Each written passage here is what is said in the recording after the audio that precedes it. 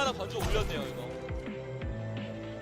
그냥 사료 긁어버리면 네. 좀 더 편하게 갈 수 있는 포커페이스거든요. 맞습니다. 일단 미첼 한 방에 공격이다. 우와! 너무 잘 긁혔어요. 와, 막, 야, 포커페이스 너무 좋아졌네요 진짜. 이러면 안 돼요. 네, 바이올렛도 없어서 시간 끌릴 수밖에 없어요. 괜히 회복하는 과정 중에. 맞습니다. 자, 마우가 복제. 일단 누웠죠. 샴발리. 케이지열도 웃겼습니다. 아 거기에 용검까지. 아, 케이지 용검이면 그냥 가둬놓고 때리는 거기 때문에. 와우. 희상. 그쵸 이거 약간 국민 콤보죠. 네. 케이지얼 투 용검. 기본기로 훈련을 생각까지 하고 있어야겠죠. 맞습니다. 여기로 올라가면서. 그러니까 준비 잘 뛰는데요. 자, 떨어뜨리고 주세요. 나갔어요. 눌러. 선수 필요 없죠. 만들어냈고. 근데 나도 있어. 눌러. 딜라인 누가 다 잡아냈고. 네. 올석선의 딜라인은 견제냈어요. 한쪽 눌러가 들어가서 정리가 됐기 pomp 때문에. 1벤에 이걸 자, 고소해줘. 정리됐고. 와, 재우고. 들어갑니다. 쭉 직선 구도. 자, 사람들 나쁘지 않더라. 쭉 나옵니다. 맞춤 겨. 이거 지옥이랑 직결 있는 거 알고 있다 보니까 터졌어요. 그냥 바로 또 찔러버렸고. 네. 이거 밥 그냥 앞에서 맞아버리면 이상하게 막는 거거든요. 직선 구도 나옵니다만 아무것도 없는 윈스턴이거든요, 이제. 근데 밥이 밥 어디로 가요? 또 막 빠졌고. 프로가 넣지. 태코. 정리. 들어갑니다. 오일동 선수 3점에 들어갑니다. 1분 22초입니다. 흐름이 지금 용슬레이어 그 별명 괜히 얻은 게 아니에요 제트가. 20초 남았습니다. 지금 네. 궁극기 3개 보유하고 있는 해적단. 김칫국은 금물이지만 15초 남았고 빈질가 있는데. 이제 다시 넘어오거든요. 야 드래곤 슬레이어 제트. 해적단 거리 조절하고. 거의 다 왔어요 거의 다. 설마 무실세트 깨나요? 네 깨기 직전. 진짜 이거는 정말 카드만 안 나면 빈다임에 빈가 캔슬만 안 나면 무조건이에요 지금. 보자. 뛰어들고 비트 선택이 되나요? 자 드리블을 하고 있는 시간입니다. 근데 자원이 하나둘 많을 거고요. 리격에 빠졌습니다. 그리고 부착 제트 벌써 들어갔고. 준비 끝났어요. 자 초록의 비트까지 갈 수 있나요? 원숭이 없어요. 초록의 비트 전에 비트 전에. 발 떨어지면 끝나요. 발 떨어지면 끝나요. 아니 잠깐만요. 아니 김진서 근데 맞아요. 아니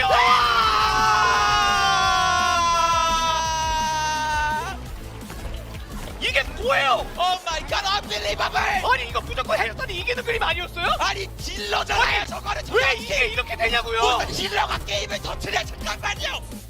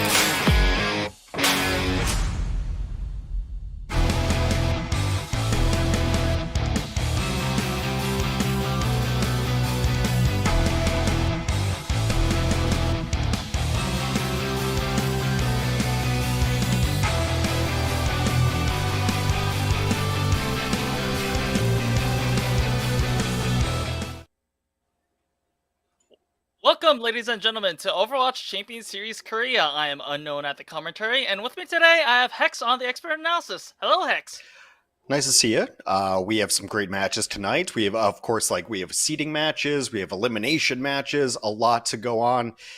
But we're going to kick it off with the two best teams in the world. Well, first and third, perhaps, Crazy Raccoon versus Team Falcons, who've been kind of coming back up a little bit. I think they were on a weird streak and could not figure out their roster. But the last time this Crazy Raccoons roster lost a match was about 3 months ago, and it was to Team Falcons. So if there's any team in the world that can really contest with Crazy Raccoon, it is this Team Falcons roster.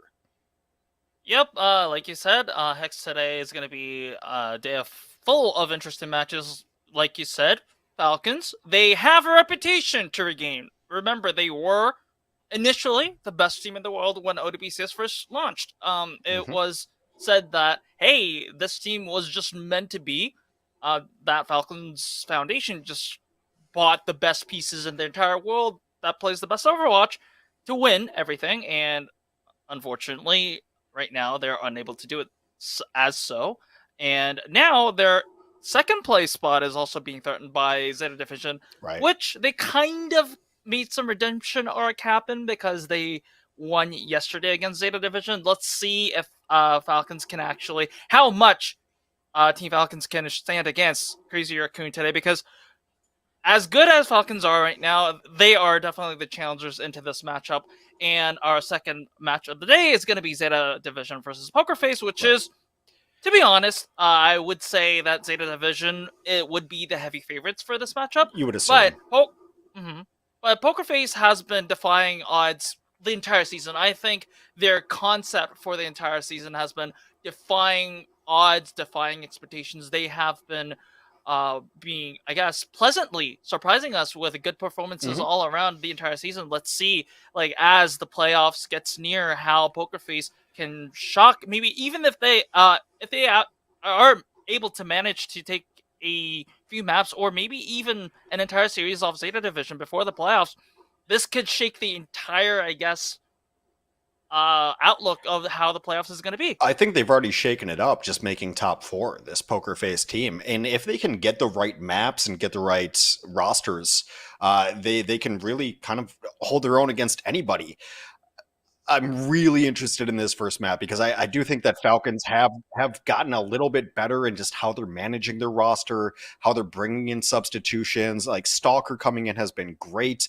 We saw for the first time really that Proper didn't play for this squad yesterday, which is mind-blowing, but Stalker really picked it up. Obviously it has the Echo in Stalker's kit, and Stalker's Tracer is probably the best on the team, so you're running Stalker happy, but now you still have Proper. You have Proper on the bench to bring in. This team has been making all of the right moves as far as improvement goes, because in week 2 and week 3, it was looking a little dicey for this squad.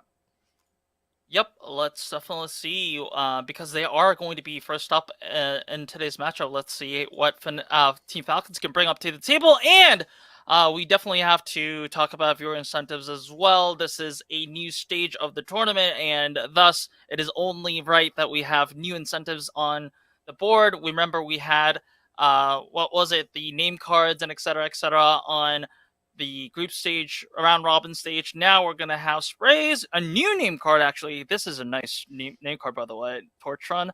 And then after 10 hours, we're gonna have a Ramatra skin.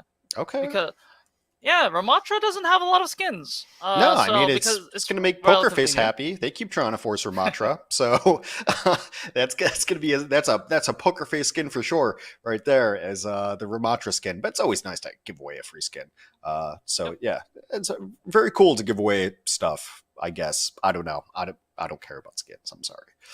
But a lot of people do. So a lot of people. And do. Also, this is very exclusive for the LCQ stages of the tournament when there's playoff, because it is until September 1st. I am assuming that at the playoff stage there will be a new set of incentives. So please, get it while you can.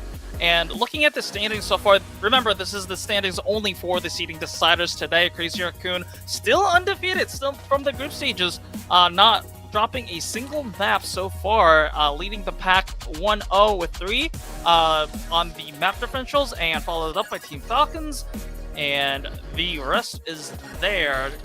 And this is going to be the LCQ bracket. So today we're going to see a team eliminated from the tournament. Hex. Either Old Ocean or Vesta will be eliminated in that final game today. That's actually a rematch of Week 1 as well. Those teams went to 5 and went to the distance. That was actually VEC breaking their non-map and non-match winning streak, and Old Ocean has yet to do that as well. So those teams. But here's the funny thing. If you watched yesterday, you kind of know that Fnatic played so poorly that it's not out of the realm of possibility that either of those teams who have been 7th and 8th entire stage comes in and does something to Fnatic tomorrow. So it's actually a super interesting matchup. Just to clarify briefly, I do like the new Reaper skin by the Battle Pass. The Reaper skin is really sick. So yeah, map pool. Both these teams have been picking Lijiang Tower. Now that we've gotten Crazy Raccoon to actually pick maps, they will be the #1 seed, so they get to pick control. Lijiang Tower was both Falcons and Crazy Raccoon's pick yesterday. Alright, let's see what interesting decisions both team has to go with map picks. This is also going to be a very interesting, I guess, point of discussion as the series goes on. But these are your matchups today. We've been briefly introducing you to these matches to start up the day. Crazy Raccoon going against Team Falcons, ZETA Division going against Poker Face, and VEC versus Old Ocean. Remember, the first 2 series are seeding deciders, so none of these teams are going to be eliminated. But for the third matchup of the day, one team is going to finish their season today. And the longer we go on, the more important I believe it is for Crazy Raccoon to just keep going undefeated map-wise. I think like if they had dropped a map somewhere in the middle of the week 3 or something, and they dropped a map to ZETA, it wouldn't be as important. But now that you're just undefeated and you haven't dropped a map in what seems like forever, and you haven't dropped a match in months, this is a team that I think is just really striving to pull off this kind of godlike undefeated streak that they're on.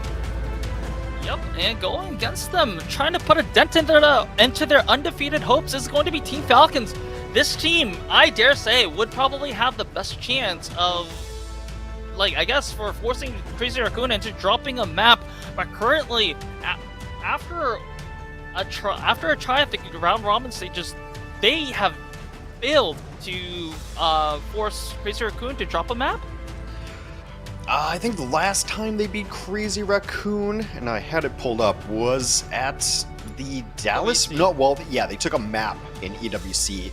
The Dallas Major was the last time they felt like they were really contending with Crazy Raccoon. That's when they knocked them down to the lower bracket. But yeah, Crazy Raccoon's only dropped 2 maps during EWC in June, and then since they've been undefeated, they're like 21-1 in the last 4 months, which is ridiculous as a match result. And this is the roster. I guess you're not going to see a ton different. Junmin is going to be the best ball in the world, and then when they need to bring Max in, totally fine. Max can play the Sigmas. Generally, when they bring him in, they've been giving Max a lot of playtime. And the Falcons also with some really nice substitutions, and they've been handling it really well. The proper Stalker Happy damage line is really good. It kind of telegraphs what they're going to run because Happy is kind of predictable on what Happy's going to run. But it's been really good, and I think Smurf is playing some of the best Overwatch since he's played since 2021-ish. Well, I mean, that's actually really a statement because he was so good back in those days when he was in the Overwatch League. So let's see whether either team can actually put up a good fight. But before that, we have an interview. So Quest, please take it away. Stage2. 안녕하세요. 아나운서 Thank you very much, Unknown. This is the first team rep interview of the day. Of course, we are starting the day off with the seeding decider match between Crazy Raccoon and Team Falcon. A match a lot of people have been anticipating. Of course, many consider them to be rivals. And on Crazy Raccoon's side, we have Lip representing his team. 네, 립 선수 반갑습니다. 자, 그렇다면 팀 팔콘도 만나보도록 And on Team Falcon's side, 안녕하세요. 팀 팔콘에서 디펜스 we have 맡고 있는 Stalker on 스토커라고 합니다. stage.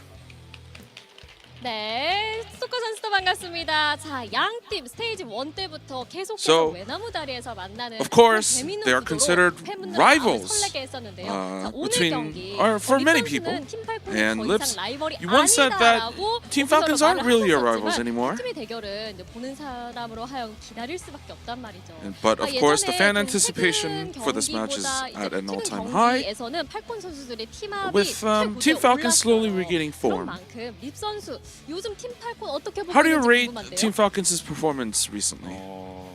이전까지는 좀 시시했던 경기라면 네. It was a. 경기부터는 좀 재밌어질 것 I 같다는 think that 생각이 it was a boring 네, match 시시해서 죽고 싶어졌었나요? back then, but I 싶을 think 정도는 I think 자, it will. The 앞으로의 matches will 경기는 get much 기대가 more 될 fun, 만큼 and 이제 I'm 팀 excited 팔콘의 for 경기력 it. 좀 높게 평가하고 있는 것 같은데요. 자, 그렇다면 스토커 선수. The next question goes to 작년까지 Stalker. 립 선수와 한 팀에서 딜로 Of course, Stalker and Liv were 하면서 both on 세계 Atlanta 무대를 reign 차지한 in 적이 2023. 있었습니다. 그만큼 and 립 of course 선수를 won 더 an 냉철하게 international 볼 수 title. 있을 것 같은데, 자, 립 선수 요즘 폼 어떤가요? So how do you rate Lips? 분명 잘하는 form 선수긴 하지만 as of 팀의 now? 기둥은 아닌 것 같습니다.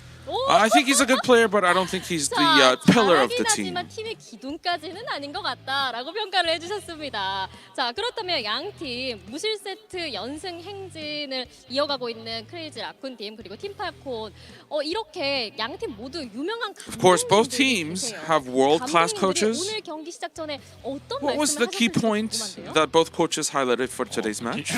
뭐 딱히 해주신 말은 없고 그냥 Nothing in particular. 무패 세트에 너무 연연하지 말고 깨져도 But 연연하지 말고 he told us that 이기기만 된다. Coach Moon said that, hey, don't get too 야, you know, 무패 세트가 hell-bent 깨지더라도 on 이기기만 하면 the 상관없으니까 undefeated 마음 match streak. It's 놓고 okay 편하게 if there's a 경기하고 와라. dent, 이렇게 but just 말씀해 make 주시는 sure 것 같은데요. that 그렇다면 you play to 팀 win. 팔콘은 어땠을까요? And as for Team 저희도 특별한 Falcons, 건 없고요. 그냥 자신감 가지고 하자라는 말만 Christy 해주셨습니다. said that, hey, 야, just 오늘 be 자신감 confident in your 갖고 gameplay 그냥 and stick to the game 무대를 plan, 뒤집고 와라라고 and it'll 말씀을 work out. 해주셨습니다. 자, 양팀 모두 팬분들이 오늘 와 주셨습니다. Of course, there's a lot of fans at the venue. 팬분들께도 Please say a few 한 words 말씀 to the 부탁드립니다. fans. 제 개인적으로는 이제 무패가 좀 오래 지속되어서 Personally, 이번 I want 8년 this undefeated map streak to last as long as possible. 뭐 못할 수도 있으니 But again, 그래도 it 최선을 might not 다해서 be possible. 여러분들께 좋은 But 모습 we 보여줄 are 수 있도록 working very hard 노력하겠습니다. and we're doing our best. 네, 오늘도 최선을 to 다해서 좋은 put on a 모습 good show for you 보여주시길 all. 기대를 And thank you 하겠고요. very 그렇다면 much. 스토커 선수도 들어볼까요? And as for Stalker, 일단은 오늘 무패 우승 못하게 막을 거고 we're 어제처럼 definitely 재밌는 going to 경기 stop their streak. 야, and 호락호락하지 않을 거다. it will not be an 무패 easy 행진. fight. 우리가 끊어주겠다라고 말씀을 하셨습니다. 자, 지금까지 And that was the 크레이지 team rep 라쿤의 interview 립 for the first 선수, match of 스토커 the day. 선수와 Of 인터뷰를 course, 나눠봤는데요. before we head 양팀 into the 모두 match, 딜러답게 I'm going to 한 send 방 it 한 back 방씩 주고받는 to Unknown 모습이 and 아주 Hex. 인상 깊었습니다. 그런 만큼 오늘 첫 번째 경기 All 과연 right, thank 승자는 you, Quest, 누구- for the translations. Of course, remember this is the seeding matches, so it's not the end of the world if you lose this match today. However, a lot of, I guess, pride on the line for both teams. Also for Crazy Raccoon, their undefeated streak so far in the season, Team Falcons probably have to win to, I guess, get rid of their ghosts against Crazy Raccoon if they want a chance to win it all in the playoffs and maybe even further looking at Stockholm here. And our first map is going to be Nepal. You do want to start being able to represent that you can beat the best team in the world. The distance between Crazy Raccoon and everyone else has been kind of laughable. But yeah, it also, like 1 and 2, you do get the first round bye, and when you go up 2-0, which is what this match would dictate, you're very likely going to get one of those first or second seeds, because one of the other teams that are playing next match is going to be 0-2. So yeah, interesting. Nepal is kind of interesting. I thought we were going to go to Lijiang Tower. It's a very good ball map. It's a very good Vara map, which is kind of what Crazy Raccoon have loved to run for the most part. I think Hisang has been just really crushing on the flyer heroes. Nepal's not terrible for either of them. It kind of depends on the stage. Yeah, so remember this is going to be a Crazy Raccoon pick. Crazy Raccoon being 7-0 in the round robin. They are the higher seed and they have map pick. Of course, it is like Hex said. It is very dependent on which round of Nepal is going to be, in terms of compositions and the strategies. But well, I think it kind of shows that Crazy Raccoon's really confident on whichever control map they're going to play, that they are confident in beating Team Falcons. Maybe it's a show of confidence. Yeah, the only one I'd be a little bit concerned for them would be on Village, where people are just running Sim in May, and it doesn't really play all that well for Crazy Raccoon's comp. But if you get Shrine here, that's perfect for Ball.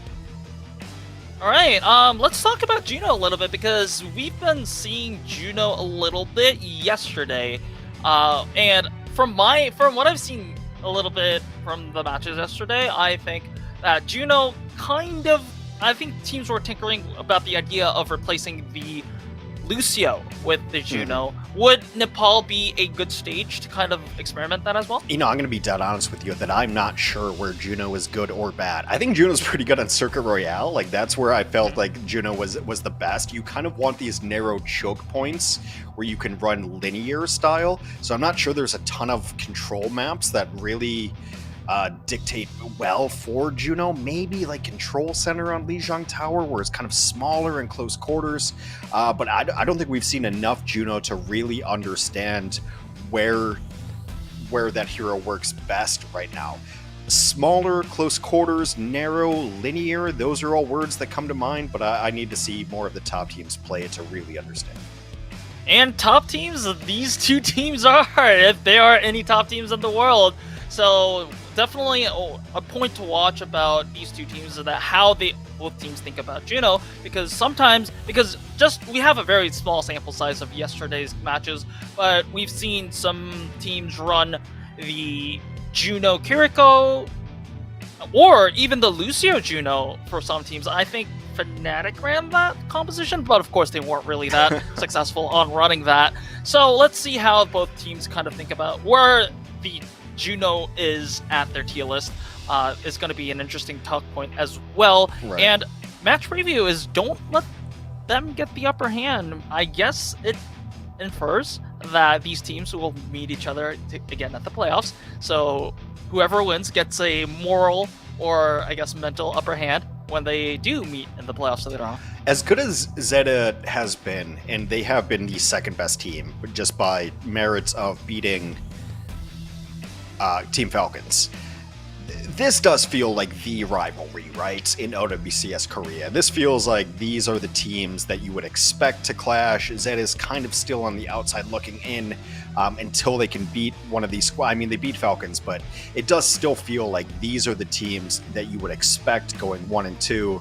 And if there's a chance for the Falcons to pull off, I mean, even a map win would be almost historic at this point. Yep. Well, if you just look at these two teams at the start of the season, and somebody would ask me, like, what are your predictions for like this season? I would easily say that it's going to be Crazy Raccoons versus Team Falcons in the finals. Of course, Team Falcons, like we said, have been struggling a little bit during that season, so maybe the ZETA division has a little bit of room to squeeze away that second place spot. But still, this is kind of like what we would say the safe bet for first and second. So maybe finals preview, maybe a little too early to say. I mean, the expectations are just so high for Falcons that there has to be something going on. Like, I really do think the last couple of matches we've seen from Falcons has been kind of a masterclass of coaching and roster management. And if we have all these guys on the team, then we might as well play them and figure out what's going on. I think like the first couple of weeks when they were just really trying to get happy back to form, they looked a little bit off, but I think that was because they're trying to get happy back to form. And none of that matters now. Now you're in seedings. Now you're looking towards playoffs. So regular season, round robin, maybe you kind of boot a couple of those games just to make sure that your roster's in good shape. All right, enough talk about pre-match. The dubstep button is there. So ladies and gentlemen, we go to Nepal. All right, I didn't know that there was a picture of the Shimada brothers in Nepal. Maybe that's Village? Okay, it is Village, alright. I didn't know that. Well, I knew that the Shimada brothers were together at Nepal, also with Zenyatta, but didn't know that there was a picture over there, a family picture over there. Rest in peace, Hanamura cinematic. Yeah, exactly. By the way, Hanamura is kind of back. It's kind of back, a little bit, yeah. But we'll talk about that later. As we were looking at the hovers right now, it's going to be both teams with the ball, and looking like it's going to be Tracer Farah for both teams. And apart from the sports, it's identical on the side of compositions. Yeah, you kind of have to wonder who's going to flinch first and go to an Echo to counter the Pharah. These Phars have been getting better and better every week as far as hitting directs go, so the flyer battle is always one of my favorite things to spectate. Alright, also, the difference in the Ana and the Kiriko is also going to be a very interesting point. I'm going to taking down Proper, this ball out of all people, taking down the Pharah. That's a rare sight. And with that, that's going to be a lot of pressure in favor of Crazy Raccoon. As I say, Junbin is just taken down, but he's also takes down Smurf. So, business as usual for Crazy Raccoon. They win the first fight. They also secure first point, and they are going forward to apply pressure, and Hisang takes Fielder down. Oh, that's gonna hurt. Yeah, the first blink does happen. Proper's out on the Echo. Yep, just like I said. But, oh, wait. I never thought that the Tracer would be an effective answer to the Echo, but I mean, if you're Lib, maybe that happens. Anyways, I mean, Proper tried to, I guess, attempt to counter the Pharah with the Echo, but was taken down by Lib on the Tracer, so more time taken away from Team Falcons already.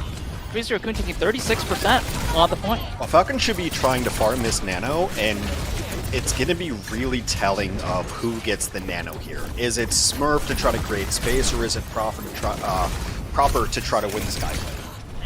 Alright, but before that Nano goes on, Crazy Raccoon should be having a lot of their ultimates online. That Churong is using the sound barrier as soon as he has it, and with Jumpin just going far forward, takes down Fielder, and Stalker is taken down in the process as well. So Crazy Raccoon, although it was a very big ultimate, they just used one ultimate to have another team fight win, and by the time Team Falcons will probably have their Nano turn, it will be 75% plus and running for Crazy Raccoon on the point. That just looked super demoralizing for the Ana. Like, there's no one helping Fielder. He's just getting knocked about by the ball. The Nano is out. It is on Proper. Proper's got to find purchase here. Well, off-screen, Stalker does take down Lib, so maybe that is a start for Team Falcons to come back, but the Nano is expired. Proper didn't find a lot of value. Well, Smurf, the rest of the team does, I guess. Smurf taking down Jumpin with the Pile Driver, so although the Nano didn't really find the most value in the world, still it was enough, I guess, pressure for Crazy Raccoon to flinch, and then Team Falcons take the team fight win. However, it's already overtime, so one team fight loss for Team Falcons, and Village will be Crazy Raccoons. Really nice for Falcons that they're able to hold on to the sound barrier at the very least, and there's going to be stall prospects with both Proper and Smurf. Smurf is actually going to drop that. Oh my god, Smurf gets out. Okay. See, Crazy Raccoons, though, without running the Ana, then you have to question where Hisang's ult value is going to come from. Junbin's just a magician and somehow lives with like 5 HP. Yeah, if Junbin fell, that might have been a little bit of a different story for the side of Crazy Raccoons as well, but he lives, and that's what's important. Crazy Raccoon with the Kitsune Rush, which is used right now, and also Chio used the Beat earlier. Beat not finding any value as Churong takes down Chio first. Crazy. Oh, wait a second. Hisang is taken down, so that's going to be Nano was almost off. Barrage. Yeah, that was going to be the barrage, just for not, and also Fielder taken down without that Nano at 99%. Like you said, Hex, that's going to be a much missed pool. Jumpin is taken down by Stalker, and whoa, like trades happening all over the place. Oh, wait a second. Yeah, they flipped it. They flipped it during the Bloodbath trade, and it was enough chaos for Crazy Raccoon to deny any sort of touch from Team Falcons and Village. Yes, it was a little bit competitive, but I have to say, Hex, that Crazy Raccoon looked very comfortable in Village. There's just no way to stop Junbin. I don't understand how Junbin is able to get as much done as they are. It's not like this was just like that's just embarrassing. Was there no one back there with Ana? Is there no one who can do anything against Junbin? So it requires a response. And what Crazy Raccoon's like best comp is, it's close to this, but it's when Junbin can run ball, it's when Heesang can run Pharah, because both those heroes require a response that most teams don't have an answer for. Right, Crazy Raccoon. This time, matching the Ana. Shu has been very, very famous with the Ana for many years now. Of course, Fielder is a good Ana in his own right, so let's see how this one goes. Proper starting with the Echo this time, not going with the Pharah. So he knows that Heesang was going with the Pharah and wants to counter him first, like frame 1 this time.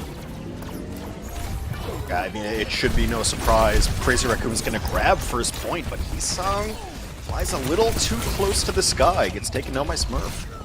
Yep, and then Proper also takes down Charles. So despite Crazy Raccoon getting first control of the point, this is going to be a quick flip for Team Falcons, and Shu is going to be down as well. Heesang going to the Echo, so no more Pharahs in the mix. It's going to be the Flyer battle is going to be the Echoes, and because Proper just started with the Echo and Heesang had to swap, this is going to be a duplicate advantage for the side of Proper. The duplicates have been going on Anas lately, and it's been real. You find the Ana, you duplicate the Ana, then you anti the Ana. It's kind of disrespectful in a way, but it's been totally working out for a lot of these squads. But yeah, definitely going to be the earlier dupe. Yep, and just talking about earlier ultimates, I was about to say that Fielder had an advantage on that ultimate, but Fielder taken down, but also Shu is going to be traded out as well, so maybe that Nano disparage is not going to be as big at all, but okay, Stalker taking out Heesang, so Team Falcons will be, yeah, they are in control, but remember the flip, okay, the flip happened during the fight as well. Crazy Raccoon are so good at this, like, even during the fight, they make flips happen, or they deny the flips from the other side. So even though if they end up losing the fight, they're not losing a lot of mileage on the point. It's oddly enough why we see so many C9s against Crazy Raccoon. It's like people don't understand that they took the point somewhere during that fight. They're just sneaky that way. This one is not going to be so sneaky. Trade's coming through, but I think Crazy Raccoon is going to back up. Yeah, once again, the trade is happening, and Crazy Raccoon is losing the fight, but they flipped it. So, like, progress during this time is going to be in favor of Crazy Raccoon, and even if they end up losing this fight, they are going to match the progress that Team Falcons made. Proper gets really amazing. It's going to be interesting to see what the response is. There's no DPS up for Crazy Raccoon. You kind of have to back this. Now, they're just going to nano Junbin. Oh, wait a second. This is actually a commitment from Crazy Raccoon here, and maybe Churl almost has that Salvier, uses it as soon as he has it, and Crazy Raccoon, they're looking to win this fight that looked really, really difficult to win because they were at a numbers disadvantage early in the fight. They kind of Stalker taking down Junbin. This might kind of like dim their hopes of winning this fight. Yeah, Crazy Raccoon was going to come back in and drop the mines on it, but now at 85%, they're going to be a single fight away. Not a whole lot to work with in the bank, but Falcons had to commit as well. So who's got the better ball tech? Who's got the better mines? My money would always be on Junbin in this situation. Can Shu get out alive? Junbin's trying to keep Shu alive, but he pays his own life for it. The question is, can Shu live? He is going to. That was really, really close, and also because of the extended death timers on the new patch, like Shu falling there and not making it in that wave spawn would have been critical there. Well, with mirrored compositions, we're just going to see who's got more effective ultimate usage here. We're going to get nanos, we're going to get minefields. Both sides. Yeah. Yep, and I guess the only disparity in the ultimates is going to be on the Echo side, with Proper being in the lead. Shu very low, but will be able to live, so the Nano will be available for Crazy Raccoon. Smurf's going to be beamed down, but will survive. First Nano going on to Proper. Eternal taken down early, so this is going to be a disadvantage for Crazy Raccoon. Liv is taken down as well. He's taken down as well. Proper with the Tracer. Sticks the pulse bomb on Shu, and I guess this is going to be it. Yeah, you can't be holding that nano back in spawn. Shu never was able to get line of sight, just constantly harassed, unable to find a good target there. So, I mean, that's pretty much all it ends up being. You have these ultimates, you're expecting to mirror it out, but Shu never hits the Q, never gets it off. Yeah, that's a rough one for them. Yep. Well, I'm still impressed with how Crazy Raccoon was able to stall these fights because they had no right. It never felt like they really dominated a fight. They were just sneaking caps in. Yeah, exactly. So, like, delaying those caps, like, if it was any other team, like, after they won, like, they lost 2 or 3 fights, I think that should have been just, like, 136 or something like that. But they just extended this round up really long enough to make it a 199, and let's see how whether Crazy Raccoon kind of answers back or Team Falcons just finishes off Nepal. We're seeing a little bit. Oh, never mind. We're actually seeing the mirror compositions here with the Iliari. This is how you know a meta is settled, when both of the top teams just full out blind pick a mirror. I mean, this is an interesting map where you want to do a mid fight, and then there's also this pack room over here. But yeah, absolutely double mirror, double flex. Yep. And Jimbin is very low. Oh, it's actually going to take down by Smurf. Lip does take down Fielder, and Smurf is also taken out. So this is actually going to be a Crazy Raccoon's advantage. I don't know how that happened. Oh, okay, so that's how it happened. Lip just taken down proper with a headshot. This is going to be an early cap for Crazy Raccoon, and they will be having defensive positions early on. Squatted up on left side, Hisung just get the better advantage, better angle of getting all the splash damage on the Pharah, and then obviously your Stair team is just hitting more shots. Fielder really, really low, gotta play passively. Yeah, that was a good Bionade from Shu over there. And also, Shu also already has the Nano on, so probably the main recipient is going to be the Winston. Oh, never mind. They love nanoing their Pharah. And you could see why. I mean, if your Pharah can answer with 2 or 3 kills every time you nano him, I guess that's reasonable.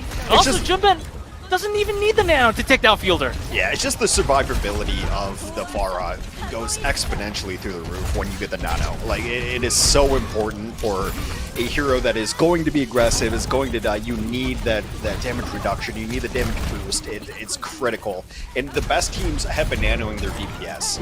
You can just rely on your tank to play well enough and to get back to your supports well enough that you don't have to give that to your opponent. Well, Team Falcons, their nano target of choice was Smurf, and Hisung taking down 2 before he goes down himself, and the rest of Crazy Raccoon, Charong and Co. is going to clean up Team Falcons. So once again, this is going to be a team fight win for Crazy Raccoon and Team Falcons. Despite having 4 ultimates under their belt right now, it's already 85%, so they're kind of threatened into final fight territory. I mean, they committed a ton, so Falcons should be able to pull this one back. I don't imagine that Alari is going to be super impactful. The ultimate's just not all that great, but they've got way better ultimates if they can set it up and show up guys. Alright, also, Fielder just takes down Charles. First of all, wait a second. 2 traded out. This bomb, wait a second. Oh my goodness. We were talking about how Team Falcons could possibly lose with 4 ultimates. Like, okay, a double kill Bob with Smurf not even able to use the Primal Rage before the point. Oh, I apologize, Robert. I was not familiar with your game. Bob is like really good at that stage because you can launch him over the edge and it will just play points, and I guess they just had no idea that was incoming.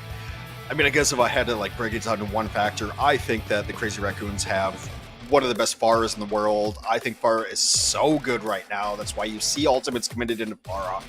And that's why Hisung, he won the first fight, he won the third fight. Like, Hisung was absolutely crushing. And when you're picking maps where Pharah is dominant and you have to either counter Pharah or you have to go Echo, you're going to be in trouble against Hisung. We give Lip all the credit in the world, but Hisung has been the enabler of a lot of the compositions that Crazy Raccoon runs. And I think that last stage especially just showed his dominance on a flyer hero. I guess that kind of justifies kind of why Crazy Raccoon picked Nepal. We were talking about Lijiang Tower or maybe some other kind of control maps, and maybe that the Nepal pick was a show of confidence, but it's definitely with reason because although Team Falcons did look a little bit more competitive than previous series, then still, Crazy Raccoon didn't look concerned at all. Yes, they did drop a stage in Nepal, but overall, I think Crazy Raccoon should be very comfortable with where they're at right now. Yeah, oddly enough, the stage that I thought like they should be dominating on. I think that's the best ball stage on Nepal. But they win Village because Team Falcons doesn't run some sort of counter comp. They don't run a Sim May, and they're just able to win flyers. And then you have Lip on Ash, and you have Hisong. Like this team just is able to play their best heroes with map picks. We'll see what Team Falcons wants to do as far as map picks go, but it's a tough team to counter pick against. Yeah, so Team Falcons, like, how they react is probably going to be a really tough question for them because their strongest suit is also proper on the flyer and maybe Stalker on the Tracer or the like as well, right? So it's going to be a very tough decision process for Team Falcons. Let's see what Team Falcons come up with after a short break.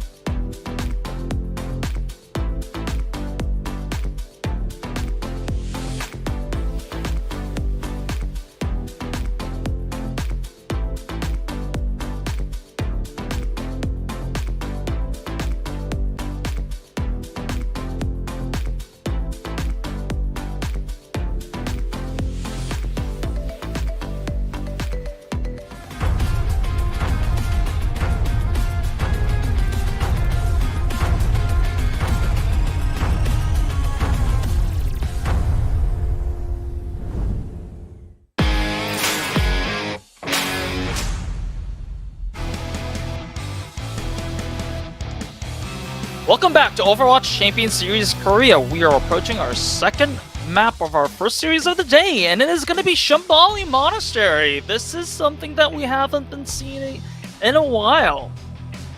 It's a map pick right up there with Eichenwalde. I think we've seen it once or twice in week 1 or week 2. Yeah, it was usually King's Row or Blizzard World, or maybe even Paraiso, right? But we haven't seen a lot of Eichenwalde or Shambali. We will see Paraiso later when Old Ocean plays. I can almost guarantee you that. Yeah, Shambali has been an interesting one. The interesting thing about this, too, is it's Team Falcon's pick. So, Shambali, it's been a double flex support map, largely. but they're not bringing in Sir Majed, so you would think the Alari comes in, like Alari Ana has been a play here, Alari Bap has been a play here, so it's kind of curious what they're going to run. You could even run Zen on this map, but they're not going to make any substitutions on either side. So the map pick doesn't necessarily ring true with the roster picks. Maybe it implicates a Juno pick? I don't know. I'm just throwing things here right now. No, you just really want to see Juno. Like, you missed out on it. I did a little bit. I mean, of course, because it's a new hero, right? I just want to.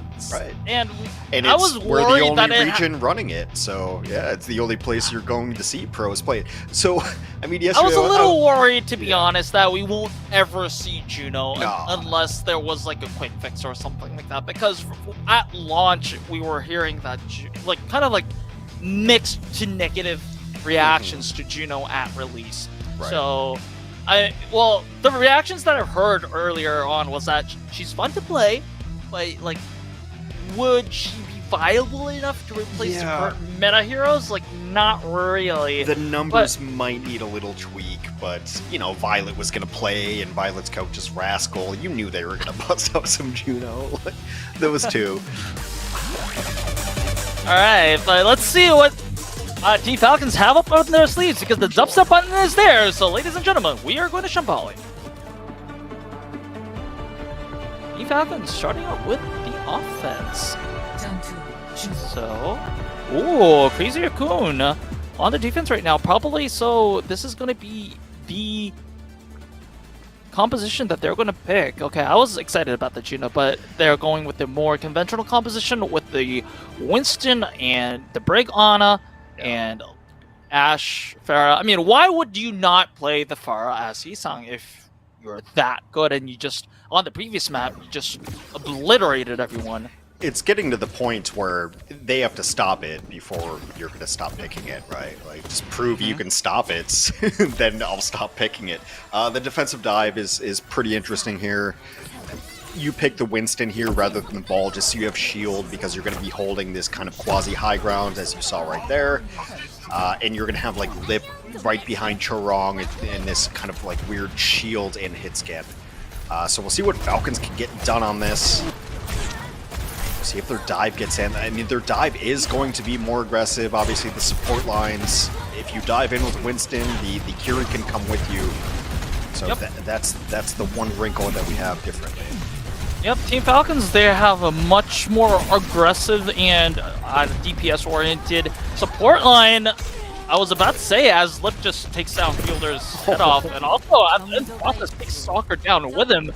Also, so I was about to say, Crazy Raccoon is a little bit more of a defensive plus anti-dive support line, whereas Falcons is like, the supports dive with everyone else, but not gonna mean much if just Lip just pokes down everyone and kills everyone before they even get a chance to dive. It has been one of the differences that we see. Like, a lot of these teams are running this Winston package, but it is mostly just the support line difference. If you're on defense and you're just playing kind of peel defense, or you're playing aggro. Falcons had lost a couple, but now Crazy Raccoon is going to back up, and Lip does die to Fielder.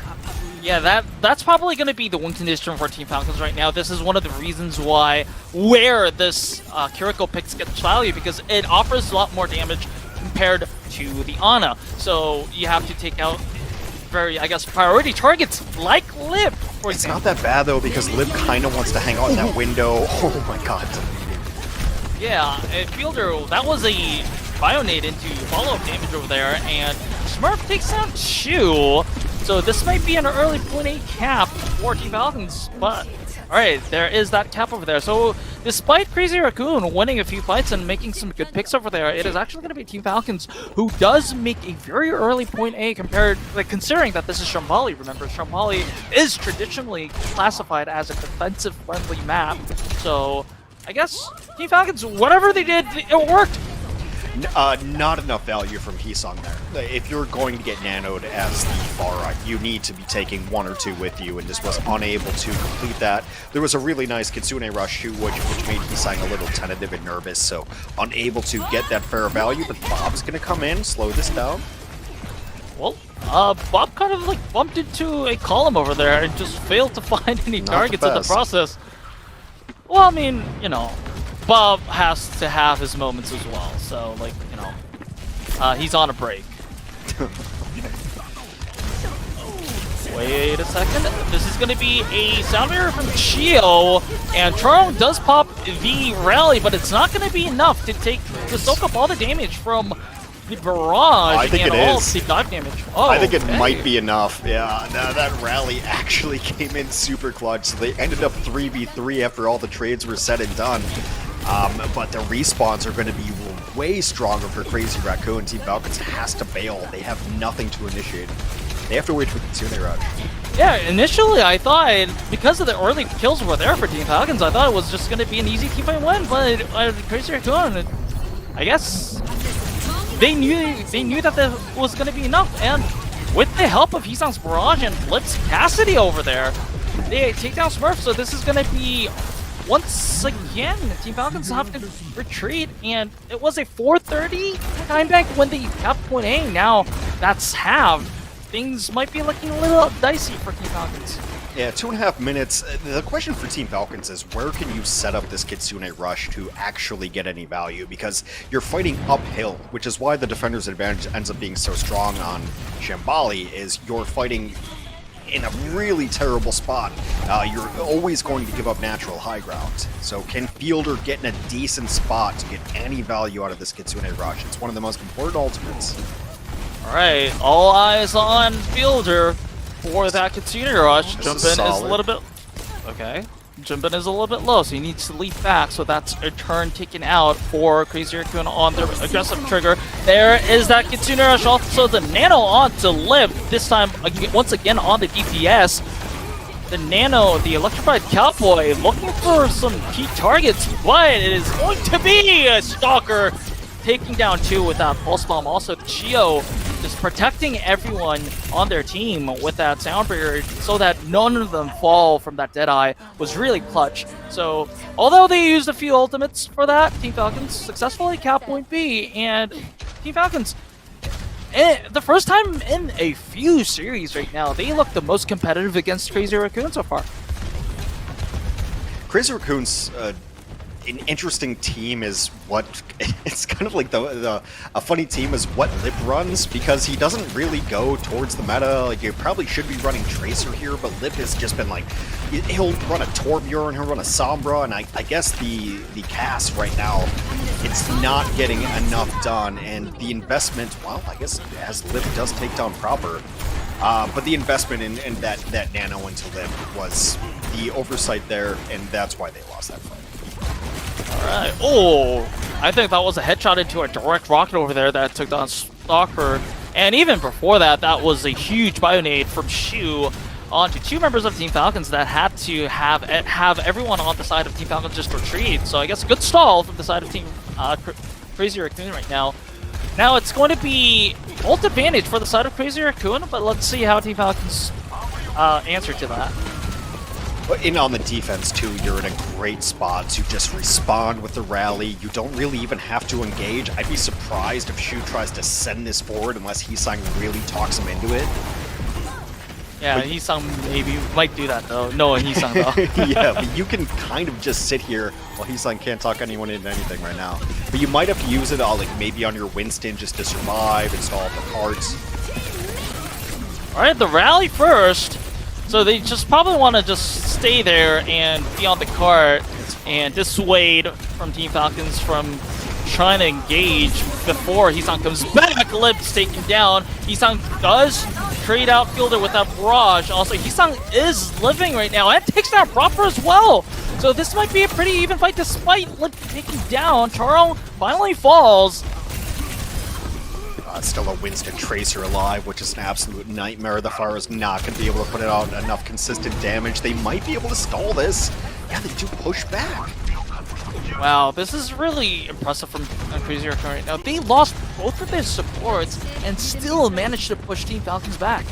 I actually really like Churong using the rally super early because it's one of those ultimates that if you use it when you're pressured, you might just die using it, right? So like get everyone some armor, get everyone some overheals really early.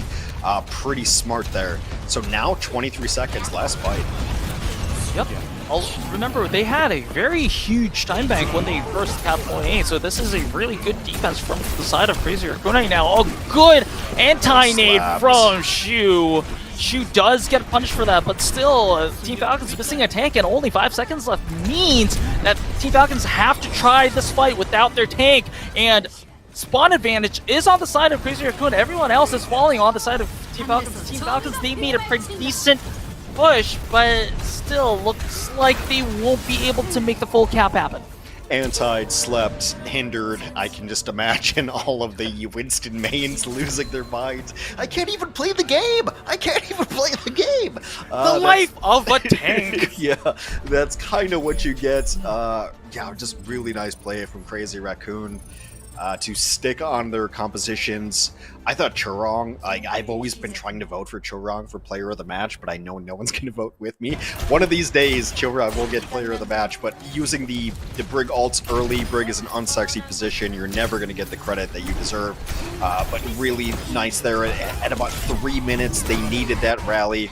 I mean, obviously, he can shot the face while I'm talking about that. But yeah, Junbin played really well. Lip was doing enough. I think there is a place for Cass in this meta where it's not going to be this crazy, you know, you're getting 2k, you're getting 3k unless you're Prophets, but you're doing enough to dissuade their Pharah, to dissuade their Tracer, and just being close enough to your supports to help out. Obviously, Junbin and Heesang are just doing their thing. Like, Heesang is such a crazy good flyer, and yeah, Crazy Raccoon, you know, if they can finish this map, they're gonna just straight up take up a 2-0 lead. Yep, they have a clear win condition here, proper on the Pharah right now. So, still, Team Falcons, despite not being able to fully cap the map here, they are confident in their composition, and they're going with the same composition, the aggressive dive support composition that they've been working with. And Crazy Raccoon looking a little, bringing a little, I guess, unfamiliar composition in Shambali here. Junbin does like to play the Maga a little bit, though. It's a pretty solid Winston counter, and also if you can get Junbin and Heesang to ult at the same time, you just straight up win that fight, and it's like a team kill fight. So you're not only winning the fights, you're just getting enormous amounts of push progress.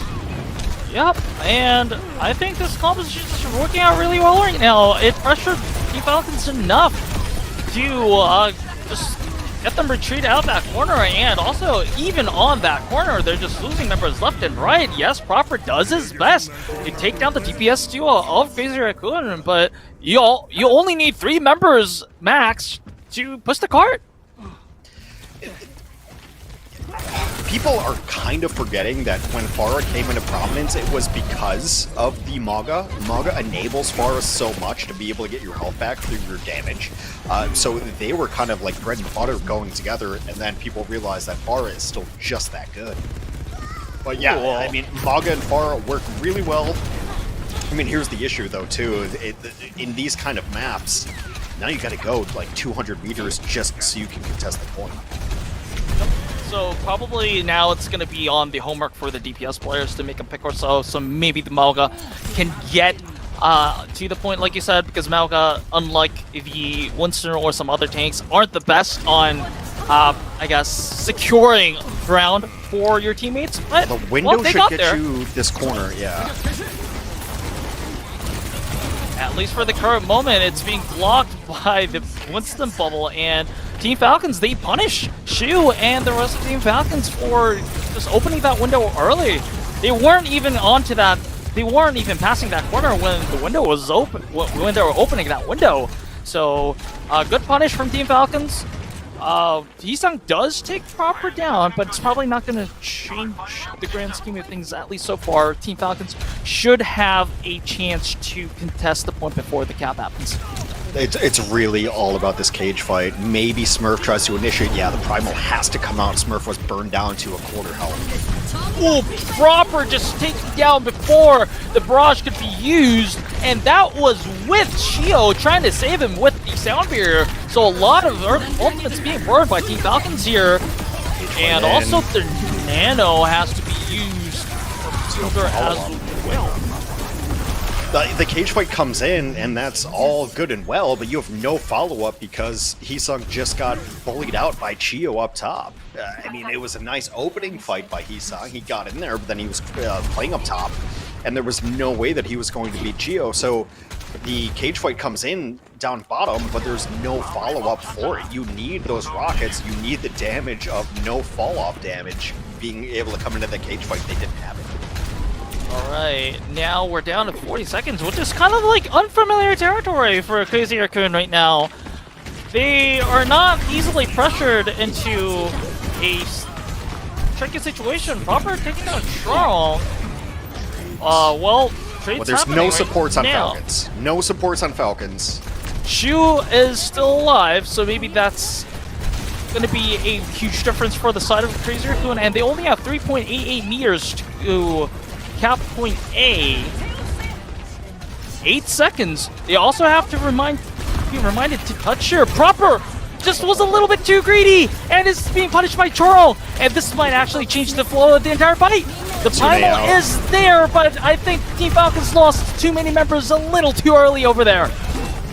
Kitsune out. Smurf should be burned down momentarily. He is just that Crazy Raccoon always find a way. And it's always funny thing, somehow it's always Shu. Shu just always finds a way to bring this Crazy Raccoon team back from the brink. I know, like, remember Udasapi? I think that was with you as well. That was also Shu, and wow, I am just...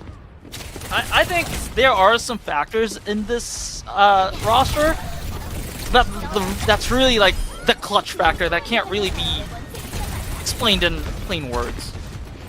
Well, 2 minutes now. Crazy Raccoon's probably going to back this up just a little bit. They'll take their free push if they can, but now with both damage dealers pretty much down and out of the fights, they might have to... Yeah, I'm kind of, that Heesung barrage was a little bit sus, to be honest. But, I mean, I'll give him the benefit of the doubt because he's been so good the entire season so far. It's a weird spot for Farah. It's one of the only parts of the map. It's kind of this U-turn and a really low ceiling, so not the greatest engages. I think what they're going to try to do is probably a JQ and then probably a beat engage. So Falcons, if they play correctly, should have good defensive support ultimates, and they're just going to rush it. Yep, the Kitsune rush to start up the fight, but it looks like Crazy Raccoon, they know that they have a full minute left, so they're just disengaging for the moment. So smart play from Crazy Raccoon. They didn't rush into it. If they only had about like 10 seconds, they probably had to take that fight, but they know that they didn't have to. And all right, both beats used, and also the rampage used as well. So Crazy Raccoon will be having a numbers advantage early, and I think that Slip also trying to back cap the point as well. I mean, not cap, but still pressure the point as well. Can they get up the stairs here and set up the Kitsune rush right around the corner? They need that. Only 22 seconds left. Is Crazy Raccoon going to lose their first map? Yep, Stalker has the Pulse Bomb, has to recall before they can use it. Lip taking down Smurf. She was taken down as well, but remember, Team Falcons is without a tank that was very close to... Got rush off. That was very close to the Primal Rage. So, Team Falcons, it was so close for them. Yeah, 90 seconds left. Shu was able to get Kitsune rush off again. I mean, this is a guy who was just mentioned in the same breath as Rujay Hong the other day, so probably riding pretty high. Crazy Raccoon is going to have both damage ultimates. Fielder, Kitsune Rush is really good on the defense. Only a minute left. This is a razor's edge. Yeah, I mean, but on the other side, on the other side of the knife, if you just win one good prolonged team fight, then this is probably it. Yeah. still ultimate-wise, it's still in favor of Crazy Team Falcons right now. They have 3. Hisang taken down, but Gio also out of the picture as well. But remember, Hisang does have that barrage. Oh, wait a second! Copper is down. Crazy Raccoon. Team Falcons, they still have to deal with what they have right now. Only 1 meter left. Oh. So Team Falcons, they should be able to fend off everyone at the moment. Team Crazy Raccoon should have enough members and time to keep a touch going. Yeah, I am so stressed out right now. 11 seconds left. Junbin, if he can stay alive with this rampage, Chorong almost with the beats. They are in a huge advantage if they can just stay alive for about 10 seconds. Right there is that overtime going to take it down too. Holy moly! And this is not even going to be a contest. We were talking about how well Crazy Raccoon had to fight in order to win, but they just did it like it was a piece of cake. It wasn't easy for Crazy Raccoon. I'll be very honest with you. They were almost threatened to be full held. And then at point B, they were also threatened to be held there. And they just kept on clutching. This team's stupid.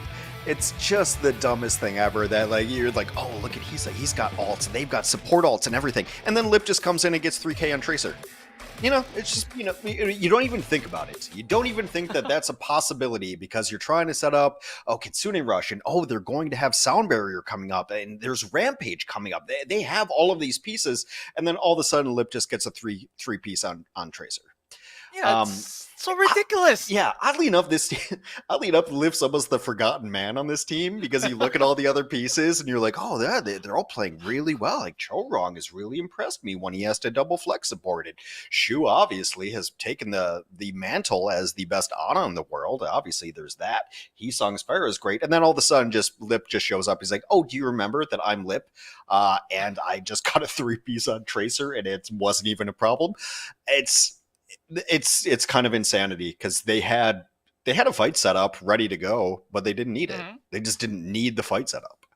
Yeah, we were talking about, I'm kind of repeating myself, but like we were talking about how the possibilities could have gone, like Smurf having the Primal Rage, and then also the Kitsune Rush maybe in play. But Lip was like you said, he's like, wait, do you guys care about fight plans?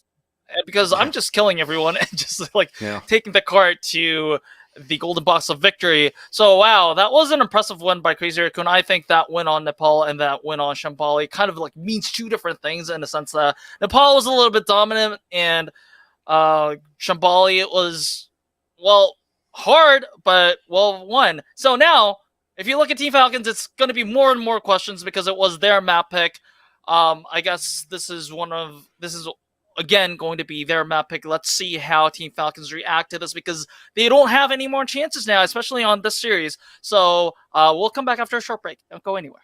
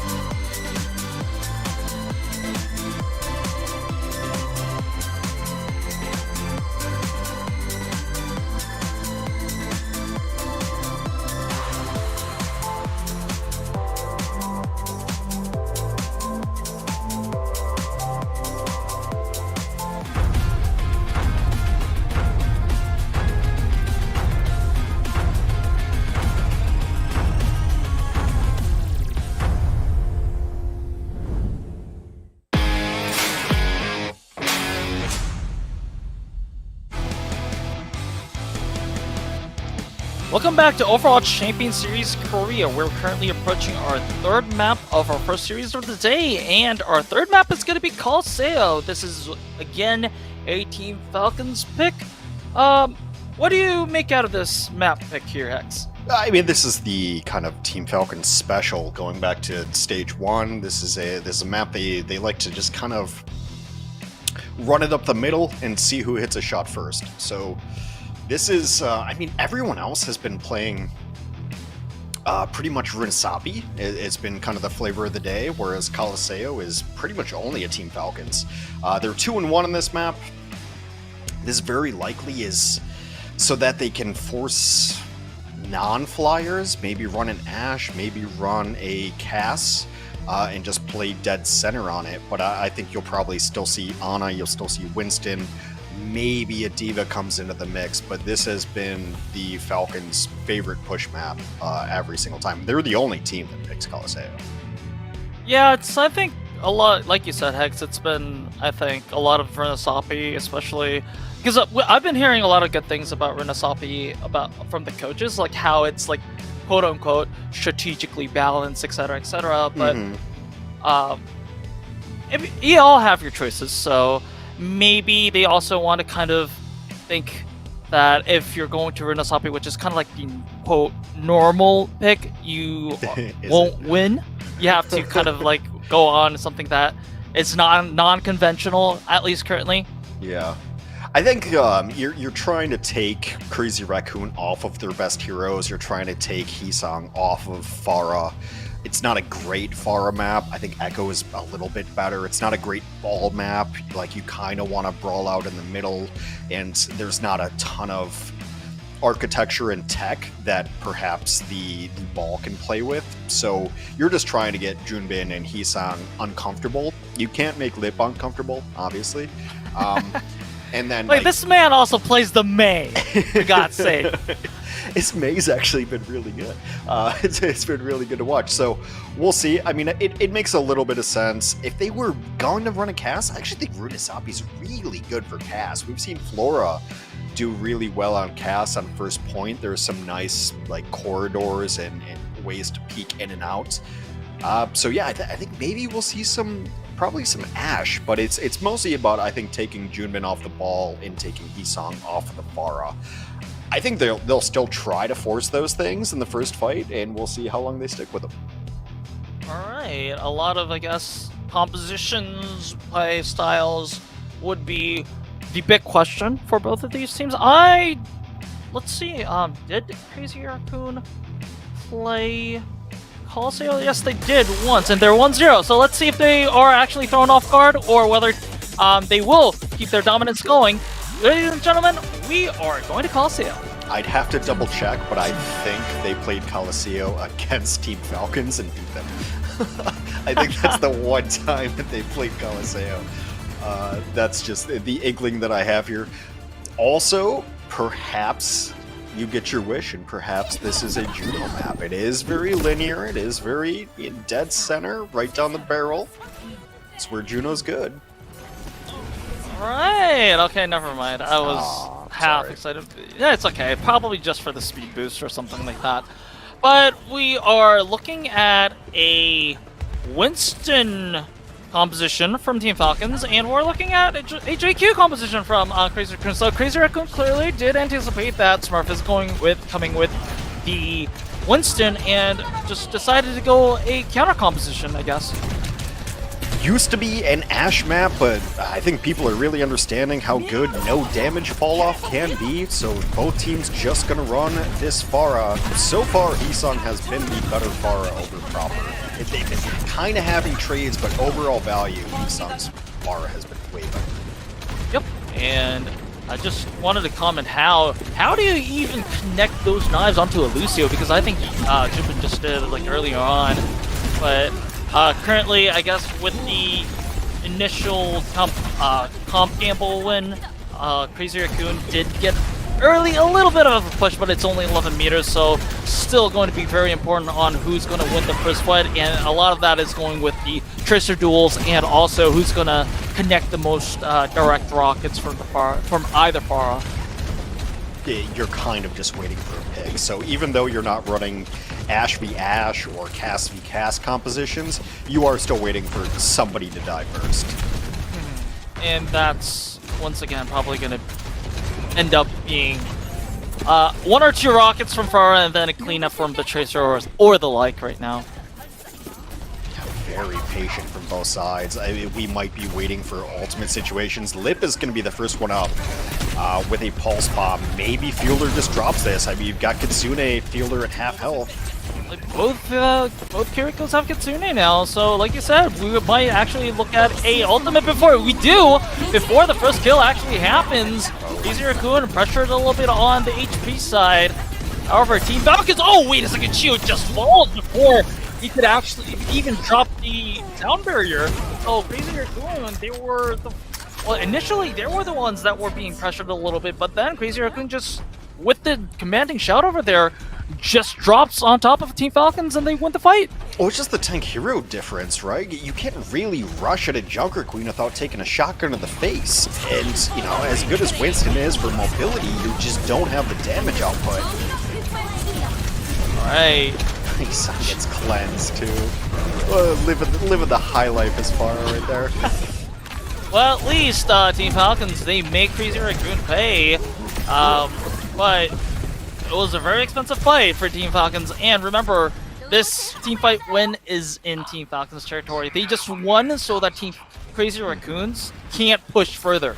That first fight is so important to be able to have 50, because there's a way that you win this map without even pushing any longer, right? You just have to stall, you just have to be even on fights here on out, and as long as you can control your ultimate economy, you really shouldn't be losing 2 or 3 fights in a row, which is what it's going to take for Falcons to win this map. Yep. Especially at this level of play, with these level of players in play right now, I don't think that these players will be making those kind of mistakes unless there's like a super play, like maybe a Stalker, like 4K with a single pulse bomb or something like that. We've seen C9s on Colosseo and OWCS Korea, so anything's possible. And Jimbin is back on the ball. Like, I'm probably just thinking that Jimbin said, okay, the Queen JQ did his purpose, I'm going to the ball, but he just ate a pulse bomb to his face and probably regrets going to the ball. Right. But well, the JQ is to win that first fight, and then the ball is to stall it out. So, yeah, it makes sense. Oh, wait a second, Proper taking their lip, so this is going to be a little bit more mileage towards Team Falcons, so they are going to close that gap a little bit. But before the Falcons take the lead, Crazy Raccoon will have a chance to contest, especially with that Kitsune Rush. Team Falcons also has the Kitsune Rush, so this is going to be one of the most important fights of this map. You would love to win this fight with just Minefield or just Kitsune. Right here is going to be the Pile Driver. No mines just yet. Not even the Kitsune Rush. Probably they know that both each other has the Kitsune Rush. They're waiting for the other Kiriko to use the Kitsune Rush first. Okay, this is actually almost used simultaneously. And also the sound barrier is going to be there. Yisang taking down Spark first. So Chio trying to save his tank. Doesn't really work out well. Proper also low, but in the air. Oh, wait a second. Being in the air is not going to help you from Shu. And Shu with a 2 headshot kills in a row is going to maintain their lead. It was a 0.3 meter lead, Hex. It was as close as it can get. Yeah, we had like a 0.08 difference yesterday on push, and I think we might just be beating it today. That is insanity. All right, well, I mean, they will add on a little bit so I can actually do the math on it. Crazy Raccoon's still pretty far ahead. Right. I mean, not far, but as far as push goes, you well, I mean, it will be a pretty far away now because Heesung just took out 2 with the barrage and didn't even have to give his life for it. So probably this is going to be cleanup duty for the side of Crazy Raccoon, and they can start pushing, maybe even taking that checkpoint cap. I love that idea about barrage. He used barrage and didn't even die. Crazy. Yeah, that is the value that you're trying to get, and this would be critical. They will grab point. Forward spawns incoming after about 7 seconds. Yep, and this is gonna be like in a match of such fine margins like this, like getting whether you get the checkpoint earlier or not, it can make all the difference in the world. Remember, this match is already down to 3 minutes now, and Team Falcons means that they have to win about like 2 fights in a row, and then get the checkpoint, wait 7 seconds for the bot to just take a breather. So this is gonna be really difficult. The difference between Heesong and everyone else is he's hitting Drax. Like, the amount of Drax Heesong has been hitting on Pharah is ridiculous. They are so hard to hit, Pharah v Pharah, to hit Drax. If you play a lot of Pharah, you know this, and Heesong just hit 2 in that fight versus one of the best DPS players in the world. And this is not, we're not just talking about air to ground rockets here. Look, just look at this. He's making contact with airborne targets. I mean, this Proper putting his name on the board. Yeah, I mean, this is impressive for Proper as well, and Heesong is going to get stalked by Stalker. But still, remember, 2 minutes and a half, about 42 meters left, and also a checkpoint to cap. This is not going to be an easy fight for Team Falcons. It's where the ball is going to be a problem. The ball is going to try to stall, it's just going to harass and be super annoying. You can also see that the Team Falcons supports are looking around, like, where is the ball? We got to deal with this.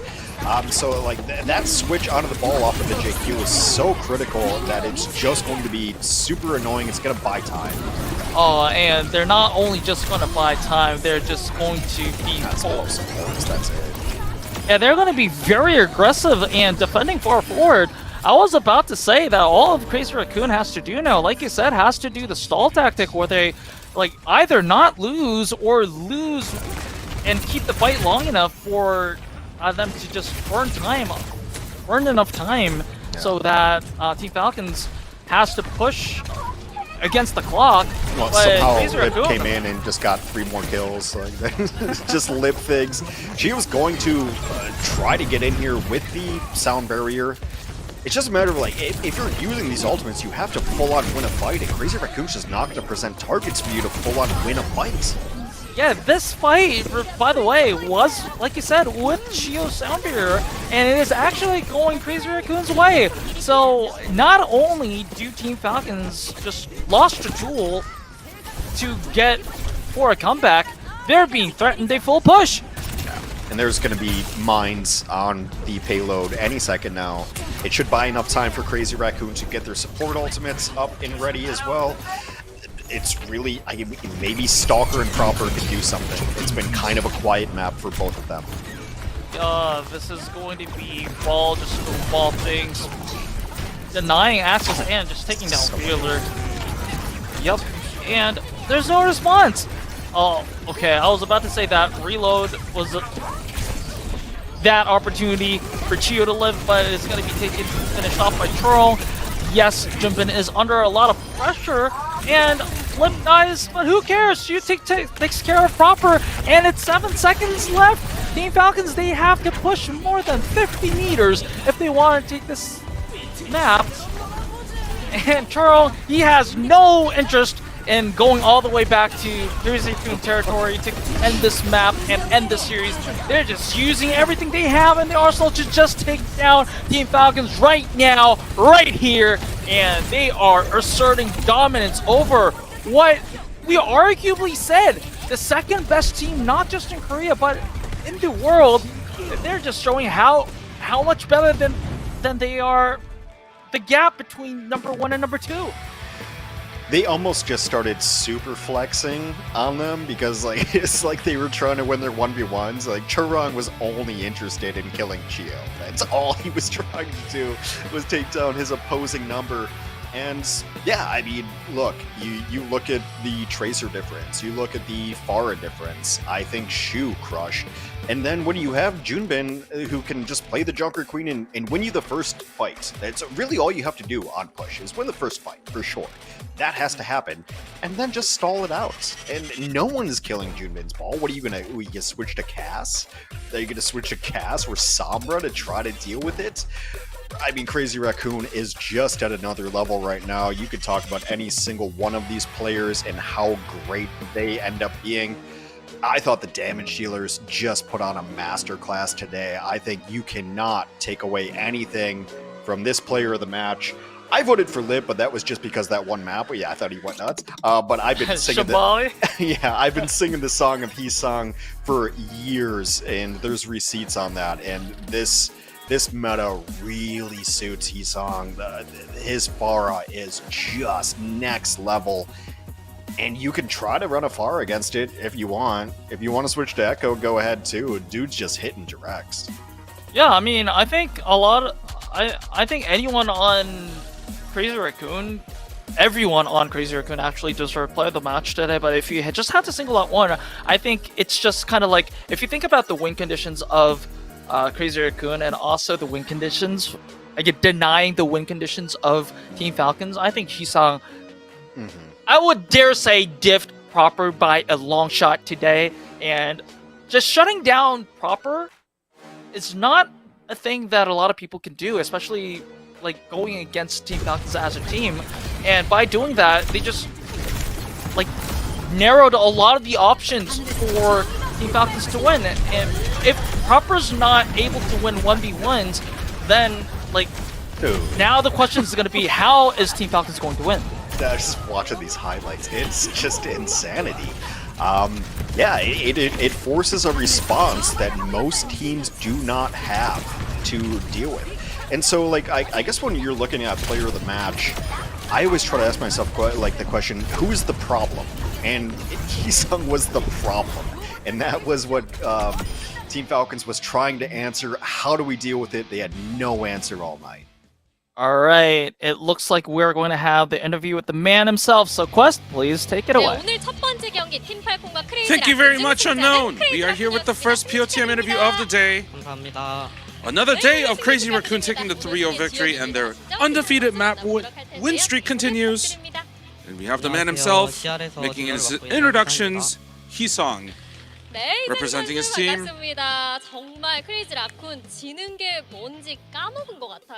It almost feels like Crazy Raccoon forgot how to lose, so how do you feel about the victory? I thought that win streak would be over. The undefeated map streak, to specify, but I'm glad that the streak continues.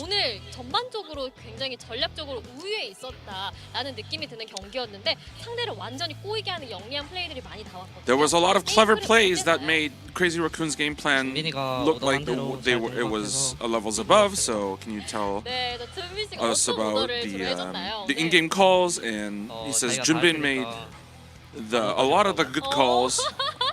And a lot of compliments and said, just trust me. You have to talk about team comps.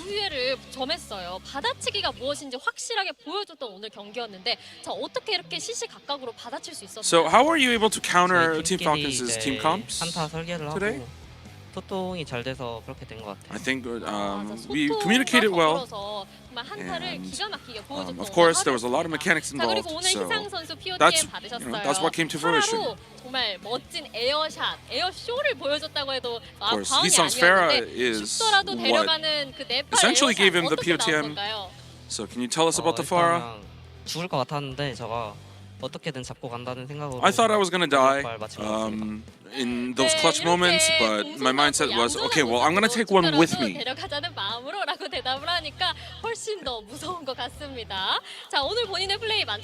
Are you satisfied with your own gameplay today? And he says, I think it wasn't too bad.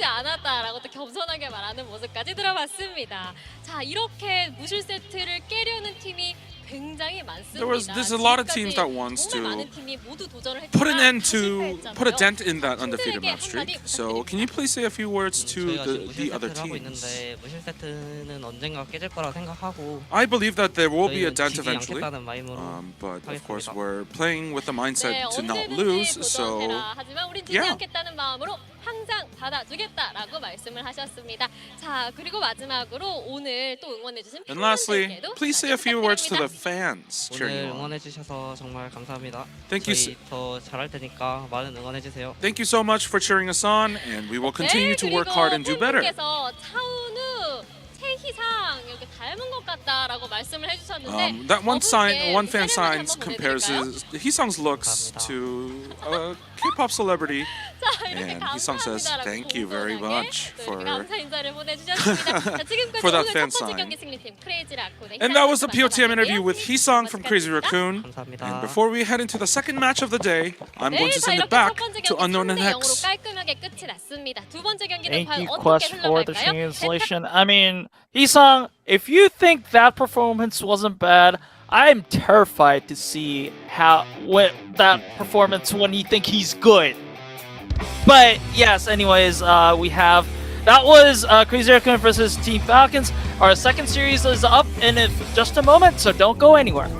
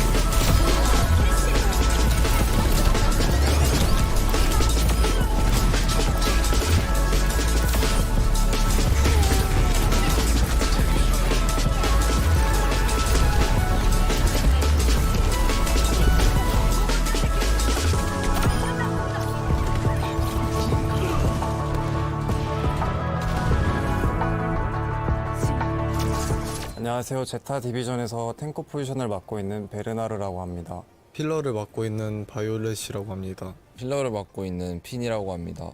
메인 DPS 맡고 있는 플로라라고 합니다. 탱커를 맡고 있는 희성이라고 합니다. 딜러를 맡고 있는 알파이라고 합니다. 열심히 해서 이런 좋은 팀 오게 돼서 좋고 신입의 패기가 뭔지 보여드리겠습니다.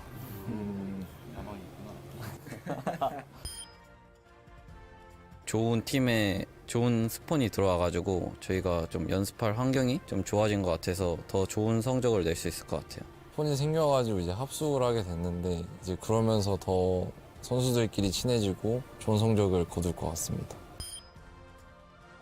솔직히 좀 만족하지 못한 성적이고 꼭 이번 OWCS에서는 우승하고 스웨덴 가서도 우승을 해보도록 하겠습니다. 저희가 코리아랑 아시아 둘 다 3위 했는데 좀 아쉽다고 생각을 하고 좀 더 잘할 수 있는 팀이었다고 생각을 하는데 이제 합숙도 해서 더 좋은 연습 환경 갖췄으니까 우승할 수 있도록 노력하면 될 것 같습니다. 아무래도 같은 탱커라서 저를 항상 이제 좀 이해를 해주고 항상 POTM 투표도 항상 저를 해준다고 하더라고요. 그래서 고맙고요. 탱커가 사실 진짜 힘든 포지션이거든요. 항상 못하면 티도 많이 나고 잘해도 티가 안 나고 그런 포지션인데 다들 화이팅 하셨으면 좋겠습니다. 목표는 당연히 1등이고 이번 각오는 절대 3등은 안 하겠습니다. 당연히 우승이라고 생각하고요. 제가 항상 각오로 이제 3등을 안 하고 싶다고 했는데 이번에는 꼭 안 하도록 하겠습니다. 일단 저희가 지금 사우디 대회까지 해가지고 3등을 거의 3번 해가지고 저 홍진호급이 돼서 이제 1위 들어갈 때가 되지 않았나 싶어요. 스웨덴 가고 싶고요. 진짜 3등만 하기 싫습니다. 3등 말고 1, 2등 하겠습니다. 3등만 하기 싫어. 저희 팀 응원해 주시는 분들이 자부심 가질 수 있게 이번에는 꼭 우승해 보도록 하겠습니다. 저희를 이제 항상 응원해 주시고 이제 경기도 보러 와 주시고 하는 팬분들 덕분에 이렇게 저희가 좋은 환경이나 이제 좋은 팀도 구할 수 있고 하게 되는 건데 그에 보답할 수 있도록 저희도 노력도 많이 해서 좋은 경기를 보여드릴 수 있도록 하겠습니다. 日本で応援してくれてる方に感謝します。ありがとうございます。今 OWCS コリアにクレイジーラクーンとゼタっていう日本のチームが2つあるんですが、ラクーンが今まで優勝もう3回取っちゃったんで、今ゼタが入ってからは優勝はゼタが取ろうと思います。頑張ります。ゼタ화이팅!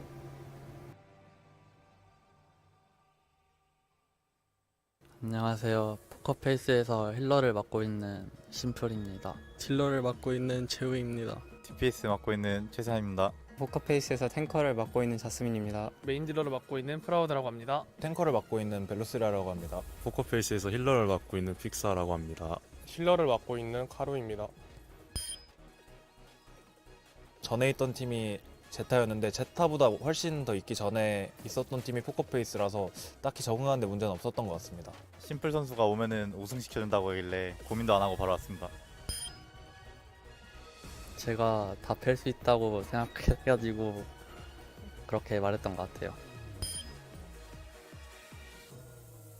전체적으로 템포가 좀 더 코리아 쪽이 빠른 편이고 피지컬 차이가 전체적으로 나는 것 같습니다. 그래서 재팬 때보다는 코리아 시즌에서 좀 더 좋은 성적 낼 수 있을 것 같습니다.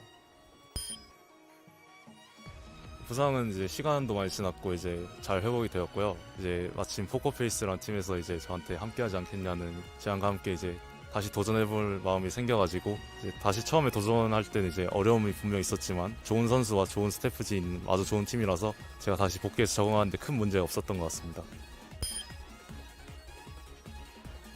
지난 시즌엔 나이 제한 때문에 못 뛰었는데 이번엔 나이 제한도 풀려서 좋은 성적 낼 수 있도록 잘하겠습니다.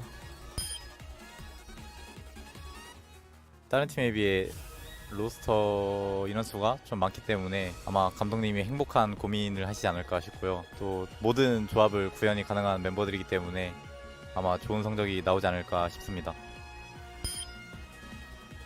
여태까지 해왔던 것처럼 항상 최선을 다해서 열심히 할 생각이고요. 좋은 팀원들 만난 것 같아서 개인적으로 기대가 좀 큰 시즌입니다. 저번에 프나틱을 저희가 올려드렸는데 이번 시즌에 푸나틱은 꼭 잡고 올라갈 수 있도록 하겠습니다.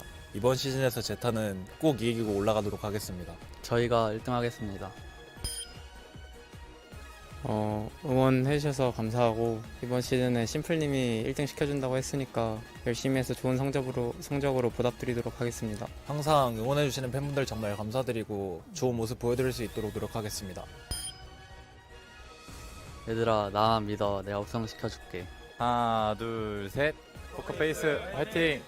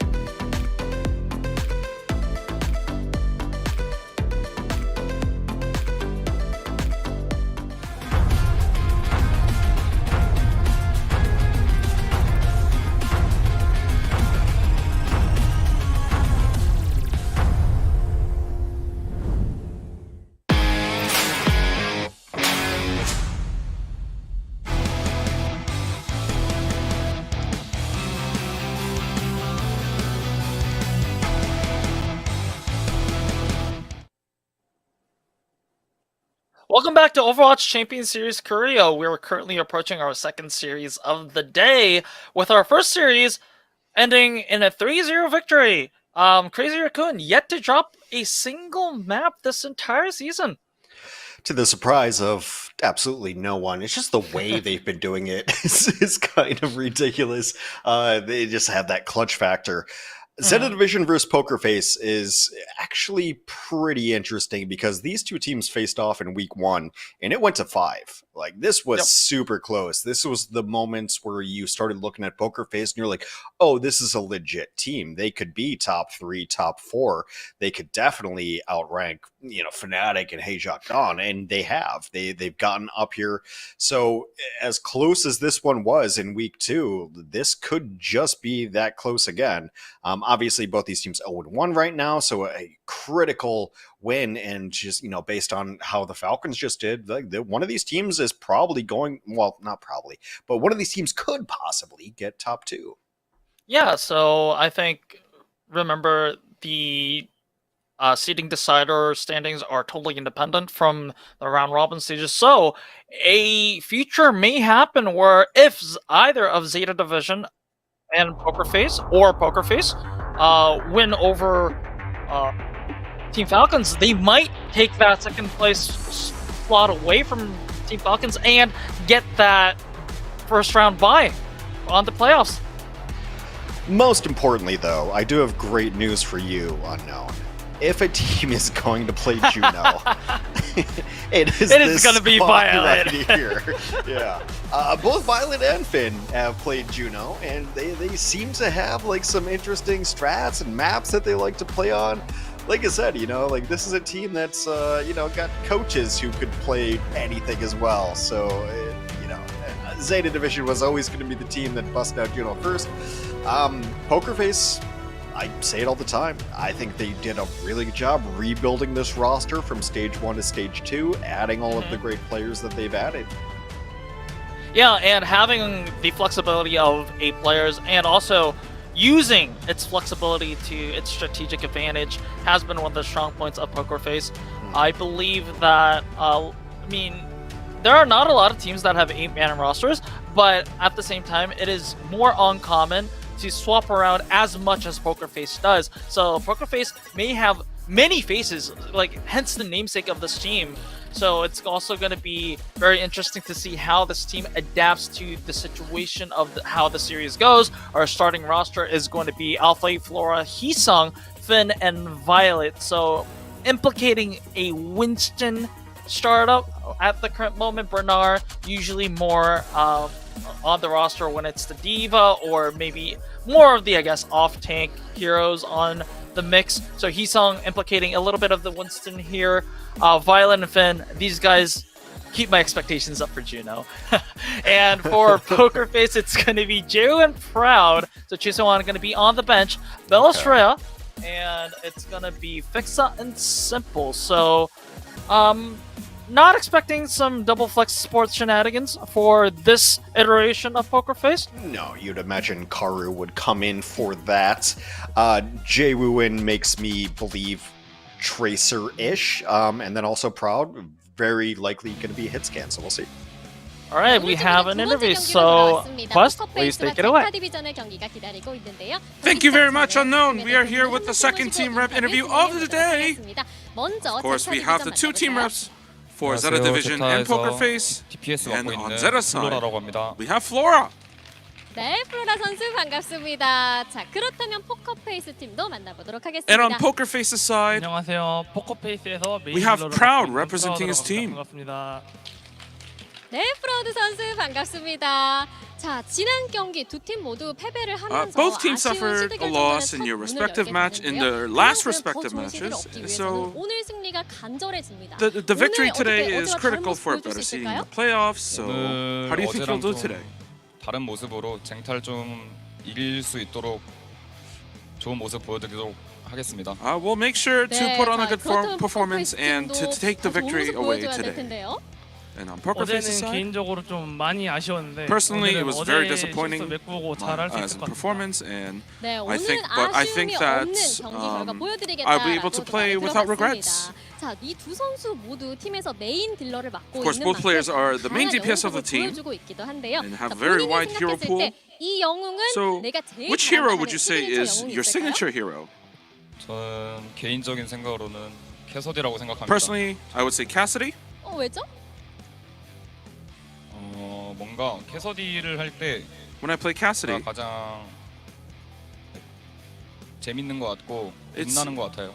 야, I think I shine the brightest when I play Cassidy, and 플로라 I 선수를 just have 집중해 주시기 바랍니다. the most fun. 자, 그렇다면 프라우드 선수도 And as for 궁금한데요. Proud, 저는 소전을 제가 가장 잘한다고 I 생각합니다. think I'm very good at Sojourn, 가장 소전을 잘 쏘는 것 같아서 제가 and I think 중에서 out of all the 그냥 그렇게 heroes, 야, I think I have the 가장 best 잘 쏘기 aim on 때문에 Sojourn. 내가 짱이다라고도 들어봤습니다. 자, 오늘 경기 팬들에게 꼭 승리를 안겨드리겠다라는 각오의 한마디씩 Can we hear 들어보고 some 싶은데요. words of resolutions for the 오늘 fans? 포커페이스 3대0 내고 일찍 다음 경기 보여드리도록 We'll make sure to 하겠습니다. 3-0 Poker Face 와, and 3대0 내고 go 빠르게 next. 다음 경기 Very 보여드리겠다라고 quickly. 말씀을 해주셨는데요. 그렇다면 포커페이스 팀은요? And 오늘 as 경기 for 이기고 내일 Poker 경기도 Face, 이겨서 2등으로 올라가는 모습 보여드리도록 하겠습니다. we'll win today and tomorrow's 감사합니다. matches, and 야, 오늘 make 경기도 sure 이기고 to 내일 move on to 경기도 the playoffs 이겨서 as second 2등 place. 하는 모습 보여드리겠다라고도 말을 들어봤습니다. 지금까지 제타 And that was the 디비전의 team rep 플로라 interview 선수, between 포커페이스의 ZETA Division and 프라우드 Poker 선수를 Face. 만나봤는데요. Before we head into 두 the 번째 경기도 match, 많은 기대 부탁드리면서 두 I'm 팀의 going to send it 경기가 back 펼쳐질 to 첫 번째 Unknown and Hex.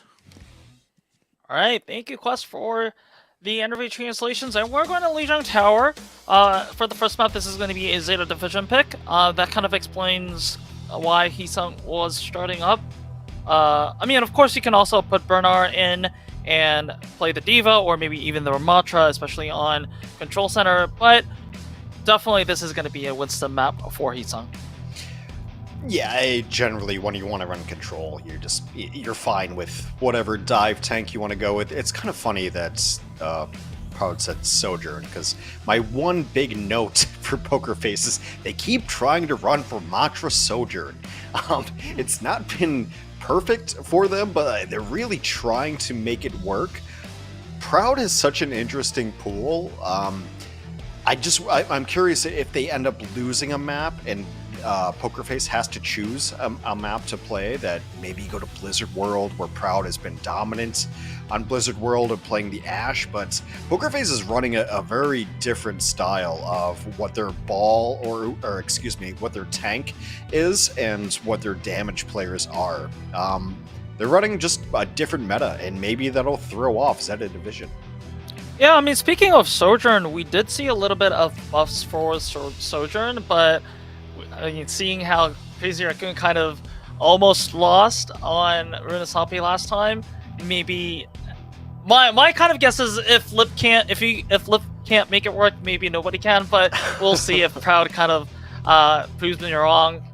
Also, go ahead. Yeah, it's been okay-ish. I think there's places where it works. It's just, the big thing is, Sojourn got buffs to her regular primary, but that's never what made Sojourn work. What made Sojourn work was the railgun burst damage, being able to one-shot people. So if you can get something that helps you over that breakpoint, obviously we don't play Mercy at this high level, but maybe a Juno ultimate, there's possibilities that you can maybe make it work, and the fact that Proud really likes playing Sojourn, maybe we'll see it. I don't know. He's got such an interesting hero pool.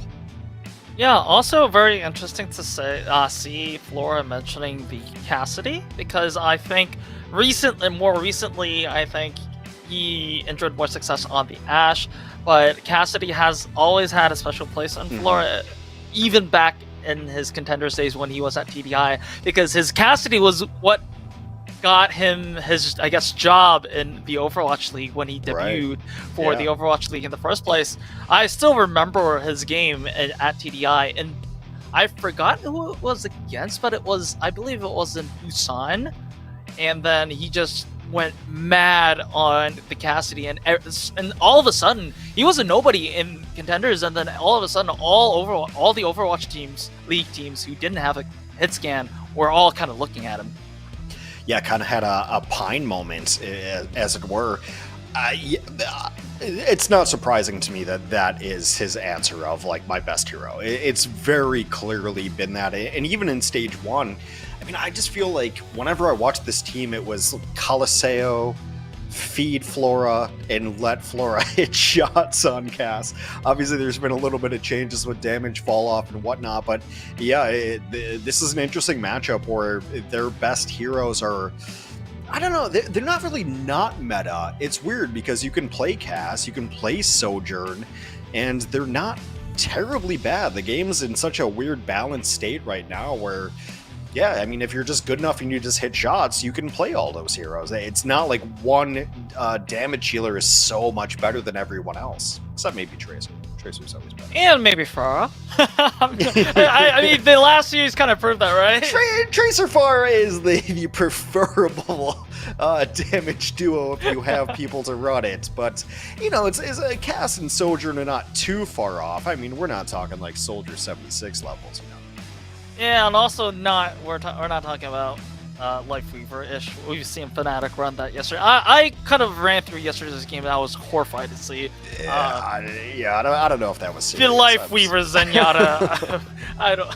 Yeah, that was. And forget it, by the way. Yes. I think this. I'm kind of looking at my notes right now. Forget it means that these. I think this is a really good talking point in a sense that both teams have DPS players that are relatively younger and unexperienced in a sense that they are very emotional. Like, when they're good, when they're on their upward swing, they're really good. Especially Right. Flora and Alpha E, even back in the Overwatch League when they were in the Washington Justice, the New York Excelsior, the Hangzhou Spark.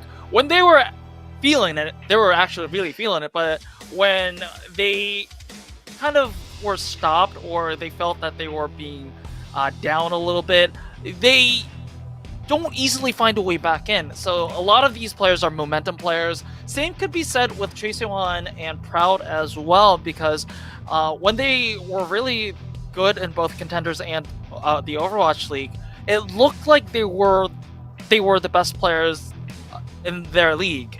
But once they were on struggling teams as well, once their entire team was struggling, they failed.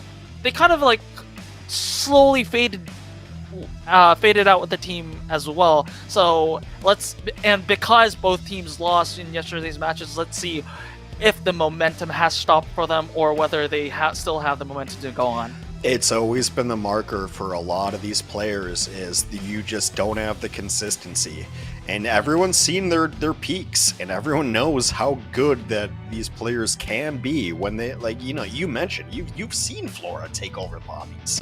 And it's not even been close, like just dominating a lobby, being the best player on the server. But can you bring that week in and week out? That's always been the bugaboo. We mention it almost every time we watch these players. Can you be a consistent player? And can you fight through the mental boomage? If you die 3 times in a row, can you come back and get 3 kills in a row? You know, that's always been the question with so many of these players. Can you bring the consistency? Oddly enough, one of the most consistent players for ZETA Division has been their rookie tank. Like, Heesung has been playing really well. Yeah, I'm really surprised and pleasantly surprised on how Heesung has been bringing up to the table, especially in ZETA Division's level, right? Because if you were just playing for like a mid-table or mid to low-table team, and your goal is to be, as long as you don't lose because of you're fine. But if you're at ZETA Division's level, you have to do more than that. You have to be like at least up to the level of everyone else if you just don't want to be singled out as the reason of not winning or something like or the like. So a lot of pressure onto Heesung, and I think really good job on his rookie season, especially in the highest echelon of play, to just being able to keep up in itself, and that's like really impressive for a rookie. to be able to play tank at a high enough level to keep Bernard on the bench is always going to be noteworthy. Look, this ZETA Division team, I mean, we're talking about them in the same vein as PokerFace, but I think they're a little bit above them. They've only lost to Crazy Raccoon, 0-3, obviously, it's Crazy Raccoon. But they played Falcons, and they went 2-3 against them yesterday. Like, this is a team that actually plays against the best teams in the world really, really close. They beat Fnatic, they beat the Falcons, they beat PokerFace before. The only question is like, they haven't beat, like, dominantly. Like, they haven't, it hasn't been a 3-0, right? So they went 3-2 against PokerFace, they went 3-2 against Fnatic. Early in the season, sure, but those are things that, like, you know, the best teams aren't going 3-2 against Fnatic. Of course. I think it's also a matter of micro momentum as well. We've been talking about, like, the macro season-wide momentum, but this is a team, in my opinion, that really has good moments even during a series, and then you have suddenly, like, let's just take Violet as a key prime example of ZETA Division. Let's do it. Let's talk about Violet. I'll talk about Violet for weeks on end. Because Violet is kind of like the essence of the ZETA Division team. He sometimes, like, you look at him for a second, and then he's like, suddenly, all of a sudden, he has beat already when his opposition is at like 40-something%. He's like 2 times faster than the other Lucio, and then he just throws it away sometimes. Yeah, sometimes. But then sometimes you just have beaten you in a fight, you know? That's sometimes. In that same fight. And I think this is kind of like that, the same issue for ZETA Division as a team as well. They look really good sometimes, which means that they beat some of the best teams in team fights, in maps, and series. But it also works the other way around as well. So they give away maps, they give away fights, they give away... They didn't give away a lot of series this season, but still, they give up some of those they expose some of those same weaknesses against weaker teams as well. So in Korea, they kind of like say that they're the Robin Hood, because you steal from the rich and give to the poor. If that makes sense. So yeah, I mean they're 6-1, but you don't feel that they're 6-1, right? They don't have that same aura. They don't have that same vibe, that same dominance that Crazy Raccoon does. You know, so this, you know, on paper is very easily the second best team in OWCS Korea, which means they're the second best team in the world, but they just don't have that kind of vibe. It does feel like they're beatable. I am very curious of like how the leadership and shot calling goes for this squad. Just looking at the roster, I'm wondering who runs it. I'm assuming it has to be Violet. Well, we're back to us, meaning that there are some technical difficulties. I'm not really sure what the difficulties are. Audio, apparently. It's always audio. Yeah. Well, hopefully it's not something serious, because it's the same stage that the first series was being played in, so hopefully not something game-breaking, but it still means that players have to be comfortable playing. Means that maybe they might change headsets, maybe the audio system itself. If it has to go to it, they might actually change the got a first round bye on the PC. line, really. I mean, this is a critical match. One of these teams might be able to go and get a first round bye in the playoffs, which is huge. Yeah, like I said earlier before, if either of these teams win against each other, like let's just say ZETA Division wins, and they also happen to win against Team Falcons, that means they might actually get that second place in the seeding placements, and then also get a bye in the playoffs. But I'm hearing that we do need to take a break to resolve things about the audio issues. So we'll come back after a short break, so don't go anywhere. 탱커를 맡고 있는 희성이라고 합니다. 딜러를 맡고 있는 알파이라고 합니다. 열심히 해서 이런 좋은 팀 오게 돼서 좋고, 신입의 패기가 뭔지 보여드리겠습니다.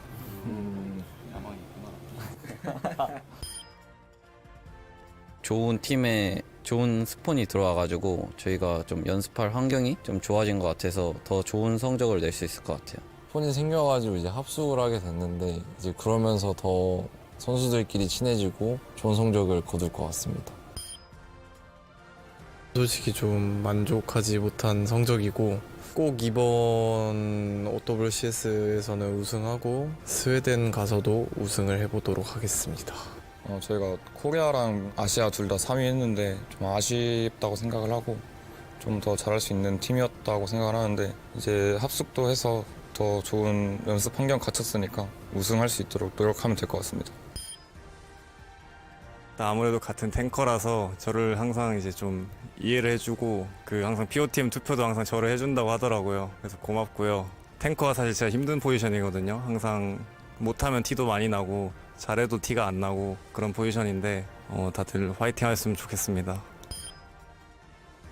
목표는 당연히 1등이고 이번 각오는 절대 3등은 안 하겠습니다. 당연히 우승이라고 생각하고요. 제가 항상 각오로 이제 3등을 안 하고 싶다고 했는데 이번에는 꼭 안 하도록 하겠습니다. 일단 저희가 지금 사우디 대회까지 해가지고 3등을 거의 3번 해가지고 저 홍진호급이 돼서 이제 1위 들어갈 때가 되지 않았나 싶어요.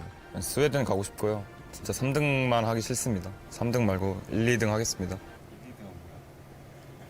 3등만 하기 싫어. 저희 팀 응원해 주시는 분들이 자부심 가질 수 있게 이번에는 꼭 우승해 보도록 하겠습니다.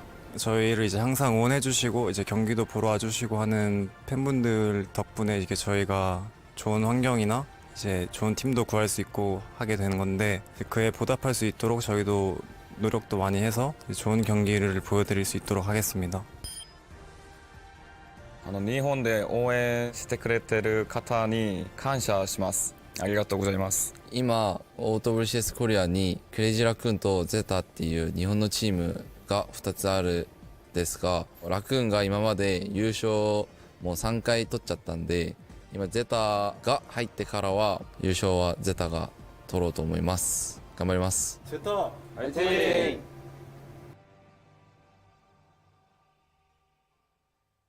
안녕하세요. 포커페이스에서 힐러를 맡고 있는 심플입니다. 딜러를 맡고 있는 재우입니다. DPS 맡고 있는 최상입니다. 포커페이스에서 탱커를 맡고 있는 자스민입니다. 메인 딜러를 맡고 있는 프라우드라고 합니다. 탱커를 맡고 있는 벨로스라라고 합니다. 포커페이스에서 힐러를 맡고 있는 픽사라고 합니다. 힐러를 맡고 있는 카루입니다. 전에 있던 팀이 제타였는데 제타보다 훨씬 더 있기 전에 있었던 팀이 포커페이스라서 딱히 적응하는데 문제는 없었던 것 같습니다. 심플 선수가 오면은 우승시켜준다고 하길래 고민도 안 하고 바로 왔습니다. 제가 다 팰 수 있다고 생각해가지고 그렇게 말했던 것 같아요. 전체적으로 템포가 좀 더 코리아 쪽이 빠른 편이고 피지컬 차이가 전체적으로 나는 것 같습니다. 그래서 재팬 때보다는 코리아 시즌에서 좀 더 좋은 성적 낼 수 있을 것 같습니다. 부상은 이제 시간도 많이 지났고 이제 잘 회복이 되었고요. 이제 마침 포커페이스라는 팀에서 이제 저한테 함께하지 않겠냐는 제안과 함께 이제 다시 도전해볼 마음이 생겨가지고 이제 다시 처음에 도전할 때는 이제 어려움이 분명 있었지만 좋은 선수와 좋은 스태프진 아주 좋은 팀이라서 제가 다시 복귀해서 적응하는데 큰 문제가 없었던 것 같습니다. 지난 시즌엔 나이 제한 때문에 못 뛰었는데 이번엔 나이 제한도 풀려서 좋은 성적 낼 수 있도록 잘하겠습니다. 다른 팀에 비해 로스터 인원수가 좀 많기 때문에 아마 감독님이 행복한 고민을 하시지 않을까 싶고요. 또 모든 조합을 구현이 가능한 멤버들이기 때문에 아마 좋은 성적이 나오지 않을까 싶습니다.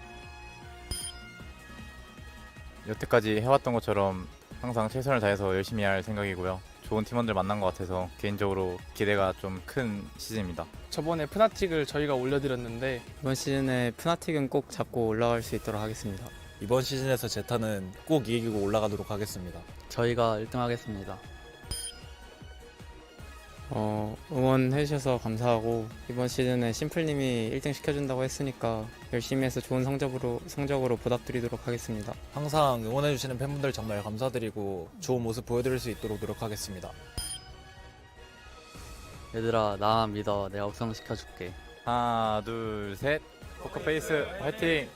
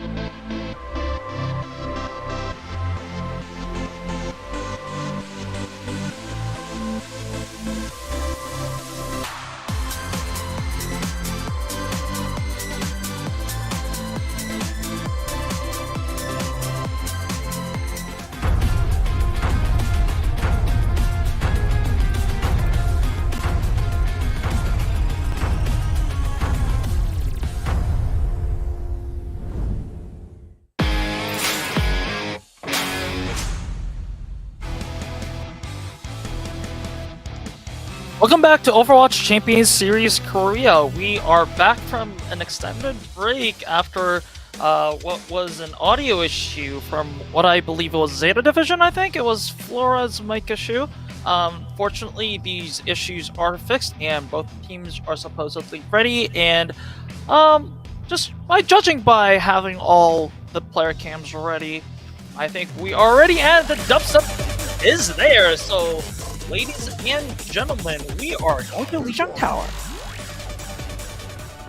So this is ZETA Division's map pick. Lijiang Tower has been favored,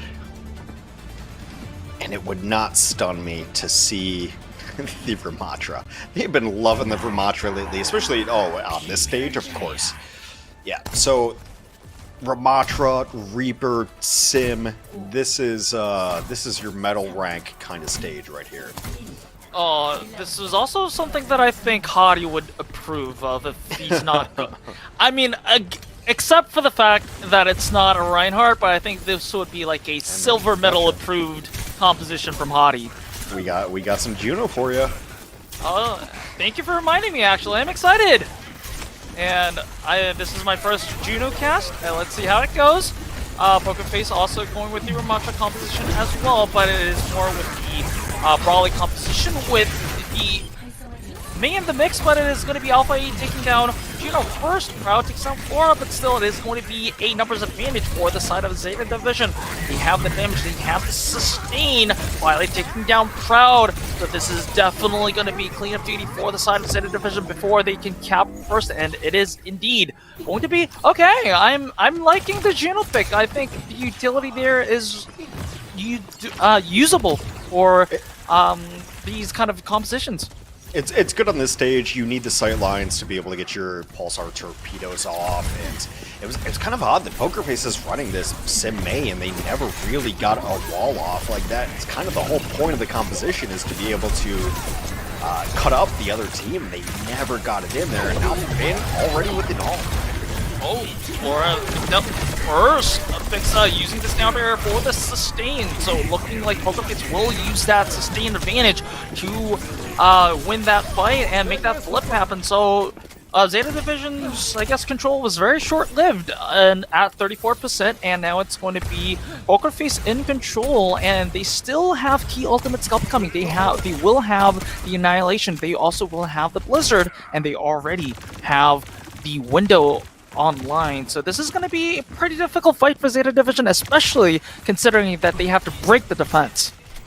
Yeah, very solid defensive ultimates in here too. They're going to open up with Kitsune Russian Tronic Racket. Right, answered with the Photon Barrier and the window here. Simple on that high ground with that amplification, which is a very big threat. Isung trying his best to stay alive. Had to use the Annihilation of his own as well, but still not finding a lot of value. Point control is still in favor of Pokerface. Illustrator didn't even use his Annihilation yet. Simple, on the other hand, despite using the Immortality field, had to fall, but Jew takes down Hisung, so ZETA Division will be without a tank. Illustrator is going to use the Annihilation, but it was very short as he didn't find any targets. Finn and Alpha E find some kills as well, so ZETA Division, it was a messy fight, but in the end, they will regain control of the point. And the Pokerface composition is one that operates so much better when you have control of the points. So they're going to stick with it for a little bit. I think it's largely because Proud is going to be able to get to Blizzard probably in this next fight. Maybe you end up beat engaging, something like that, but Pokerface is all in on this comp. Can they get around it? Alright, we have the Juno ultimate. There's going to be the orbital. Oh, wait a second. It was also going to be comboed with the Death Blossom. Just only takes down the Immortality field, so not the best value in the world, but it does enable Alpha to take down Simple, which might be enough to keep Pokerface away from the point. But Proud uses the Blizzard. Oh, man, how did Hisung not die over there? You're not thrilled to be using the Blizzard right there. Like, you don't want to be using the Blizzard in the hallway. That was defensive. And that was the ult that they kind of wanted to engage with. You wanted to get the teleporter up. You wanted to throw Blizzard on the point. and now they're in the struggle, but the window's going to come out. Oh, Huge wait a second. pick. Yeah, huge pick to take down Heaton. Heaton was also very close to the annihilation as well. Overtime is sticking, but Zeta Division is without a tank, so they are going to fight with a very big disadvantage here. Is Violet going to commit to... No, okay, no. I mean, it was Violet, so I was kind of, you know, No, you fair never enough. know. Fair enough. I even as I was saying that, I was like, well, it is Violet.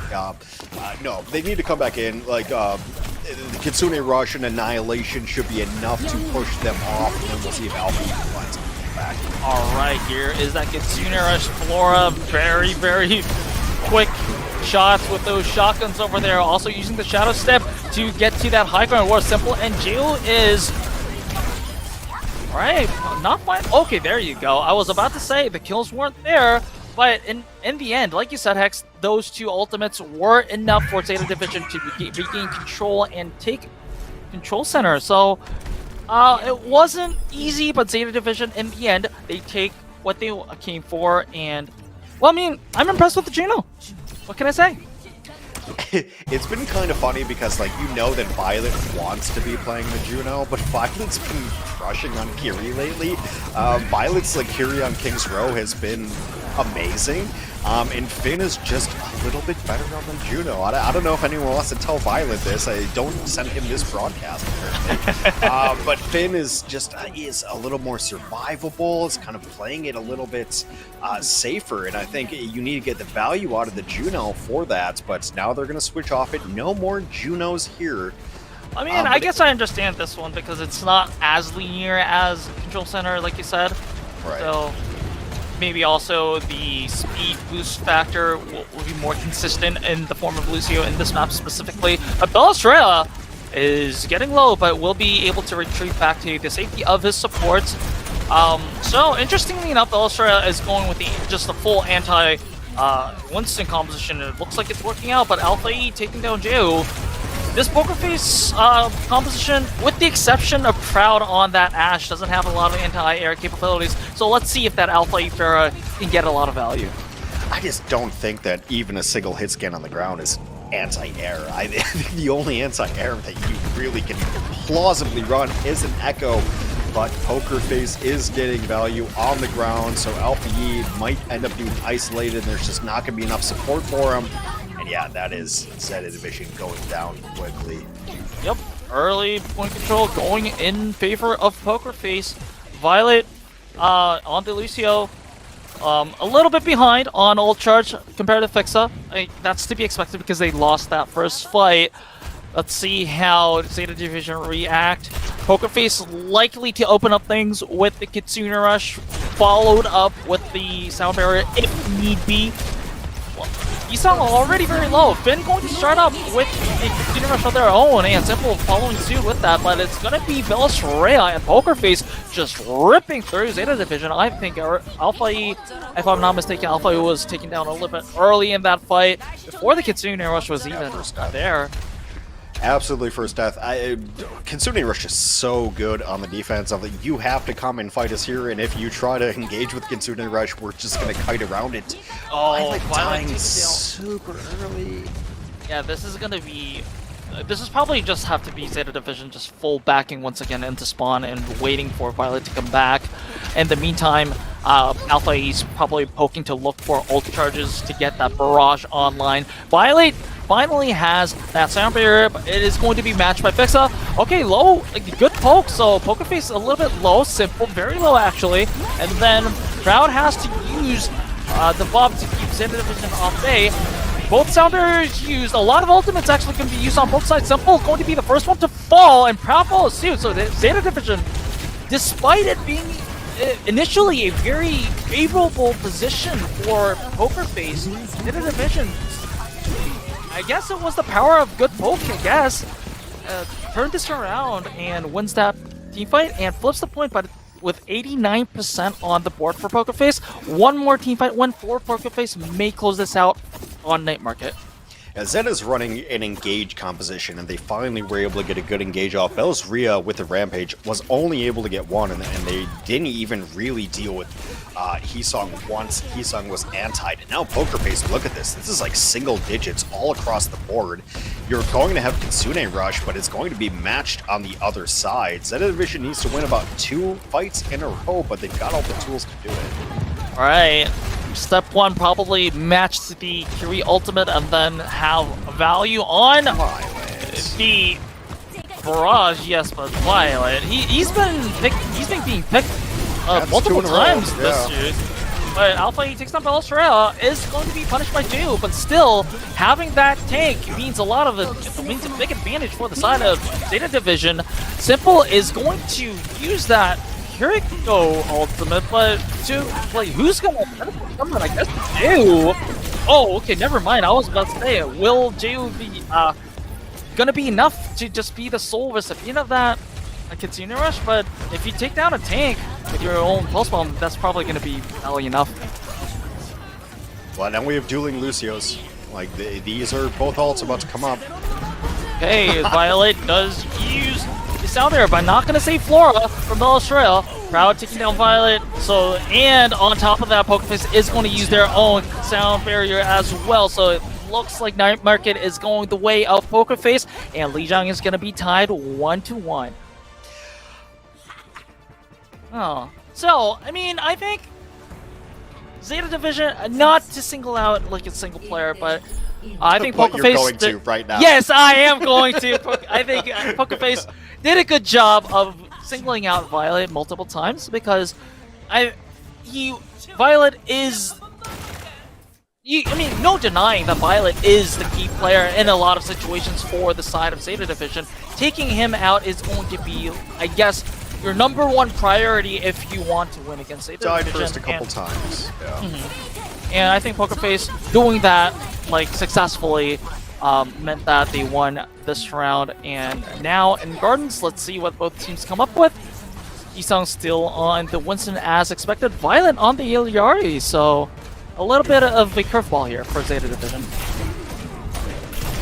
Anytime Violet does not have to run Lucio or Brig, that he will take that thing. It's like whenever Donghack can run Doomfist, right? It's like any chance, any possible chance they get.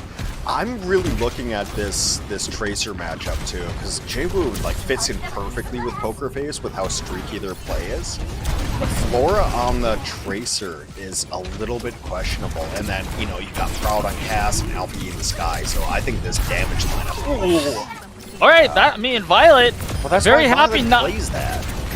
Violet very happy not being on Lucio duty, and with that first kill and also follow-up kills as well. Yes, Flora is traded out by Colosseo, but it's not really going to matter a lot unless Heesung falls. All right, Heesung is going to be very healthy with the help of his supports, and it is going to be ZETA Division who takes first control of the point.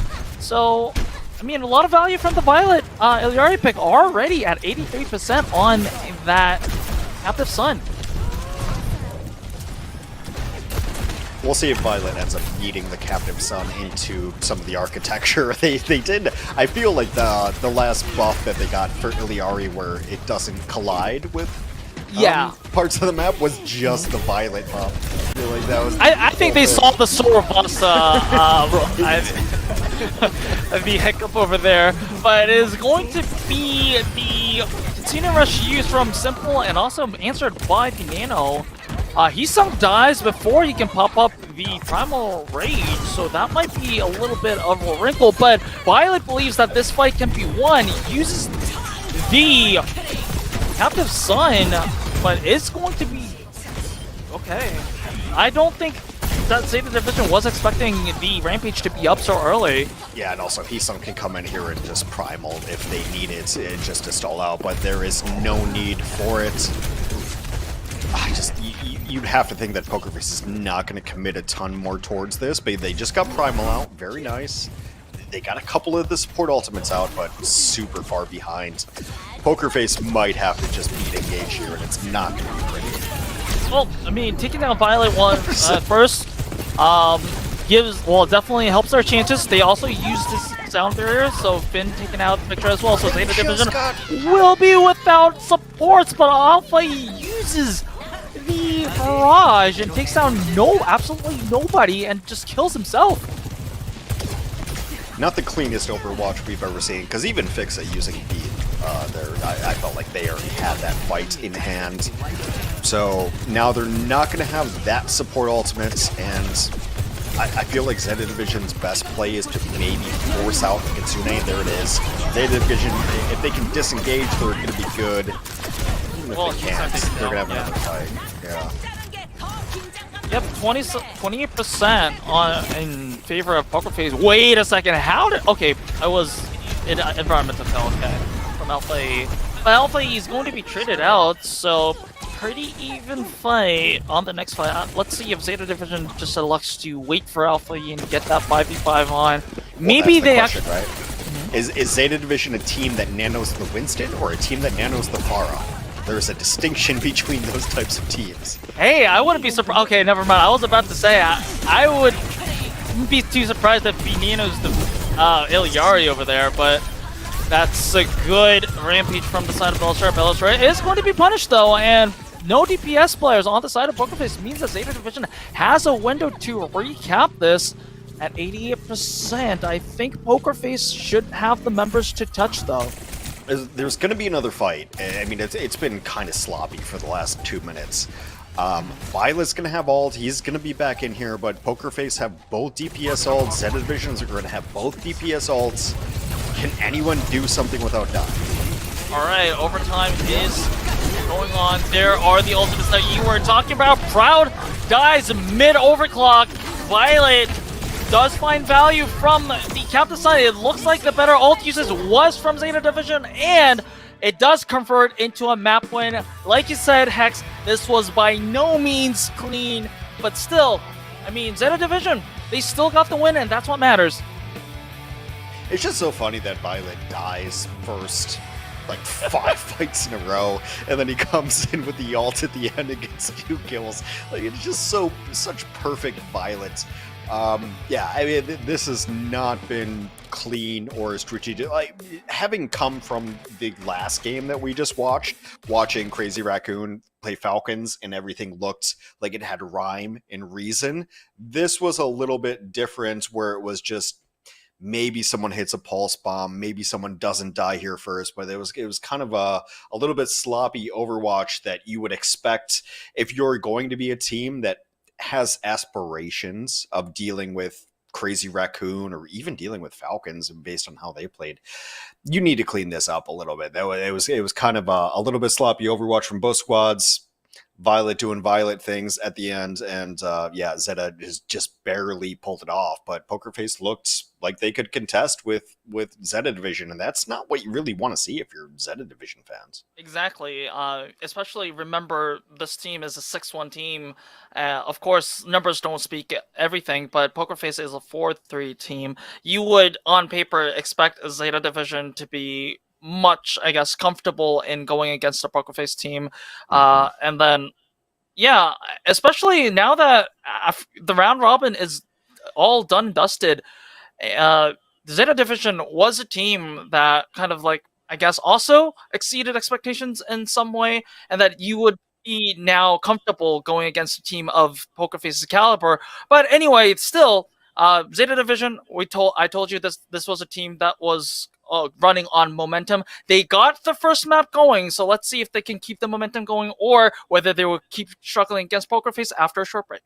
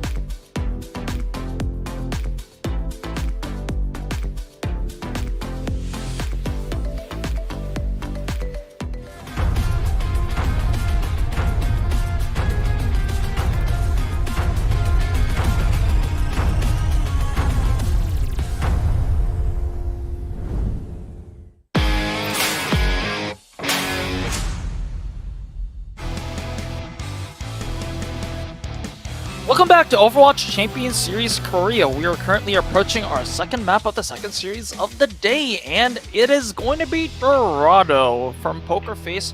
This is a Poker Face map pick. What does Dorado imply to you, Hex? Long-range shooties, I guess. That's the best way to say it. You generally want a Widow or an Ashe, something like that. Teams have been running like kind of this weird Zen composition too. If you can really hold like far left on defense, that's the place to do it. But I mean, Poker Face trying to really push a long-range hit scan map does not surprise me. This has been kind of their bread and butter. I was hoping maybe some Blizzard World. It's been one of their better maps, but you know, Dorado has been pretty good for them as well. So Chisewan coming in, so maybe my guess is going to be Chisewan on the Echo and Proud something like the Widow or the Ashe, and you know, Chisewan take care of Alpha E and then let Proud just shoot heads. Probably that's going to be their game plan, is my guess. They get to pick map sides first as well, which is not something we've really brought up, but I think it's actually really important. So they're going to play defense first, and defense on Dorado. You can definitely just run this Ashe or this Widow or something and try to get something done. Also, Choice 1 has the flexibility to be able to play Echo, Pharah, whatever, but then also like he's fine on Tracer. Like you're not losing a ton by subbing Jaewoo out and having Choice 1 come in. He's one of the more flexible players on this squad, so that is a ton of sense. And yeah, we'll see. I'm actually just really curious what the support line is going to look like, because the teams have been running, you know, like I said, this kind of Zen support line. It's hard to keep alive, but when teams are able to pull it off, like Simple has been playing the Zen, it does so much damage, and it's such a wrench in the plans of the offense. But to be honest, I don't see like for the Zen, it has to be like a double flex-ish composition, and I don't really remember Fixa being very comfortable on a Zenyatta or an Ana.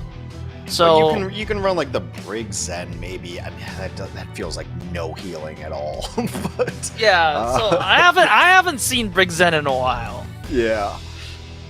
True. Yes, but you know, all I'm saying is Zen is a wrinkle on this map that you might see, especially against the Winston composition, right? We've seen that multiple times. So maybe you might be right. We might be in for a surprise. It's just kind of weird, like this very first point of trying to take rooftops. Winston is always going to try to take center roof, and then sometimes you have a Widow on the very far angle roof. So this map, I mean, it looks like, oh, we're just going to fight over courtyard, but really the first fights always happen about 10 feet out of spawn. Yep, on the rooftops. I believe that at my time at the Excelsior, we called those... The callouts for those rooftops were always based on the color of the buildings, like orange rooftop, red rooftop. So it was interesting. It's going to be interesting to see how the first fights go. But ladies and gentlemen, we are going to Dorado. Oh, there's fish in Dorado. I mean, I'm not sure if I want to eat that. Oh, and also there are some troublemakers here, and I think they belong to a different map in Junker Town, but still, you know, they cause trouble everywhere, so... Oh, you are actually right, Hex. We are going to see the Brig Zen. Yeah. Gotta get some damage done. I mean, it's gotta be the punishment for whenever a dive comes on you. You gotta hit that Discord and make sure that Heesung is uncomfortable. Yeah. I love that we're so intensely in a map-dependent meta. Every map has its own weird thing going on. I mean, I guess it's healthy for the game itself, I guess. Oh, it's fantastic. This is how the game should be. Yep, and Bellastraya on the ball. I guess that kind of compensates about how the healing output for the supports are relatively low compared to per se, Brig Ana. Bellastraya able to, I guess, keep himself alive. without extensive support from his teammates. Oh wait, Heesung, speaking of supports, Heesung very low. In the meantime, Alpha takes down Fixa, so it's only going to be the Zen all by himself, and Zen takes down Alpha, but Flora is going to take revenge, so this is going to be both supports down for PokerFace in the current moment. Brown down as well. Belstrea, in the meanwhile, taking a nap near the payload. So, well, initially, I guess the Briggs Zen not working out as well as they would have wanted because they just got through the archway really quickly. Being able to take down the Brig is enormous. Like, it was just a matter of time until the Zen went down after that. there was no doubt in my mind. So PokerFace is running this very glass cannon composition. You have to hit shots and fix it down again first. It's just a matter of time before PokerFace falls now.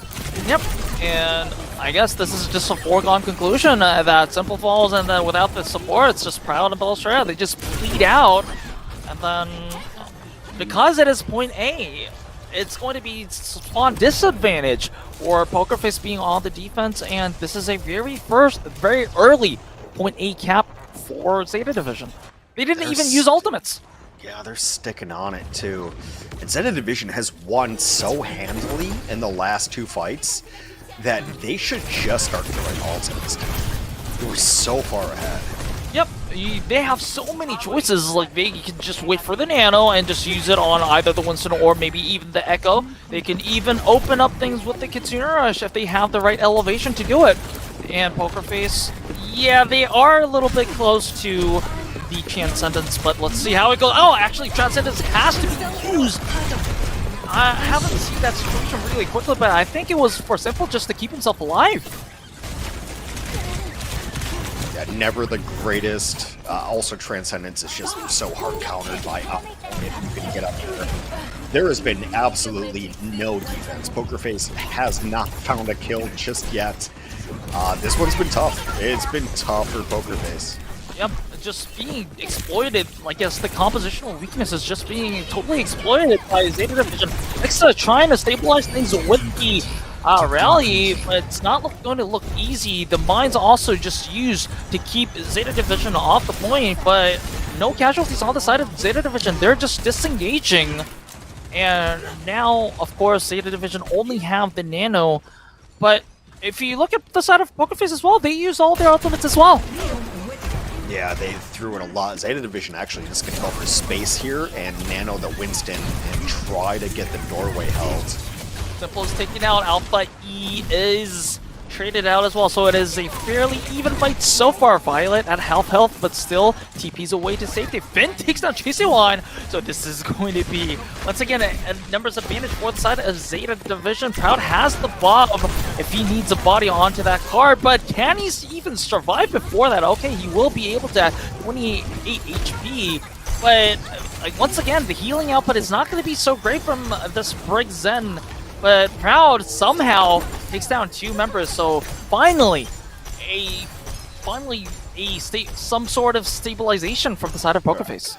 Well, so it's how you balance it. And, you know, is the healing output important or is the damage output important? And Simple had not been doing enough damage, but just gets a 3K there. Critical to be able to defend yourself in that way, and this is why Simple runs the Zen.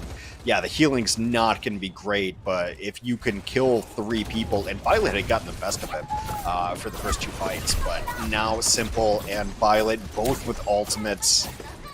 Interesting engage. Alright, let's see how this can go. Oh, wait a second, I don't think the even fight's going to be engaged as well. TC1. Both DPS players just taken down by Zeta Division almost simultaneously. Oh, but wait a second. Simple has to burn the Transcendence. Despite PokerFace having a big advantage in the fight, I think Zeta Division, they should be happy with this. They're going to have 5 ultimates here. Zeta Division should be able to take this one. But you want to get Violet in position to drop the ult, like, right there. Right where there you go. That's just going to be the Kitsune Rush. And also, the Seasong burning down. Wait a second. How did that happen? I mean, what? Okay, so this is kind of weird because Violet just used the Consumer in a fairly good position, to be fair. And then Hisang just tried to bully the entire backline of Poker Face using the Primal Rage, but ended up not getting anyone in off screen while Hisang was just trying to harass the backline. The entirety of Poker Face frontline just obliterated Zeta Division. I feel like every tank main is just gonna be like, Discord, bro. Discord is so strong. And then Velasquez is gonna take down both Zeta Division supports. So things are getting a little bit weird for the side of Zeta Division. They probably felt exactly like UHEX when they had 5 ultimates, like, nah, and they don't even have a chance. We probably got this in our bag. They even had the Kitsune Rush in like the right spot, but like even the Primal Winston just gets discorded and deleted. Yeah, so it's gonna be. Oh, wait a second! Violently taking down this early is gonna be crucial. And remember, 8 seconds left. At least Flora takes down Chisoan, so this is gonna be a consolation prize. But Outplay taking down with the duplicate, so this is just gonna be Zeta Division having to fight with just who they have. And even with the Nano, Hisang on that Discord orb is not gonna survive long enough. And despite how critical I've been with Poker Face, they are able to just make that defense happen. Zeta Division doesn't even cap point B. It's the best defense is a good offense. I mean, that's where the Zen works on this map. There's not a ton of great flanks. If you can run the brig with it and just never be surprised by somebody coming over the top of you or even on a flank, and then even when you are, just to hit 2 orbs. Yeah, I mean, obviously we're going to show the one where Zen dies, because I was talking about how Zen did die. But yeah, that's why this Zen works on this map. There's plenty of sight lines, and Simple has run this Zen on this map before, and anytime anyone tries to dive him, it's never really a big deal. He's not even hanging out with like his DPS or his tank. They're playing dive. It's nice to throw Belisri and Orb, but Fixa stays alive, hangs out, and then just the pure damage. And Simple was winning his 1v1s. That's what you have to do. You're going to get people coming at you and trying to dive you, and Simple, I mean, just he's hitting shots. There's no other way to say it. Yeah, and I mean, early on, it was Poker Face who just had Fixa fall early, like for 2 or 3 times in a row. And then it was an easy point A, but after that it was just solid defense from the side of Poker Face. And also, on the other side of the coin, Zeta Division, I still can't erase that feeling that Zeta Division should have just made that point B attack work during that 5 ultimate window. Violet died a lot. So there was really no way around that reality. Violet died a lot. Yep. You know, it is how he works. So Violet dies, Violet kills, he sometimes wins matches for the team, sometimes, loses maps for the team. Let's see, I mean, well, this map is by no means over yet, so let's see how it goes. Proud, taking down that pylon. Oh, look, Winston's a big target, you can't just hide on that column. This is the rooftop you want to sit on, though. Like, this is where you want to get your Widow. Yep. We call that the orange rooftop, if I'm not mistaken. Yep. And Flora on the other side, on the other hand, is on this high ground on the defensive side, being harassed by Belisari a little bit, but shouldn't be too concerned. Hisang is taking a little time to heal up, but in the end, he's going to be safe, but Chisewan and the rest of Poker Face just flushes the entirety of Zeta Division off the high ground. So this is going to be the archway secured for Poker Face. So slowly but steadily, they are making progress. Missed the darts. It's an interesting matchup between Proud and Flora right now, but never mind. Yeah, it was interesting until up to now. And then, oh, wait a second, Proud is just like, okay. I just decided to, pop off and then secure point A for my team. I feel like this team so strongly plays around Proud, and why wouldn't you? When Proud can have games like this, it is ridiculous. When he doesn't have games like this, it's embarrassing, but like seriously, hits 3 shots right in a row, and when you have a hit scan player like this, it's insanity good. Yeah, and like just considering that your opposition is Flora, who's a decent hit scan in his own right, and being able to kind of like just take him out like that is just really big. And yeah, it was funny, like during the break you were comparing the two, and you're like, they're actually very similar players. I still stand by that in a sense. Oh, wait a second. Yeah. Because both of them, when they hit their shots, they look like they're actually competing for the best DPS player in the world. And right now, Proud is looking like he is feeling it right now. It's just who's on it, right? And it's so strong. Oh my god.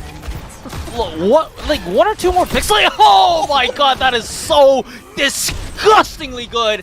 And just, I think this map might be over really soon, because remember, Zeta Division didn't even complete point B, and they do have 5 ults. There should at least be some stall. Last time Zeta Division had 5 ultimates, they didn't really go well. It didn't go that great. And they're already, like, PokerFace, they're already almost very close to that golden box of victory. 1 more pick from Proud, and this map may be over. Alright, Proud is being pressured by Heesung, as Heesung probably should be. He is going, Proud should be the primary target after those headshots. Elstraya also half health. Both Primal Rages expired. Finn and Violet have their ultimates. PokerFace can answer it with the nano of their own. Let's see how they go. The Captain Sun is going to be the one that starts the action. Actually gonna get something here from Violet, but Violet way too deep. They do trade. Yeah, but Fixa is also down. Or finally, Zeta Division using a lot of their ultimates, but still stabilizing. Well, I mean, yes, they did use a lot of their ultimates, but the alternative was just losing the map, because the payload's not far away from just losing right now. Straight up losing right now. All that said and done, though, it's only 2 minutes left, which is about 2 fights. This is a simple versus Finn battle. PokerFace doesn't have a ton of great targets to put this nano on. I think both teams are going to nano their Winstons.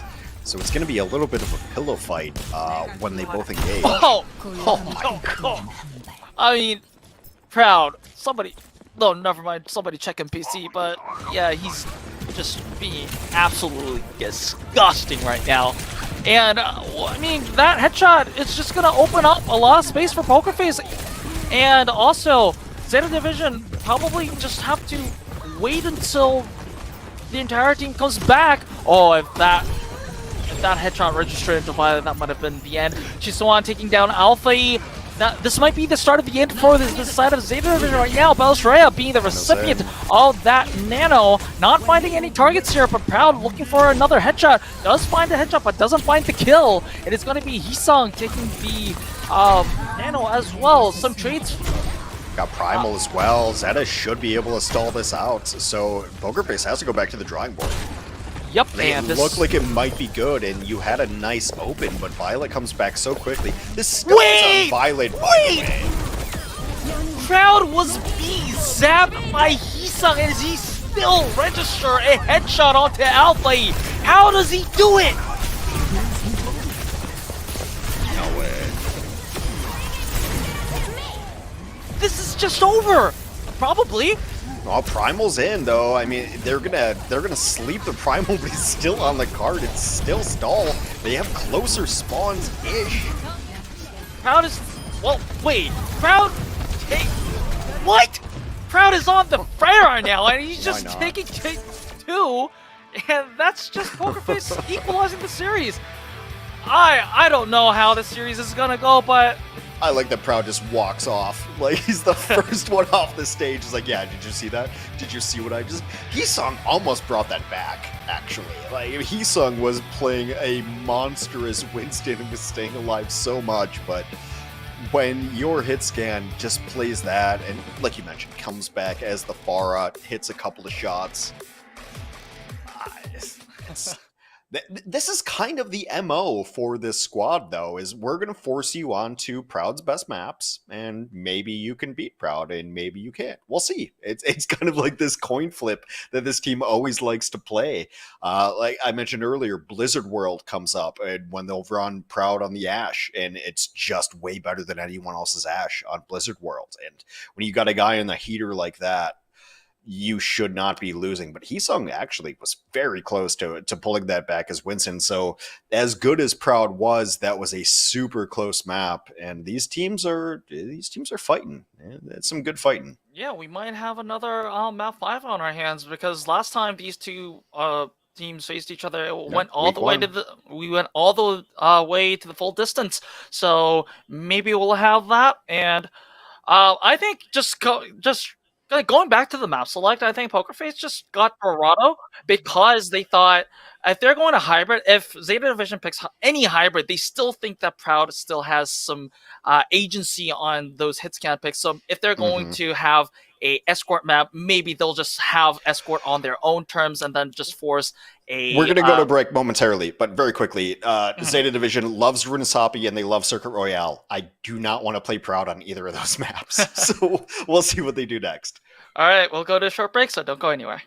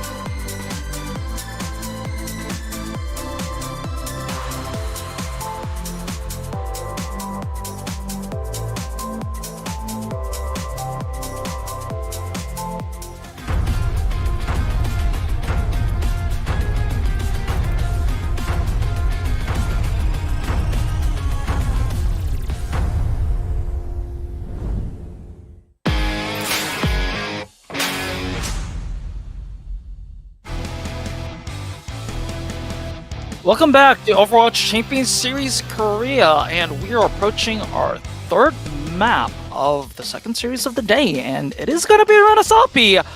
I think you have some words to say about this, Hex. We've been talking about this before the break. I mean, Runasapi is a map that you can definitely run some of Proud's best heroes on. Although it's not great for Ashe, it's not great for Widow. So is Proud going to have to run the Cass? But Proud has been like one of the only here. Yes, you're right. Proud has been one of the only guys to just really force the Sojourn. Like, just really just running it no matter what. I think it's his favorite hero. I think he mentioned in the interview that Sojourn is something that really likes running.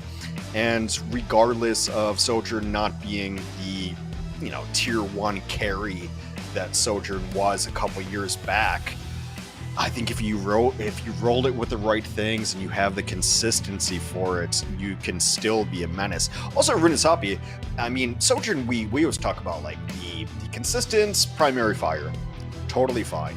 Railgun, not as good as it used to be. The ultimate, really not as good as it used to be because that was Railgun.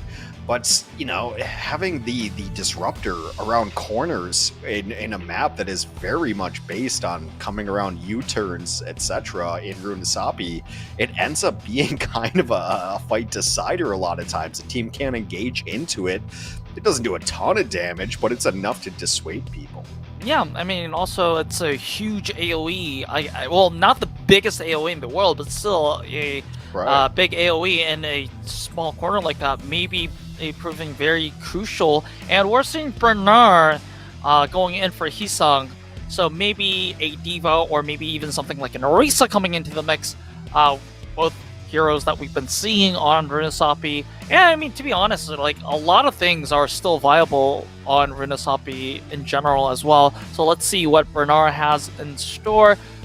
I don't think this is something that like Hisang has been playing bad or anything. I think this is purely a tactical decision.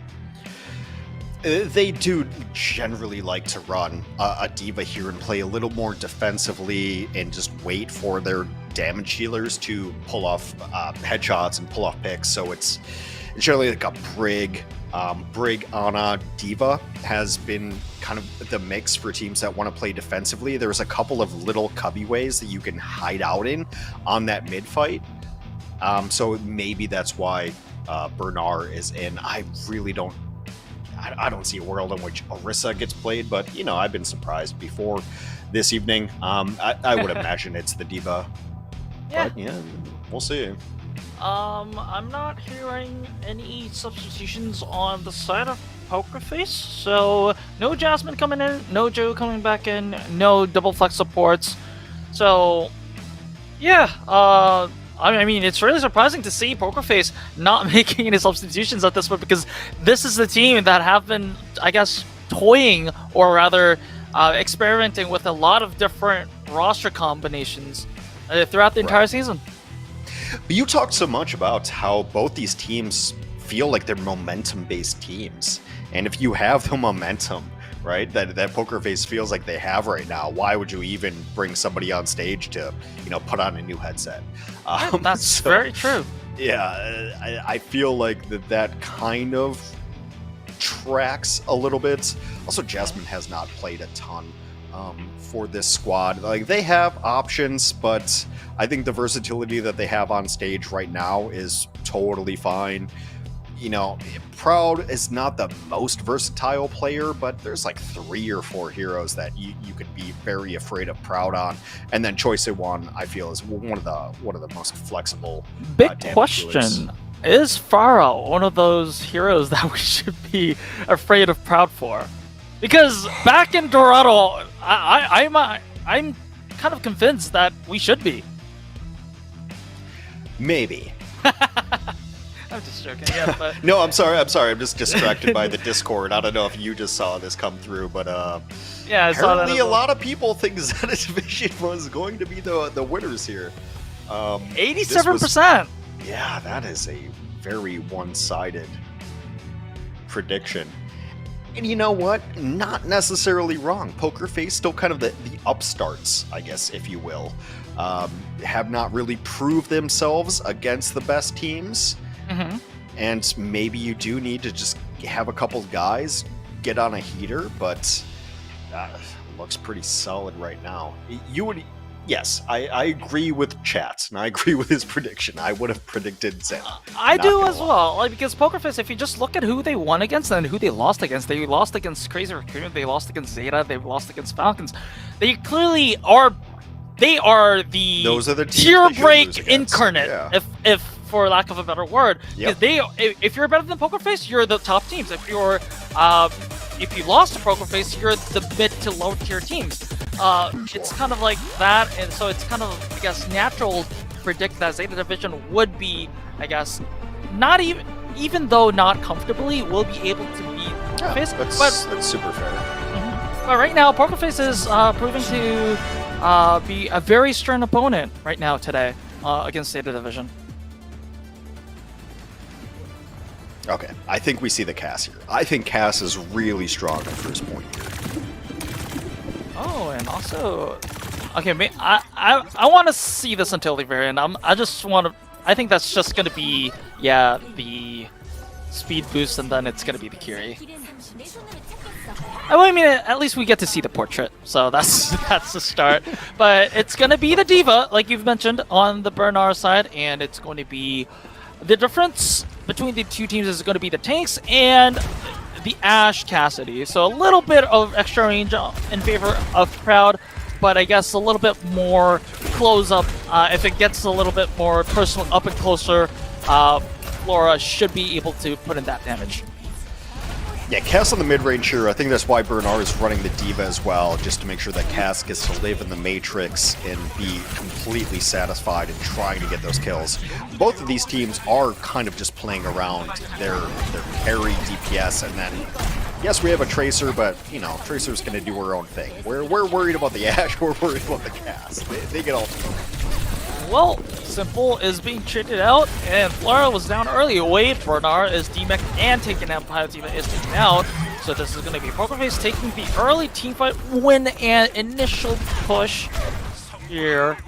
Zeta Division will definitely be able to contest before the checkpoint. The checkpoint feels very short compared to the other push maps here. But anyway, still Zeta Division will be able to contest before the checkpoint is going to be capped. Look how far ahead Zeta Division is on support ultimates. They already have both. I wonder how their tracking is if they know that they're this far ahead. Well, now they probably know anyways because both of them are used. And Poker Face clearly did not see that one coming because, or I mean, it was maybe because it was forced, but still, Zeta Division using both support ultimates, using them to good effect. They take back control of the push and looking like they might. I don't know if they can actually meet the entirety of 41 meters, but they should be able to close down a good amount. Yeah, I don't think so. I think there's definitely going to be another fight. Poker Face has to be really thrilled with that first push. If Poker Face was able to win that earlier fight, then they definitely would have gotten even the checkpoint going forward. This tank matchup is really interesting because Bellisria like kind of soft counters this Diva. Bernard can't stop all the damage from Bellisria's Ramatra. And especially now that Ramatra will be having the annihilation as well. And Poker Face, now it's their turn to use their support ultimates, starting with the Kitsune Rush. Bellisria trying the, I guess, fast attack speed punch over there, but fails to take down the Diva, at least so far. At least they keep them disengaged. And Proud, in the meantime, takes down Finn. So this is with just the Kitsune Rush. They didn't even use the sound barrier yet. They are able to take keep Zeta Division away from the cart, and they probably will cap the checkpoint, which is going to be huge for them. Yeah, this is one of those maps that I think if you're not running the Kiriko, you're just throwing this map. I think Kiri is so good around both of these corners. This is like the U-turn that you have to win. You need to get the Kitsune Rush around first point, you need to get it around second point. If you can get this checkpoint, you are in a great spot on this map. Yeah, and speaking of being in good spots right now, Zeta Division lost Bernard early, and then Bellisria, although the annihilation is expired, they will still have control over the cart right now, and Finn used the Kitsune Rush but didn't get any value, and to make things worse, Jason takes down Flora, so this is going to be a while until Zeta Division can fight with full force, and Poker Face now approaching 100 meters in push mileage now. We have the Sojourn out. You have to imagine ZETA tries to beat Engage here. They know that they're up on it. But then, like, if the fight goes long enough, Simple it's not great. should have the Kitsune Rush. Alright, there is that Violet beat. Let's see if it can make a difference. Bernard still very low. Pokerface not falling, not losing anyone right now, so beating Gage, not that much of value. It's going to be Violet who falls on the hands of Fixa.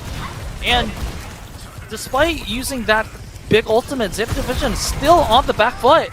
That was a very nice Kitsune to counter it.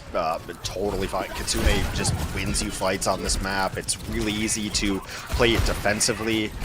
Pokerface does, I mean, they can just hang out and leave right now. They don't have to fight this anymore. Yep. Just as in any push, they can just decide to stall now with 4 minutes and a half, or like 4 minutes and 50 seconds now. It's now probably at least 3 or 4 fights in a row that ZETA Division has to win. And Pokerface, as long as they can manage their ult economy correctly, they should be able to stall this long enough. And this is going to be Finn's Kitsune Rush. Belstrap very low. Not able to get out of that. So that's the first one. ZETA Division has to win that. The next one is very likely going to be Violet trying to get something done around the corner. This switch to the Juno. But then Pokerface should be able to have the tools to answer with those because they have the sound barrier. They will have the Annihilation online. Right. It's that one. If they can win the sound barrier fight, Pokerface is in a great spot. Alright, let's see how it goes. Bernard should have the self-destruct. Also, both DPS ultimates Flora starting up with the overclock is going to be answered with the sound barrier. Like you said, Violet first of all, Bernard does eat Pulse Bomb. However, still, ZETA Division is at a numbers disadvantage, and it is going to be Pokerface on the chase with the Annihilation, taking down Flora. Also, Bernard very low. Finn also holding on to a sliver of health. Yes, Bernard does have the self-destruct if he needs to use it, but thankfully for, fortunately for ZETA Division, doesn't have to use it. But the bigger problem is, sorry to interrupt you there, that despite ZETA Division using ultimates, that they're not winning fights. Yeah, no, it doesn't matter. Like, Pokerface will just push until somebody pushes back, and then they'll try to leave. Well, there is that Juno ultimate. Alpha E using that to take down Crowd, and Beltra falls as well, but is going to be answered by 2 kills of Pokerface and ZETA Division. It looks like they are going to win back control of the bot, but once again, this is a minor victory on their own territory that's not going to have any, I guess, real push mileage. Yeah, but they could run this through, though. Like, Finn just has to stay alive. Flora dying kind of is not awesome, but Flora's not really been the huge impact for this game so far. They need Finn. Finn has to stay alive. If ZETA Division wants to come back at all, you have to be winning these support duels, and right now Violet is just dying way too often, and this has been the case for like the last 2 maps. It's not been awesome for one of my favorite support players of all time. Alright, let's see if he can make a redemption arc happen. The Kitsune Rush is from Finn, but Violet is probably, it's once again going to be the first one down, and then Proud is going to be traded out, so it's a 4v4 fight until Simple is taken down. So ZETA Division, they have a sliver of hope right now. Flora takes down one with, well, takes down 2 actually, and, well, Chasing One stalls, so, and this is all the more an uphill fight for ZETA Division. Yes, good on them to win this fight, but still, they have a long way to go if they want to match the progress of Pokerface. And Pokerface, they're coming back to that point where they have Sound Barrier and Annihilation back up again. We're under $120. ZETA Division has to be perfect here to win this. Alright, this is going to be the rail overclock from Flora. Colosseo not looking particularly concerned about it. Proud taking down, but Flora is going to be traded out as well, and Finn and Violet just taken out. This is just looking very grim for Zeta Division so far. As well, Simple and Chisewan taking down. So this is good news for Zeta Division, but it's the same pattern. They are winning on their own turf now. Finally, after like 2 fights, they are finally pushing. But they still have to wait 7 seconds for the bot to start pushing again. And by the time that ends, Pokerface should be able to come back with the re-engage. Violet could run the best redemption arc ever here to just get some value out of this ultimate, but Pokerface with really good support ultimates of their own. I mean, Pokerface has to completely bungle this, and on the other side, ZETA has to play their best fight. So, yeah, Violet almost was really close to falling there once again, and it's going to be Finn this time. That is going to fall, despite the ultimate from Juno. It is going to be the support falling first for the side of Zeta Division. Remember, this is already overtime. Zeta Division losing here means that it is just going to be mapped over for Zeta Division, and it looks like it is going to be the case as Pokerface, despite fan predictions going heavily towards Zeta Division, Pokerface is going to threaten match point first against Zeta Division. Pokerface has really been pushing this idea of Ramatra. They're one of the only teams to run Ram, and it's really good against the D.Va. I mean, the D.Va was like fine for the cleanup late if the D.Va didn't die early, but the support play from ZETA was just questionable. They never really had the advantage there, and on push, once you lose that first map, or once you lose that first fight, you need to win 1 or 2 or maybe 3, and they can never overcome that hurdle of being behind on support ultimates. They could never get a better fight. Even the fights that they won, quote unquote, they were trading, and I mean, if you're trading on push, you're losing on push. Yeah. Violet got rocked. Violet died a lot, and that's been the thing for the last couple of maps. I don't know if Violet can make Juno work. I think Finn's the better. I don't know. I mean, in my defense, I think it's not just the Juno that's going to be the problem. I think it's just the performance of the backline overall on the side of Zeta Division. Yeah. If you look at when Zeta Division wins against good teams, or just wins in general, it's when Violet kind of like gaps the main support role, like having like the ultimates much quicker and making, like, yes, he does throw once or twice, but still makes those usually is fine with catching up on support ultimates, right? Yeah, he can afford to throw when he's that much ahead, but once he's like getting picked on when he's behind, that's when it's going to be unsurmountable. Let's see if Zeta Division can have a last chance of getting this series in their hands after a short break, so don't go anywhere.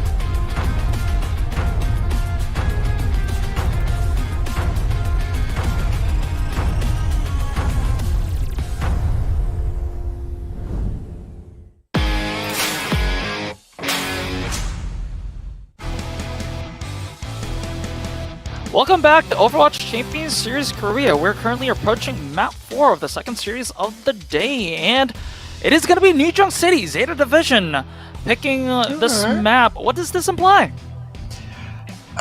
I think maybe you run a Junker Queen. I mean, this has been a map where you see teams run much more like cycle-related dive, where you run like a Venture, a Genji, a Junker Queen.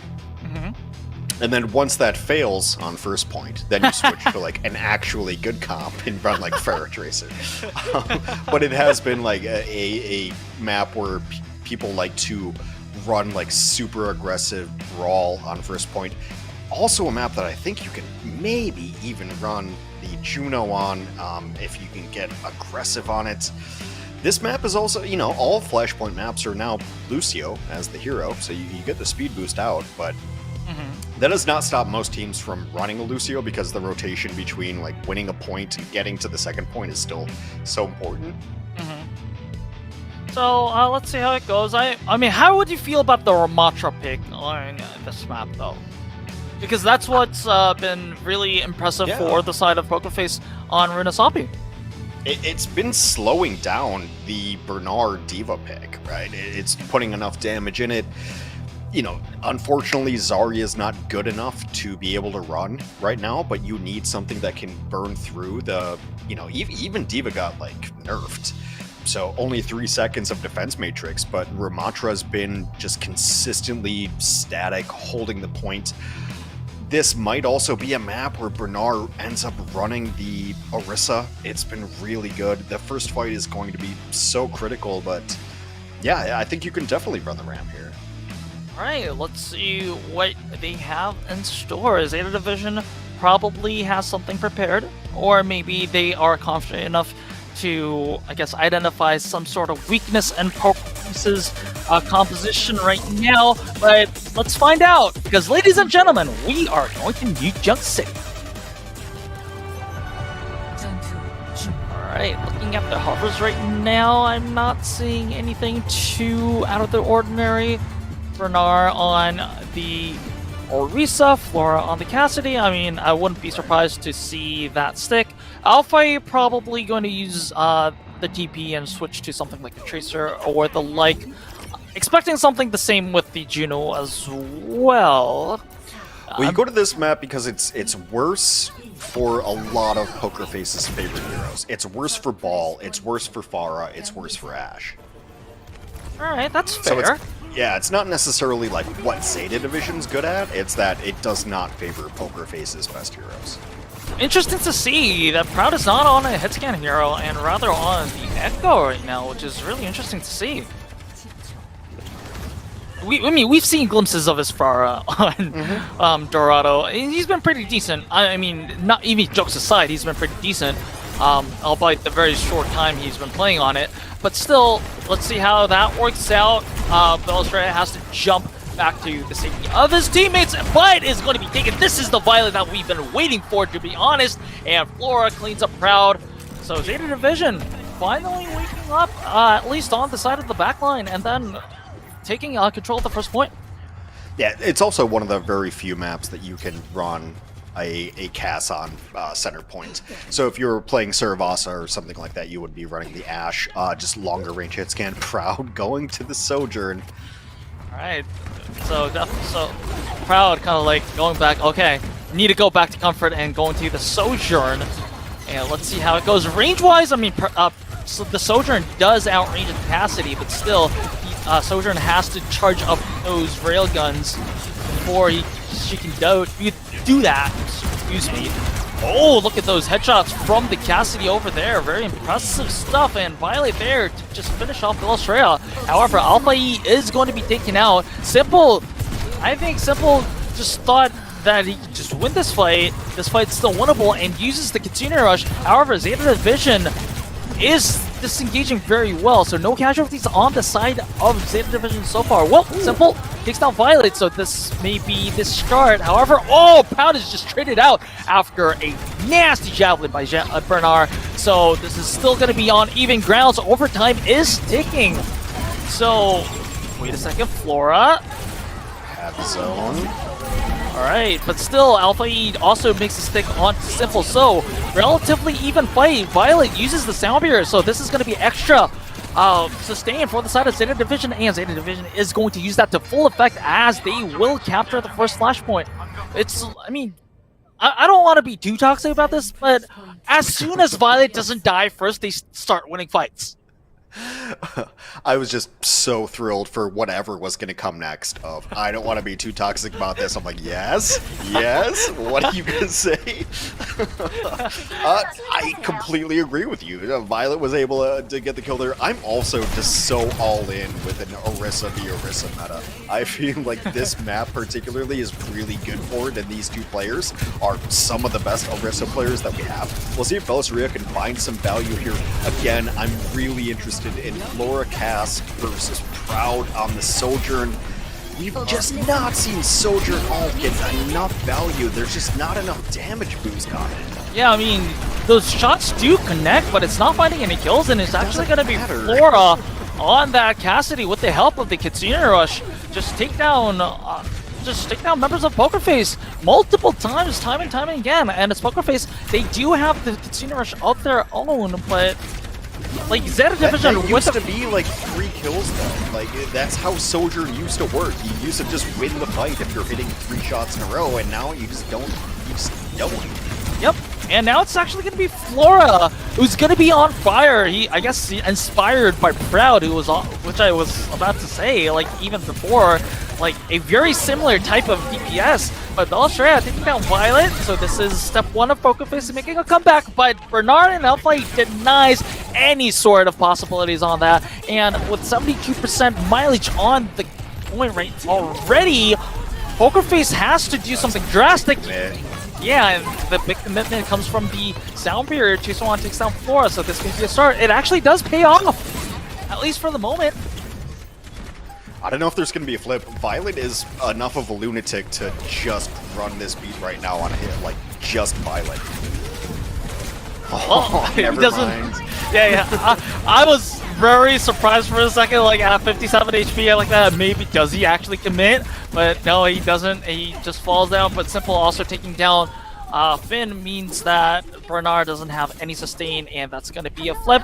But Zeta Division, they probably will have another chance to compete, as it's only 27% on the second Flashpoint, and they have the ultimate. Zeta Division, Violet's. Violet has the Sound Barrier, and Flora also has the Deadeye. But from my past experience, he's just going to be a very big pulse bomb target if he does use that for the actual kill, though. I mean, that's where beat won't actually help you out. Like, obviously, Cass can't do anything without the supports, but... Alright, who needs the Deadeye if it can shoot like that? Oh, that's... Flora. Where was this? I mean, okay, I was about to say where was this Flora, but still, Flora being a very good scan in his own right, just proving why, you know, he was... like in previous teams, he was why people are funneling resources to this player. So obviously we were treated to Falcons and Crazy Raccoon earlier with some of the best damage dealers in the world. I think Flora vs Proud is my favorite damage dealer matchup. These two players are just it's such a great chaotic energy that I love to see. And just raw mechanics, raw aim energy, right? Both are going to have ults coming up, and really, we're going to see which of these carries gets the better rush off. Right. Speaking of which, both Kiriko ultimates are online, are just on there on the field. Proud doing a lot of damage with the overclock. This might be the first overclock multi-kill that I've been seeing in a while.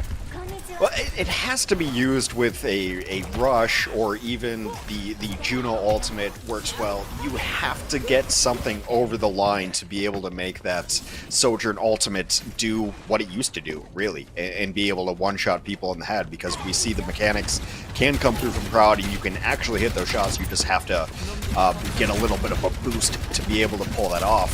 45%, and right now, Poker Face fighting for their lives. Yep. Zeta Division will be having 4 ultimates online for the retake here.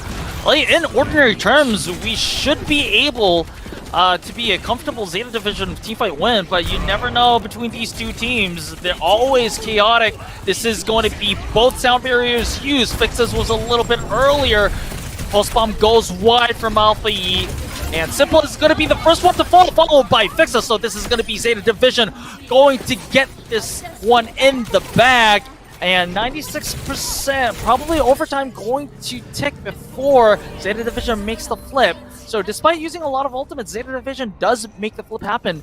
Now it's going to be Pokerface's turn to have a lot of ultimates. Let's see if they can, I guess, duplicate the success that Zeta Division had. It's a weird point to try to set up your Kiri properly because of the double-tiered levels. So obviously, like, a defensive Kiri is usually better, but Simple might have the good idea for an engage and a speed boost and get Belisria in there. Alright, also Jason looking for some value in that pulse bomb as well. Belisria also has the Turf Surge, so Pokerface should have enough tools. Simple uses the Kitsune Rush, instantly taking very low.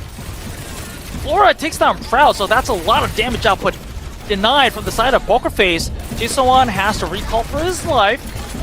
Alpha takes down Fixa as well, so despite the Kitsune Rush, Pokerface looks like they're going to the wall. And at 65%, do they have enough time for a touch? It's not going to be a good one. It's not going to look great. Finn with just a fantastic response on their own Kitsune Rush. Like, maybe we're overstating it somehow. I don't think so, but Kitsune Rushes are the deciding ultimate so often. As long as Violet stays alive during this, they should be fine. Zeta Division should push this to map 5. Wait, the flip? The flip? Hello, guys? Flip? Touchers? Guys? Oh no. Well, and Violet taking down the sound barrier. Guys, what happened? Belisria taking down too, but I can't erase that feeling that Zeta Division should have just denied the flip, just before it happened. It felt that way. However, they still are up 2-1. There's still a possibility going forward. This is not the worst thing that's possible, but yeah, they lost a couple of people early.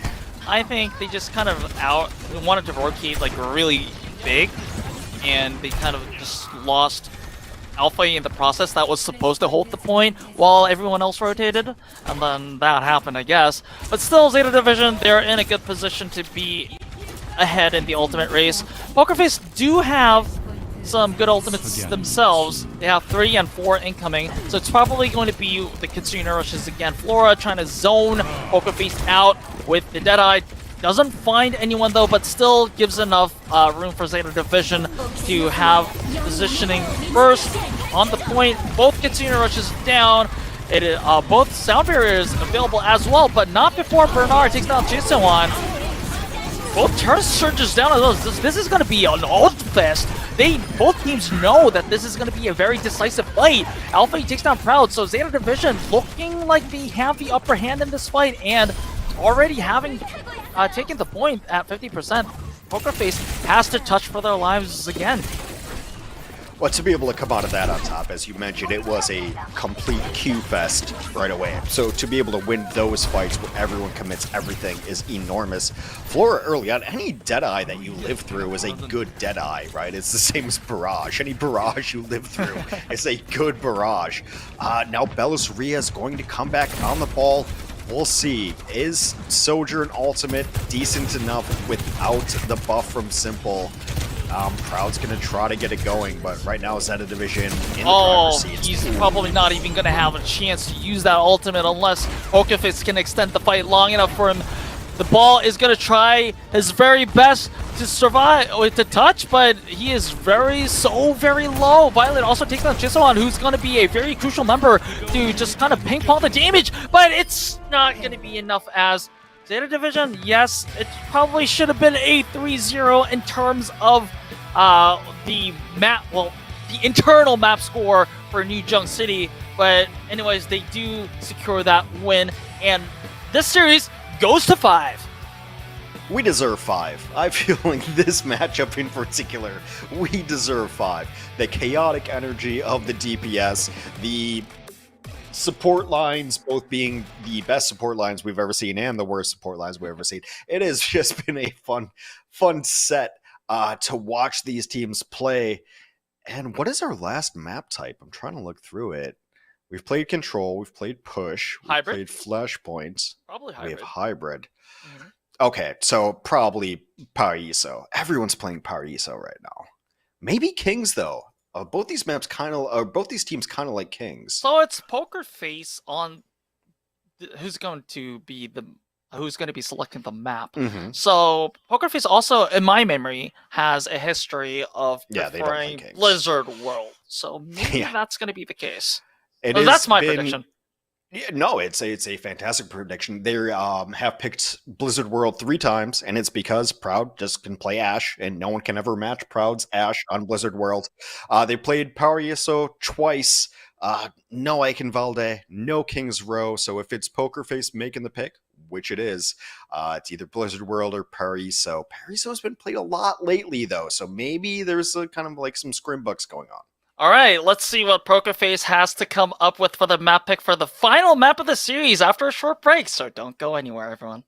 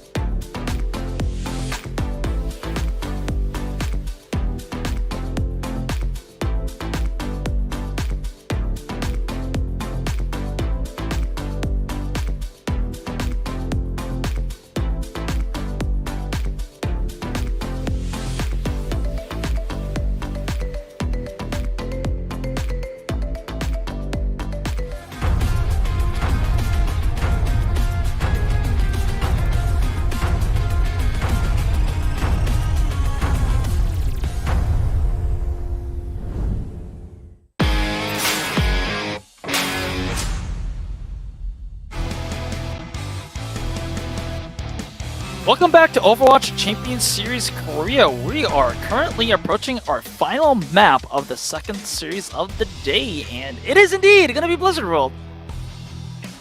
This is the Poker Face map, in my opinion. They've run it more than anybody else. Yeah. And it's largely so Proud can play Ashe. Proud's Ashe defense is legendarily good. I know that Proud had a defining map tonight on Dorado, but before that, when Proud plays Blizzard World, it is pretty sick, so not super surprising. I mean, PokerFace it's such an interesting team that they really just want Proud to be comfortable and everyone else is going to be fine. And they'll work around it just because they know that Proud can carry maps more. I mean, if you just look at his performances today, I guess why not, right? Because we've been talking about his performances, like his highs and lows, but his highs is something that you would be just eagerly betting on, I guess. And look at their team name. They're PokerFace. They're just destined to bet on things like that. Yeah. The talk around town, the talk around social media is that Proud might just be the best Widow in OWCS Korea, and hard to make the argument against it right now. I mean, not a lot of people are playing Widow, and what he did on Dorado was just filthy. So perhaps it's a conversation for another time. We shall see. These are the best 4 teams in OWCS Korea, and thus the world. Yeah, well, I mean, Blizzard World is interesting. Jwoo is coming in, so you would imagine a Tracer play. He's been the Tracer ace. Yeah, then it's probably going to be something like, I guess, the Tracer Ashe or the like. Maybe, I don't know, if Joe... I don't remember Joe playing the Genji. I think that was mostly Chaseon. So, likely going to be the Tracer Ashe for the side of PokerFace. You kind of need the Tracer here to, like, just check both those flanks. Mm-hmm. The question that I have here is, are they going to run the Zenyatta?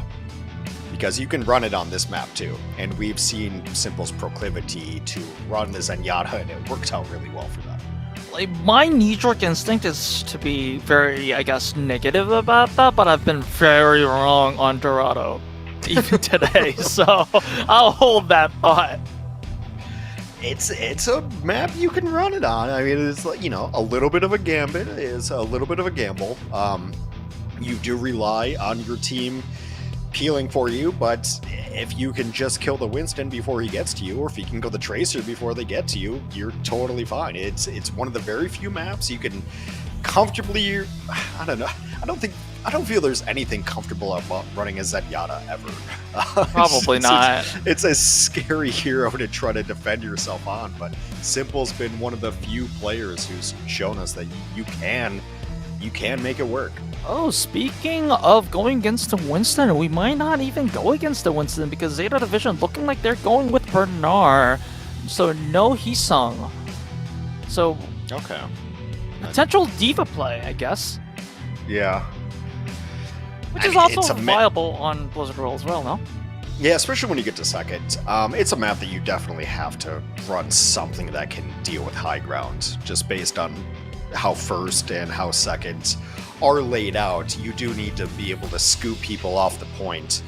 Where Blizzard World is weird in that essence is you can't really like just dive onto point. You kind of have to dive to midsection, wait, get cooldowns, and then dive onto the back section. It is pretty defender's favorite on first point, which is why we've seen like so many first holds on it. Alright, it all comes down to this in this series. Map 5, Blizzard World. Well, that's not the game we're casting, but still, I mean, honorable mention of StarCraft. It is my second favorite game of all time. I'm not gonna lie. I love me some StarCraft. I do love StarCraft. It's been a while since I played one, but we have a lot of StarCraft references on this map particularly. I believe that's the Nexus experience, and also that's kind of like the model of a... no, it's not the Dragoon. It's the StarCraft 2 variant of that. Immortal. I got you there, but but anyways, it's gonna be PokerFace on the defense first with the no Zenyatta, but it's gonna be the Ana Brig actually, and then the Zeta Division coming on the offense with the Diva and the Juno Ana. Interestingly enough.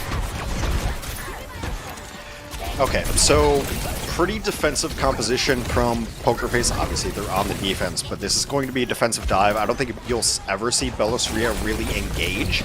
This is about keeping the supports alive and keeping Proud alive on the left flank to hit shots.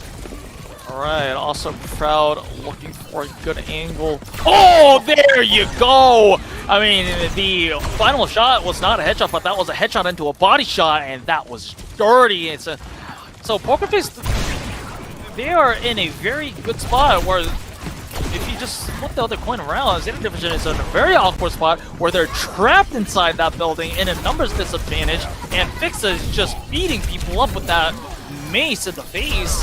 And this is just going to be cleanup duty and some stagger kills here. We have yet to see a team make Cass work on this offense. Many teams have tried it. It has not worked out well at all. A little bit of a stagger there. You know, like, Falcons have tried to make Happy work on this map. ZETA Division have tried to make Floor work on this map. What you have to do is end up rotating left side and get your cast in a position where you can play medium range, but generally by the time you get your stuff in position, you've taken so much damage that you just can't play.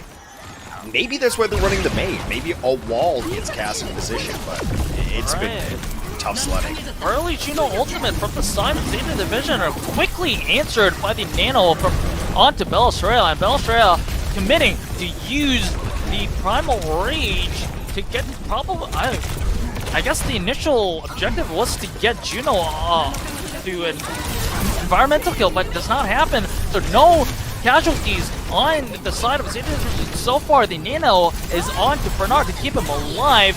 Everyone is using ultimates now. Proud is going to use the Bob for extra agency on the point. Geo taking down Bernard to deny that remix. So this is going to be, once again, a defensive advantage for the side of Poker Face. And Proud takes down Alpha E. Laura, yes, takes simple with him, but I don't think that's going to change much. It shouldn't. The respawn time and the walk distance should be pretty good. Speaking of that, this map always sneaks up on me. Most hybrid maps actually sneak up on me. There's a minute left. There's a minute left on them. Yeah, it's probably one good fight left in ZETA Division.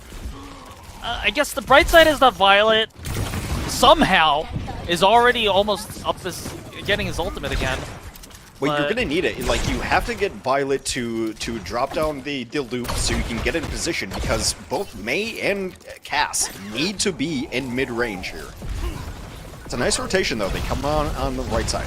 They have that speed rift from Juno over there, and Flora shooting on that high ground is probably where he is most comfortable, at least in this in this position right now.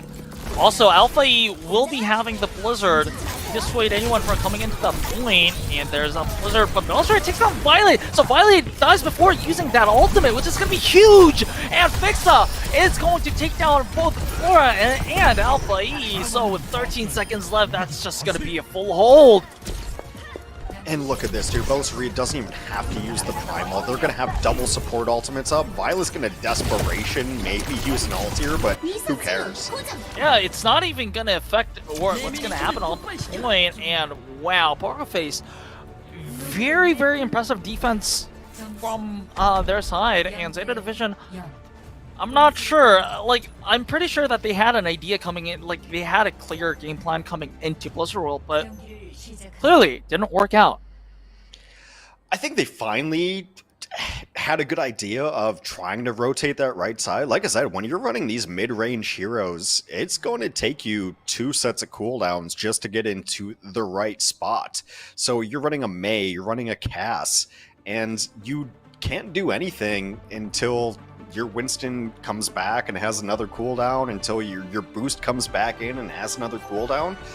So you're kind of just sitting there, and Poker Face is happy to sit back and just pepper you with damage while you're waiting for your next rotation.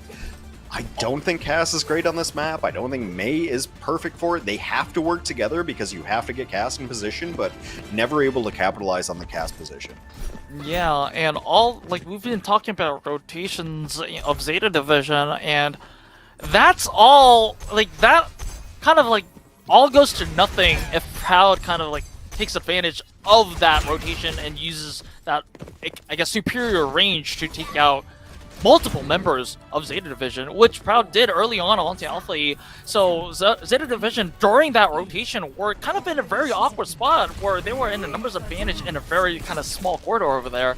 So let's see how Pokerface can go on the attack. Zeta Division, their win condition is a fuller hold, so let's see if they can do that as well. Not a lot of compositional changes. Flora on the Ashe, not going on the Cassidy. Oh, this 80%. Ashe. Yeah. This Ashe duel is going to be very crucial. Any pick just might win this fight. Oh, Flora just got a headshot, so he has to just fall back and get healed. Finn sleeping right now, so that's going to be a lot of fuel denied for the moment. At least he gets back up. No casualties just yet, but still Pokerface is occupying a lot of ground and just forcing Jew back. And, well, Bernard is team-mech'd, so this is not going to be used for Zeta Division. And Bernard's pilot default is also down, so Zeta Division is without a tank. Finn in a pinch as well. Violet unable to save his partner. And, well, Violet is able to survive, but same cannot be said for the rest of the team. I think this might be it, Hex. Well, maybe. It is still okay. really, really close, and Bernard is going to come back on the Doom Fist, so he's going to get back into the fight. 2.5, Jay was doing his damnedest.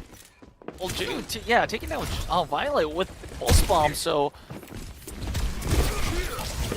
Bernard should be able to stall long enough for the rest of the team to come back in, but Pokerface, they have all the tools that they need. They have the Nano, they have the Primal Rage, they also have the Rally. Zeta Division, I think the hopes are going to be on the Nano and also Alpha E on that Pulse Bomb. I think you just want to crack the Rally and hold the choke point, and then if anyone gets in trouble, you just Nano them defensively. Alright, there is that Nano. Oh, but still, Belarus pressured to the point that he has to use the Primal. Simple, in the meantime, takes down Bernard, so the tank is not going to be there for Zeta Division. Alpha's Pulse Bomb goes wide. That might have been it. I think I've been saying this multiple times already, but I think this time it actually might be it, and it is, as Pokerface, they take revenge on Zeta Division from their group stages and takes an enormous leap towards, I guess, their way to becoming one of the top teams in Korea and the world. These are teams that went to 5 earlier. They're very, very close. I think this one ends up being Pokerface being smart enough about their map picks, being smart enough about their compositions, knowing what they are really, really good at. And, I mean, we know who number 1 is in this region. Who's 2, 3, and 4? It is so close between these squads that anyone can take a map off of anybody else. We had amazing damage performances from this squad, and you know what? I'm just kind of happy for Pokerface. As much as I like Zeta Division, I think they've been playing so well for the last 3 months, and they looked like the second best team in this region. Pokerface has put in so much work, and this has been a meteoric rise. Could not be happier for this team. Could not be prouder of this team. I'm proud as our player of the match. Yeah, Proud, I think, duly deserved his performances, especially that Widow on Dorado was just out of this world. And yeah, and not just, I mean, his Widow, but also if you just look at the last map in Blister Roll as well, I think he did, like, his hit scan plays in general, just kind of when Pokerface won, it was mostly around Proud. Of course, the other members of Pokerface did their part as well to set up Proud, but in the end, the cherry on top was Proud most of the time. The thing is, too, like, when you're putting Proud in the lineup, which mostly been playing, you're kind of telegraphing, we're going to run Ashe, we're going to run Widow, Sojourn, or Cass. So how are you going to deal with it, right? But teams know what you're going to run. He's not super flexible. He is a hit scan ace. And, I mean, for most of the season, it's been Ashe, but that Widow play at Dorado, stuff like that is just it just messes with the other team, right? Like, how do you counterplay that? Like, right, and you have to run a tracer to try to get back there, but even tracers getting headshot. Like, there's times where people just win maps on their own, and Proud is one of those players who would do it. And then also, like, to go to 5 and be able to pick one of Proud's best maps in Blizzard World really worked out well with Poker Face. All right, it looks like we are going to have an interview with Proud himself. So Quest, please take it away. Thank you very much, Unknown. We are here with the second PO team interview of the day. With Poker Face taking the 3-2 victory over ZETA Division. We have the man himself.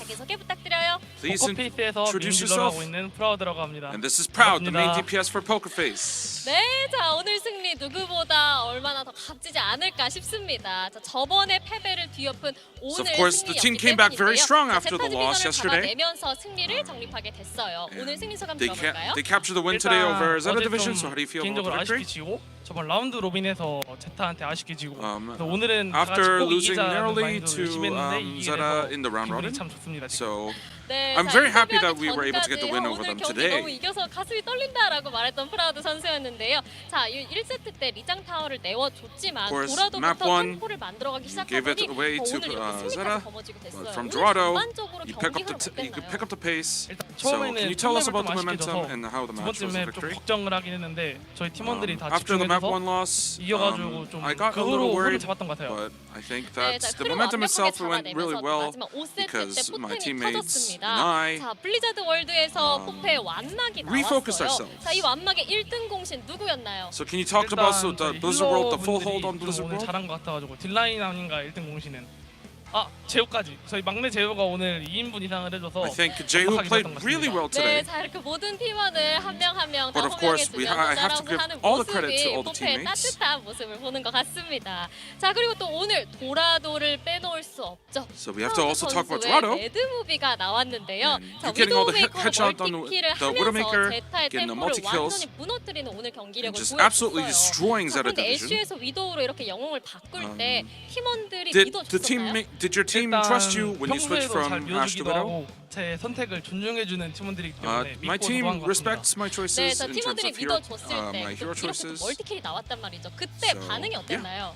일단 how did they react when 중에서는 the 반응이 multi-kill? 별로 없었고 다들 집중하느라 끝나고 나서 Everyone 가는 was 길까지 다 focused 엄청 잘했다고 during 막 the 칭찬해주길래 game 기분이 itself, 좋았어요. but after 네, 자 이렇게 they complimented 믿어주는 me a lot. 모습이 오늘 또 승리까지 이어지지 않았나 싶습니다. 자 그리고 또 오늘 포커페이스 상위 팀을 잡아내면서 또 OWCS 생태계를 다시 한번 뒤흔드는 Of 모습을 course, Poker Face now 보여줬어요. 그만큼 getting the 다른 win over 팀들에게도 ZETA. 한마디 부탁드립니다. 일단 They 저희가 저번 시즌에 they have stirred the pot, as they say. So can you please say a few words to the fans 복수전하러 가겠습니다. about your future 자, matches? 라쿤 And 기다리고 he 있어라. says, 우리 상위팀 잡기 "Wait for us, Crazy Raccoon. We're 배우리다라고 coming 들어볼 for 수 you." 있겠는데요. 자 그리고 오늘 이렇게 마지막까지 믿어준 팬분들이 있기 때문에 승리가 더 값지지 않을까 싶습니다. 팬분들께도 한 말씀 And lastly, 부탁드려요. a few words to the fans that 오늘 came to 열심히 support. 응원해주셔서 감사하고 내일 경기도 준비 잘해서 Thank you for 좋은 the 모습 support. 보여드릴 테니까 And 앞으로도 we 많은 will 응원과 prepare well for 관심 the next and 부탁드립니다. future 감사합니다. matches. So please look forward to it. 네, 자 오늘 그렇다면 도라도에서 이렇게 위도우 메이커로 빵빵 쏜 것처럼 팬분들에게도 사랑의 총알 To the 한방 fans, 부탁드려요. can you give them a lovely heart, as you did on Widowmaker, 네, 자 as your 팬분들 aim was on point on 기절하셨다고 Widowmaker. 합니다. 자 이렇게 지금 오늘 승리팀 포커페이스 And that was the 프라우드 PO team 선수가 interview with 쭉 Proud 나갔습니다. from 승리 다시 한번 Poker Face. 축하드립니다. And before we head into the LCQ match, 네, 자 이렇게 the 두 final 번째 match of the 경기까지 day, 마무리가 I'm going to send 됐습니다. it back 이제는 to 마지막 Unknown and 경기가 Hex. 기다리고 있는데요. 자 심장 잘 Alright, thank 붙들어 you, Quest. 매시고요. What a bold statement from our hitscan A's. I mean, Crazy Raccoon, here I come. I mean, I think Crazy Raccoon is a tall ass, but still, enough with that. We have our final series of the day after this, so don't go anywhere. We have one series remaining.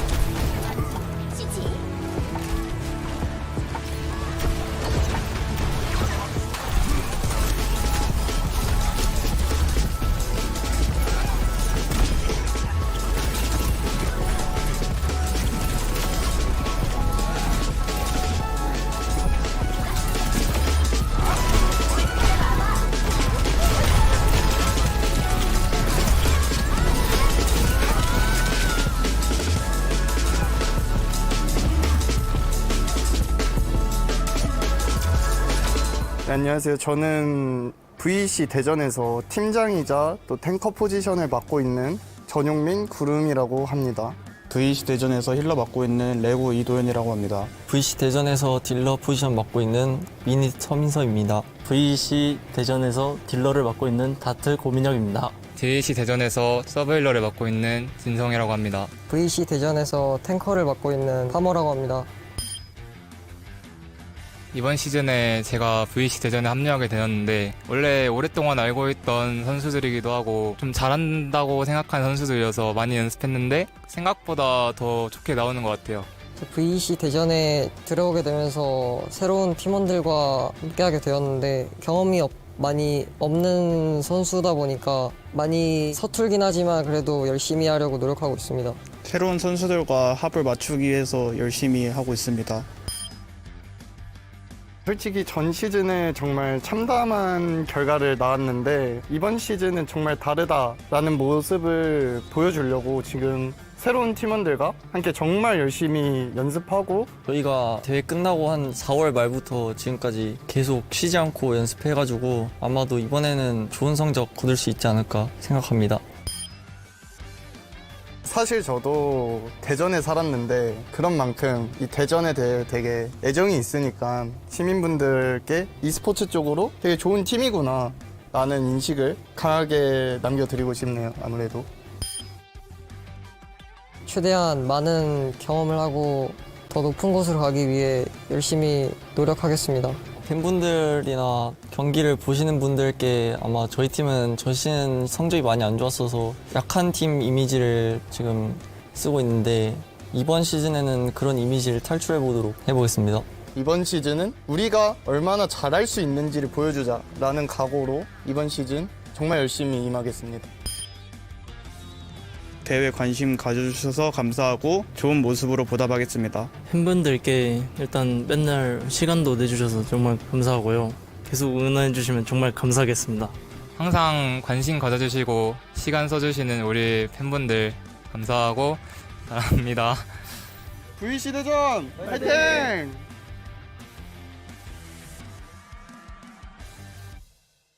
안녕하세요. 올드오션에서 힐러 포지션을 맡고 있는 류재홍이라고 합니다. 올드오션에서 딜러 포지션을 맡고 있는 태종이라고 합니다. 올드오션에서 힐러 포지션을 맡고 있는 페이스 김홍기라고 합니다. 올드오션에서 딜러 포지션 맡고 있는 백희 김일아라고 합니다. 올드오션에서 딜러 맡고 있는 프로비라고 합니다. 올드오션에서 탱커 포지션 맡고 있는 룰러 김이건이라고 합니다. 올드오션에서 탱커 맡고 있는 칼리오스 신우열이라고 합니다. 솔직히 좀 제 바램으로 한 건데 한 번 더 이런 경기장을 와보고 싶어서 마침 팀원들도 다 한다고 해줘가지고 저는 고맙게 어떻게 보면 제 이기적인 생각으로 시작된 거긴 해요. 기대감이 더 크긴 해요. 다시 뭔가 무대 느낌 그거를 느끼니까 기대감이 더 크긴 해요. 좋은 멤버들과 이렇게 같이 오프라인을 할 수 있어서 너무 큰 영광이라고 생각하고 저도 열심히 할 거고 저희 팀도 모두 열심히 해서 꼭 좋은 성적 내도록 노력하겠습니다. 잘하는 형들과 함께해서 정말 기쁘고 열심히 해서 좋은 성적 낼 수 있도록 노력하겠습니다. 저는 페이스 선수 좀 눈여겨봐 주셨으면 좋겠는데 펄스를 너무 못 막아가지고 얼마나 펄스에 죽는지 좀 세주셨으면 좋겠어요. 비트 끊기는 거. 네, 비트 끊기는 것도요. 전 저라고 생각합니다. 전 잘해요. 저도 저라고 생각합니다. 저도 잘해요. 새로운 멤버들과 최선을 다해서 좋은 추억, 좋은 결과 만들도록 해보겠습니다. 저는 그냥 열심히 말고 열심히 잘해보겠습니다. 어쨌든 본선 무대에 왔으니까 제가 좀 팀에 민폐 끼치지 않도록 열심히 하고 완전 좋은 성적은 못 거둘 수 있겠지만은 그래도 좋은 모습 보여드릴 수 있도록 열심히 최선을 다하겠습니다. 응원해주셔서 감사하고 좋은 경기력 보여드릴 테니까 재홍이 형 보러 많이 와주세요. 현장에 오셔서 저 보시면 무섭다고 말 안 거시는 분들 많으신데 그냥 말 거십시오. 별로 무서운 사람 아닙니다. 항상 응원해 주셔서 감사드리고 저희도 그 환호성에 보답할 수 있도록 열심히 최선을 다하겠습니다. 저희가 좀 멀리들 살아가지고 팀원들이 좀 경비를 충당할 수 있도록 스폰서를 구하고 있습니다. 저희가 도와드릴 수 있는 거 도와드리고 저희도 도움을 받고 싶은 상황이라 많은 관심 주셨으면 좋겠습니다. 감사합니다. 제발 부탁드립니다. 저 왔다 갔다 버스비만 60 드는데 KTX 경비 다 합치면 한 40 조금 넘게 나오는데 도와주시면 감사하겠습니다. 비행기 값 너무 비싸요. 도와주세요. 저는 별로 안 드는데 다들 힘들다고 하니까 도와주셨으면 좋겠습니다. 올드오션 화이팅!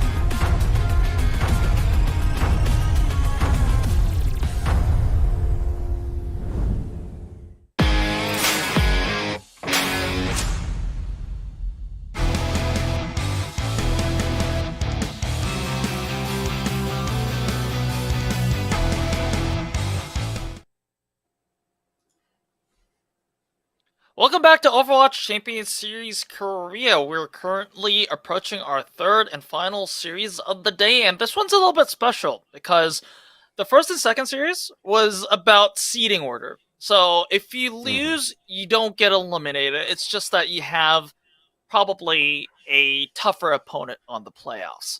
So yes, it is important, but it's not like kind of like tournament life-ending kind of stakes. But this one is actually this is about everything for these two teams. Whoever loses this one just finishes the season today. Yeah, go home.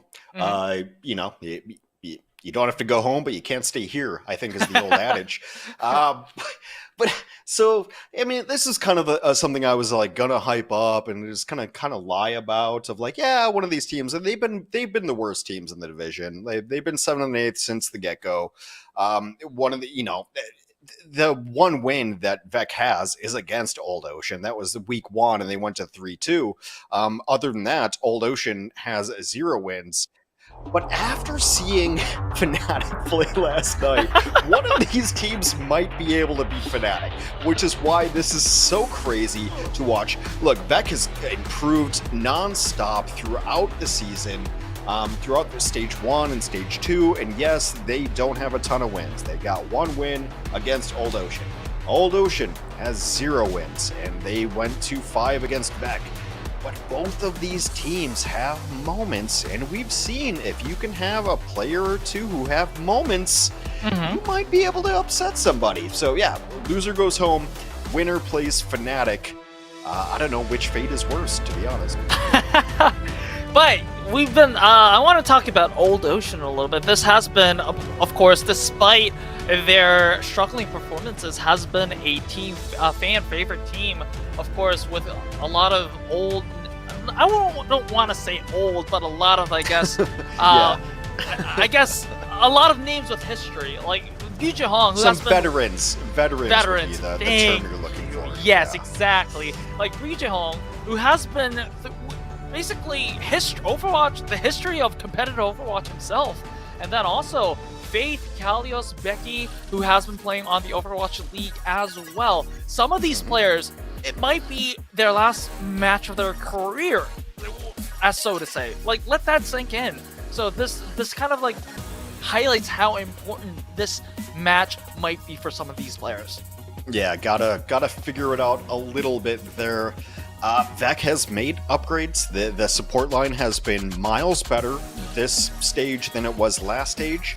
I think you also just look at these damage players and say, hey, Minute can just win you a Circuit Royale. If Minute goes off in the way that Proud did, you know, like we've seen that possibility. If you can just pick a map that plays around some of these great players, you have the chance to win. Jaehong's just been jumped constantly. Like everybody is playing Kill the Streamer against this team. Exactly. So it's really up to Faith to be able to keep Jaehong alive, which is why they've run Ana and Brig pretty consistently. And very much like Vec, I think that this team is up to the damage players to carry. We know that Becky can carry. We know that Taejong can carry. Like this is a squad that if you're going to be able to beat not only the team in front of you, but maybe beat Fnatic and maybe make an impact going forward, it's going to be the damage players. I mean, it's kind of sad how Fnatic has fallen to that kind of, well, I guess, that circumstance, but still, like, you're absolutely right. I mean, we talked about momentum before, like, if you can get the momentum going right now, like this could be the start of an amazing playoff run for either of these teams. But before that, we have a pre-match interview between the two team reps. So Quest, please take it away. Thank you very much, Unknown. We are here with the final team rep interview of the day. Of course, this not being the seeding decider match, but an LCQ match between Vec DAEJEON and Old Ocean. It is do or die between these two teams. And on Vec DAEJEON's side, we have Guru representing Vec. 탱커를 맡고 있는 구름이라고 합니다. Having those fancy glasses, deal with it glasses, I believe. And on the Oldoshin side, we have the legend himself, Lijiang. 네, 류지영 선수도 반갑습니다. 자, 오늘 경기에서 승리하는 팀은 LCQ 마지막 So 경기를 again, it is sink or swim for both 패배하는 teams as the 팀은 winners 여기서 continue their 마치게 path 됩니다. towards the 앞으로 여정을 playoffs, 계속 while the 이어가기 losers are 위해서는 knocked 오늘 out. 경기 승리가 간절할 So 텐데요. both 자, teams are 오늘 desperate 경기 for this 준비 잘 today's win. 해오셨을까요? So how have you prepared for today's match? 뭐 마지막이 될 수 있는 만큼 So it may be our last 준비는 match. 그 어떤 때보다 많이 해왔던 So 것 we've 같고요. prepared 오늘 꼭 as much as we could, 네, 자, and 그 we will 어떤 make sure that we 때보다 win 많이 today. 준비해온 만큼 오늘 경기 결과 기대를 해볼 수 있겠는데요. 그렇다면 올드오션 팀은 And on 어떨까요? Lijiang, Old Ocean, of course, we prepared a lot as well, and we'll 네, make sure 양팀 to 모두 get 준비를 our first win 어마어마하게 한 in the 만큼 오늘 OWCS. 경기 내용이 정말 궁금해집니다. 자, 그리고 또 VC 대전 The 최근 next question goes to 결과는 Vec. 좋지 않았지만 Of course, 경기 Vec showed 과정에서 growth, 굉장히 좋은 모습을 많이 but 보여줬던 the VC team hasn't really 대전이에요. translated 초대 that 경기에서 growth 어떤 into a 전략 win. 변경이라든지 이런 점들이 So has 있을까요? the team game plan changed in the recent 사실 matches? 큰 전략 변경보다는 저희 Nothing too 팀원들이 major, 대부분 리그 출신도 한 명도 없고 but 경험이 our 막 엄청 team 많은 것 lacks 아니기 experience, 때문에 기본기를 좀 더 and 탄탄하게 we don't have 갖춰보자라는 anyone from OWL, so 마인드로 we 기본기를 have focused on our 열심히 되게 쌓았던 것 fundamentals 네, 자, and 기본기를 worked on 쌓았던 만큼 점점 더 좋은 strengthening 경기 내용을 our 보여줬던 fundamentals. VC 대전이었는데요. 자, 그렇다면 올드오션 팀 점점 더 나아지는 the next question goes to Old Ocean. 팬분들의 마음을 울리는 Of course, 경기력을 Old Ocean 보여줬습니다. also 강팀을 continues to show 맞이해도 growth. 전혀 죽지 않은 클래스를 보여줬었는데요. 자, 오늘 경기 They have put up a 그렇다면 fight against 우리 really 올드오션의 strong teams as well. 강점은 어떤 점이 될 수 있을까요? So what's the 저희 올드오션의 강점은 좀 더 what are the strengths of the team? 저희끼리 잘 합이 잘 맞다는 거 이제는 I think that our team's energy is not on point and it's pretty very good, 네, and 재밌게 즐기는 만큼 we have fun 보는 in the 사람도 process. 경기가 굉장히 재밌을 것으로 기대가 되는데요. 자, 그렇다면 오늘 팬분들께 응원해줘서 감사하다라는 인사 한마디씩 And can you 들어볼게요. please say a few words of thank you to the 정규 시즌 fans? 때부터 지금 플레이인까지 뭐 아직 From 경기는 the round 끝나지 robin 않았지 to the 계속 LCQ, 응원해 of course, 주셔서 감사하고 our journey's just 오늘 not 경기가 just yet 마지막이 over, 아닌 and we will 쭉 thank you for 경기 많이 하는 so much for 모습으로 supporting us. 보답해드리겠습니다. And 항상 감사합니다. we will 네, eternally be 앞으로 grateful, and we will 그보다 try and make 계속 sure 보시기를 that 저도 함께 our 응원해보도록 journey 하겠고요. continues to the 그렇다면 playoffs. 올드오션도 들어볼까요? And on Old Ocean side, 우선은 날씨가 많이 풀렸잖아요. 더운 날씨에도 of course, the heat has gone away 많이 just a little. 와주신 팬분들께 감사드리고 And 날씨가 풀린 despite, 만큼 저희도 or, 좀 잘 you know, 풀려서 weather's 첫 aside, 승을 thank you 거둘 수 so much 있도록 for 좋은 coming 모습 to 보여드리도록 하겠습니다. watch 감사합니다. us, and 네, 자, 오늘 경기 we will 술술 풀려서 make sure to try and get the victory 승리까지 today. 저도 함께 기대해 보도록 하겠습니다. 자, 지금까지 And that was the VC team rep 대전의 interview 구름 between 선수, Vec and Old Ocean. 류재용 선수와 Before we head into the final match of the day, I'm going to send it back to Unknown and Hex. 절대 약팀이 아닙니다. 두 팀의 경기 All right, 많은 기대 thank you, 부탁드리면서 Quest, for the 두 팀의 경기가 translation. 펼쳐질 첫 번째 And I can definitely see, like, even Lijiang, who has been going through, like, a lot of, I guess, even finals in competitive Overwatch, be a little bit nervous here, because this may be, like, I mean, I'm repeating myself, but this may be their last match of the season, and some players of their careers. It's not the way you want to go out if you're going to go out, right? To be 0-7 in matches. They won some maps. I mean, the map score is not terrible, but yeah, this team expects more. Yep. And our first map is going to be Lijiang Tower. Vec is, as being number 7 in round robin, will be the higher seed.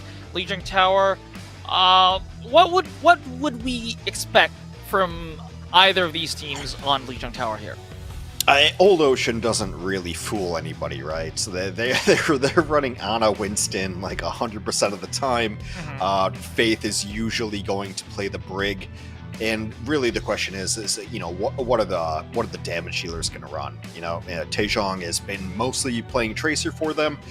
I think if you want to have a chance to upset people and surprise people, as much as we've seen perhaps a hit scan be really impactful, I think maybe if you can run a good Pharah, you're in a good spot too. I mean, I don't know if you remember all those hours ago when we were watching the you know, Hisang dunk on people on Pharah. Like that is a hero that demands a response, and it works well with the composition that Old Ocean likes to run. That's, if I'm not mistaken, Texture from another FPS title, and one of the, I guess, world-class players, Korean world-class players over there. So good to see some support for Overwatch over there. And that was Texture over there. And back to the actual match, I think Groom has a chance of playing the full-out Junker Queen that Groom has been, I guess, predominantly playing, especially in Stage 1. Because they know what Old Ocean is going to play. Yeah, like I said, they're not going to surprise anybody, Old Ocean. They're the old salty vets, as we like to say about Old Ocean. You know what they're going to run. There's really, I guess the first week we saw maybe 5 minutes of Rouge Hong on Baptiste. Didn't look great. So it's gonna be Anna, Brig, Winston. We also just know what maps they're gonna run. I would be actually pretty shocked if we don't end up seeing like Sarabasa and Kings Row. Yeah, this is a team that kind of, they've been trying to perfect these small things and trying to figure out like, this is our comp. I think if this team wins, it will very likely be off the back of Becky, Proby, and Taejeon. Alright, I'm hearing that we do have some audio issues, probably some kind of, I guess, configuration issues, because I've been saying, this is the same stage that the previous series has been going on, so it's most likely kind of players being uncomfortable with the previous players' settings going on, maybe some configurations going, probably. So, likely going to take a few minutes. The worst case scenario, they have to change headsets or the like, but of course, we do have to have the players play at their very best, so being comfortable with their current hardware, software settings is very crucial. We'll give them some time to do that. In the meanwhile, talking about the game a little bit more, what do you want to see more from each team? Like, of course, Vec and Old Ocean, they have kind of like strengths and weaknesses of their own. Yeah. Like, which improvement do you want to see from each team? I think you kind of hit it earlier. Like, I think Gurum on Junker Queen is something that they've not pulled out enough. I don't necessarily want to see Dart running the Venture on Circuit Royale. They've gone back to that well so many times, and it just seems like, oh, there's enough film on this. Like, we all know where Dart's going to go and where Dart's going to be, and it's kind of a coin flip. Sometimes it works, sometimes it doesn't. So I mean, I don't want to see Vec kind of repeat the mistakes they've made. Old Ocean, I don't know, man. It's just been kind of a little bit of a bummer that I feel like they're like halfway close to being good. And it's just been going to the same well, and then Kalios dives in with like 50% health, and then they nano it, and it's just been, the economy has not worked out well for them, and it's been pretty close. And like I've said before about this Old Ocean team, then it forces Proby and Becky and Taejeon to take gambles and play more aggressively than they want to, because they feel they have to cover up some of the weaknesses of this Ana Winston dive. It's just they have not perfected it even over the course of 7 maps. All right, so I guess clear but different, I guess, things to work on for both teams. Jaehong did say that their team cohesion did improve in the past few weeks, so let's kind of hope that was the case. I'll kind of throw in some sort of, I guess, personal guesses that if Jaehong just being continuously focused on is the case, and also the fact that this might be their last match, it might come to it that Kalios might play something like the Sigma or even the Zarya to keep Jaehong alive and see how that goes. Maybe that might also be, of course, it's not conventional and perhaps not the most optimal, which will not work against like the best teams for the likes of Team Falcons or Crazy Raccoon, but for today, it might even work. Well, I think that's my crazy guess for today. Yeah, I'm for it.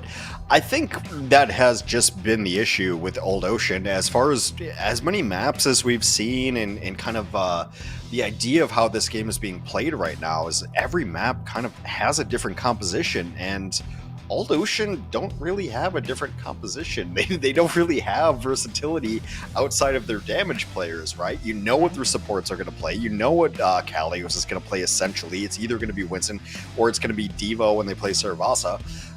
But yeah, I mean, their damage can flex a little bit, but that has been the kind of maybe one of the issues with Old Ocean, is that everyone knows what your support line's going to run. Like, there's no mystery to it. There's no curveball. There's no surprise for what the other team has to prepare for. So you're kind of a one-note team, and that note has been defeated 7 times. Look, their best showing was against VAC. It was 2-3. It was week 1, and they looked okay, but VAC is the 7th best team. Anyway, so one of these teams is going home, by the way, just so people know. One of these teams is going home. One of these teams plays Fnatic tomorrow to get into the playoffs. Yep, and well, I mean, if you look at the bright side, you just win one more match after this, and then you're in the playoffs. And then if you look, which would be awesome. That's kind of like being very optimistic, and being on like the grumpy pessimistic side is that this may be your last match. But of course you do have to look at the bright side on every situation. So both teams will be probably here with a very positive attitude, and I think both teams have actually a chance. And judging by the fact that we have the player cams ready, audio issues must have been, I guess, resolved. So hoping for a good match. I do really hope that we have a banger of a match. I mean, it doesn't always have to be like the most cleanest of Overwatch to be for a good match. So, ladies and gentlemen, we are going in. We'd always look for plays to add to the Rouge Hong highlight reel, right? So that's what we're looking forward to. Yeah, I mean, just a quick note on Fnatic. I don't think they were giving us their best shot yesterday after they lost the first map. It was kind of, they were running some weird stuff, so I'm not like certain what they were doing, but I don't think they're an 0-3 in the fashion that we saw yesterday. So that might just be a little bit of a rope-a-dope from them. We will start it off on Night Market. Alright, looking at the hovers right now, it is Old Ocean is going to run the usual with Becky on the Pharah. So a little bit of, I guess, playing the meta champ here, and Vec playing the Jungle Queen, as we've been talking about in pre-match. I think it's their best tank play, and it's just how are you willing to support it.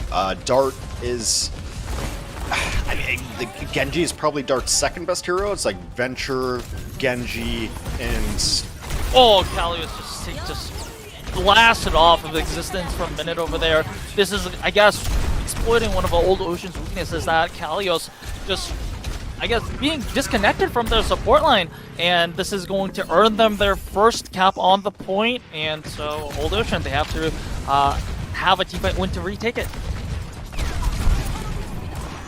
Yeah, it's you're just never going to surprise anybody with it, and especially in control maps when you can play the Junker Queen pretty reasonably, and it's just a pretty solid counter to the Winston. Yeah, that was a nasty headshot onto DAEJEON. So once again, Vec taking a upper hand. It's a good Bionate from DAEJEON, but instantly cleansed by Jinsung means that Vec will not be dissuaded from this fight. Grim taking down Kalios means that Old Ocean has to fully back off, and it's going to be even more progress for the side of Vec. And now Jinsung is going to have the Kitsune Rush for their opener. Lijiang is 10% away from the Nano, so that's probably going to be the likely answer, but Vec looking very solid right now. I think it goes the other direction, that they open with Nano and try to pressure this, and then Jinsung just lives through it and plays a defensive Kitsune. Alright, I mean, almost simultaneously, and Nano is on to Becky, takes down 2, so value in there, but Kalios was taken down early, and also Becky is going to be punished, so this is going to be even 3v3 fight for both teams. Vec just committing with the a sound barrier They got that Faith. Old Ocean cannot match. Yeah, they can't play that back because they lost Faith during that fight, and at 95%, Faith would have loved to have Rally. Probably gets to come back in here, and we'll see what Dart and Minute can pull off on the damage dealers for back.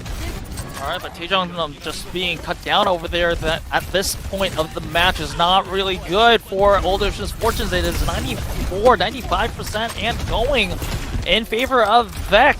Old Ocean, the touch is there, so overtime is ticking, but it's probably members of Old Ocean having to risk their lives for the touch. Minute with the Deadeye trying to dissuade people from just being on the point, and Kalios is surviving through the Primal Rage. DAEJEON taking down Minute, so this is the early good start, but Dart instantly punishing Fate. That was just starting with the rally with that Dragon Blade over there. Regional also taking down means that there's no sort of source of healing to Kalios, but still DAEJEON is the hero of the day as he takes down 2 and Kalios also takes down 1. Old Ocean really saved. thought they were going to bring that back. Gurm got absolutely nothing out of that rampage. So Dart, fine, you trade out, you get 2, but they got nothing out of their tank ultimates. The saving grace for Beck right now is that they will have the Kitsune Rush, and so this was Kitsune versus Nano. Single ultimate versus AoE ultimates. Kitsune should win this one out. Alright, there is that Kitsune Rush over there. Old Ocean disengaging. Flip is there. Overtime is ticking in favor of Vec. Becky does have the barrage. Kalios just taking down. Minute is traded out, but still, not having a tank means a lot in terms of the fight, but still, Becky takes down Gurm, so both teams don't have tanks now.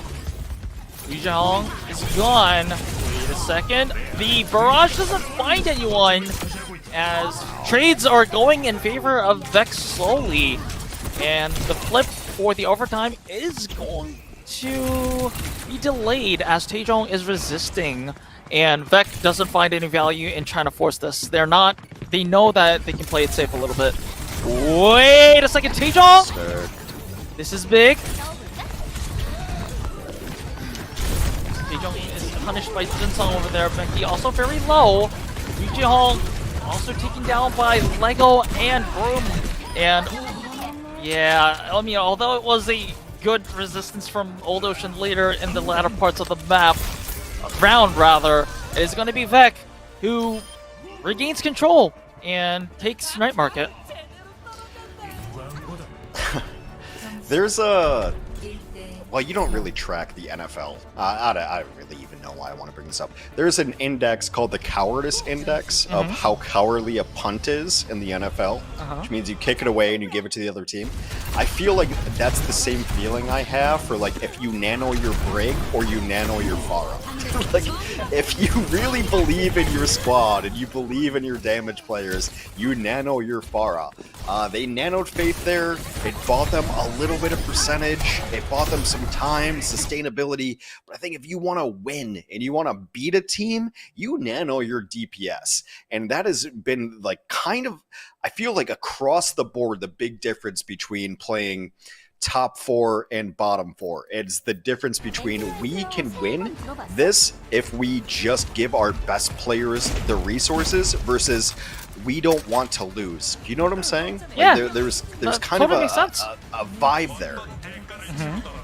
And I can definitely feel it, and it pays off more if you make it work, make the DPS nano work, and then just, I guess, DPS nanoing your supports or a tank rather is just hoping that you will outlive your opponent. Yeah, there's a ranking of like Nano Brig, Nano Winston, and then Nano Pharah, and I feel the best teams are nanoing their DPS players. Alright, let's see how both teams react on Control Center. It looks like Lijiang is struggling to beat the pace of Vec on their Ram Rush over there with the Lucio, Bap, and the May.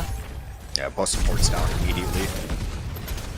Yep, so this is once again going to be early point control in favor of Vec. Old Ocean does want to steal it away, but members are going to contest.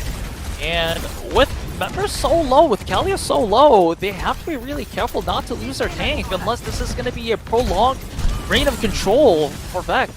Good sleep, but it's going to be Lijiang pressured once again. Yeah, they just ignore Becky.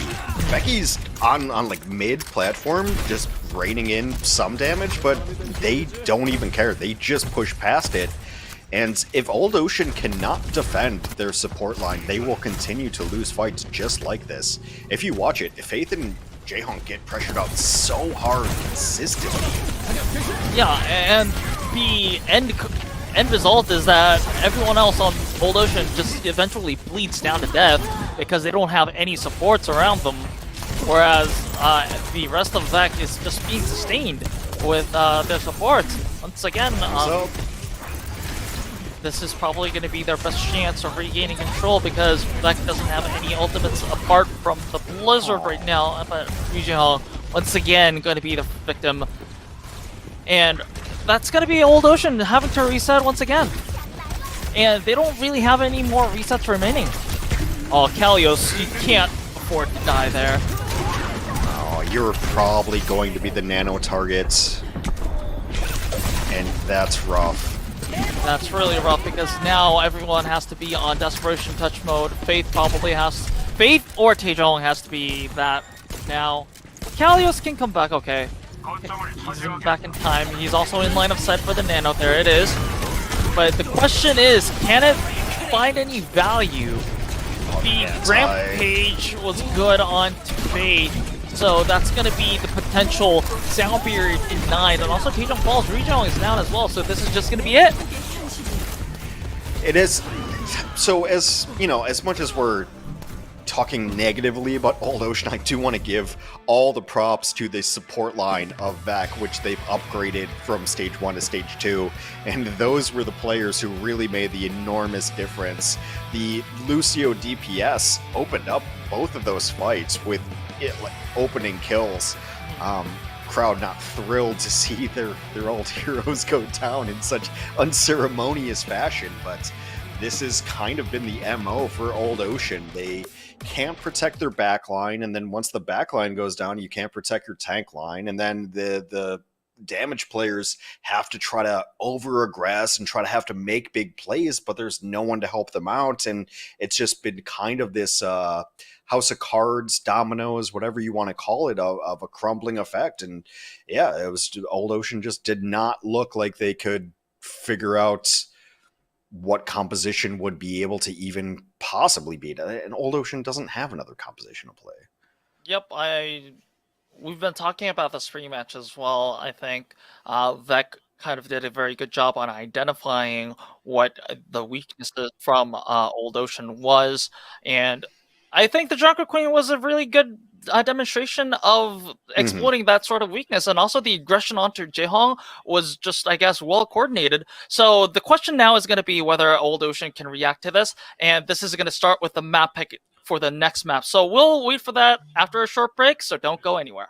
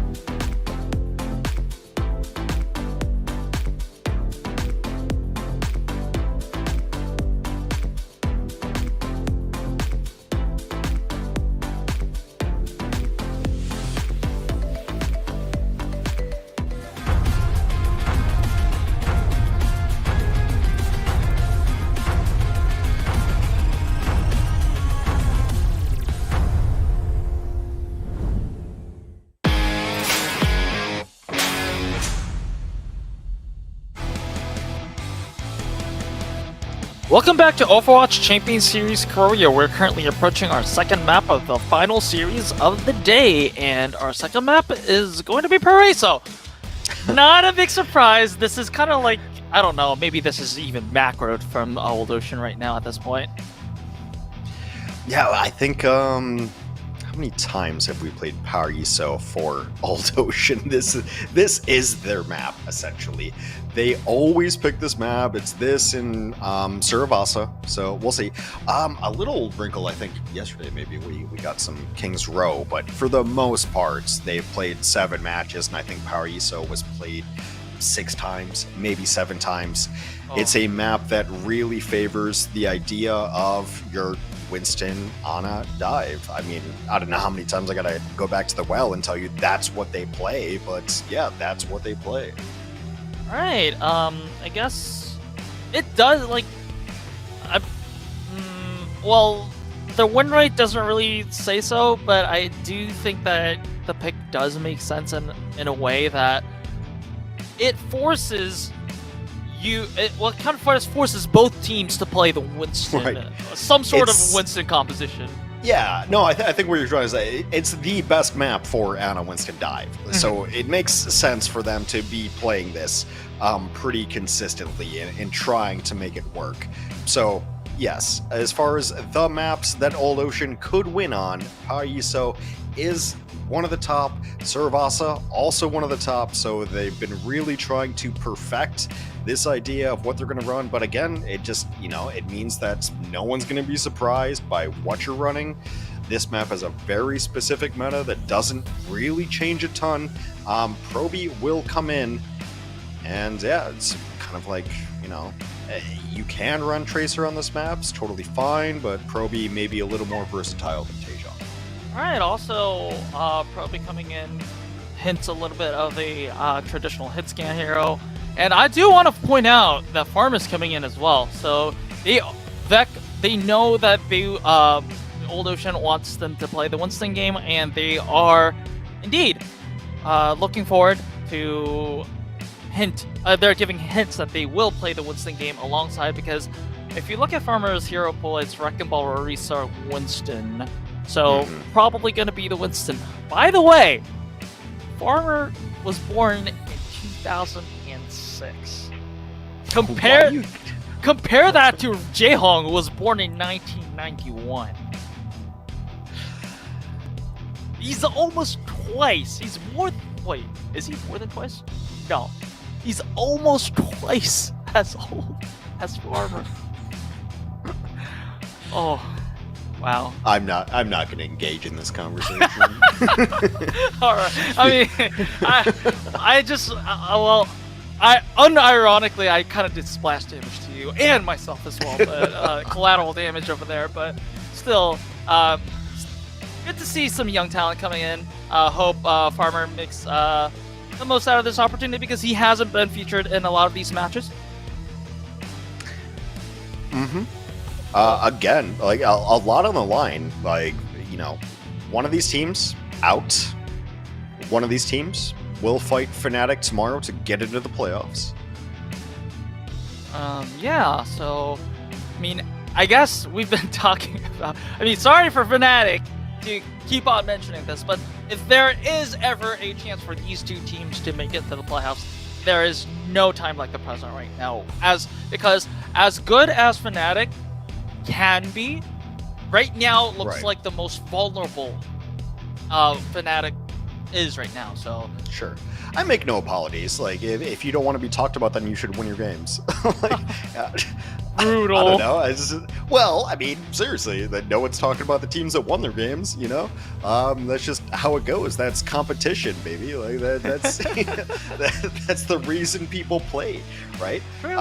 Again, I also gave Fnatic a little bit of credit that I don't think we saw the best Fnatic yesterday after they lost a map. I think they, it's really hard for me to gauge the Life Weaver Zenyatta composition and say, like, oh, that was their best shot.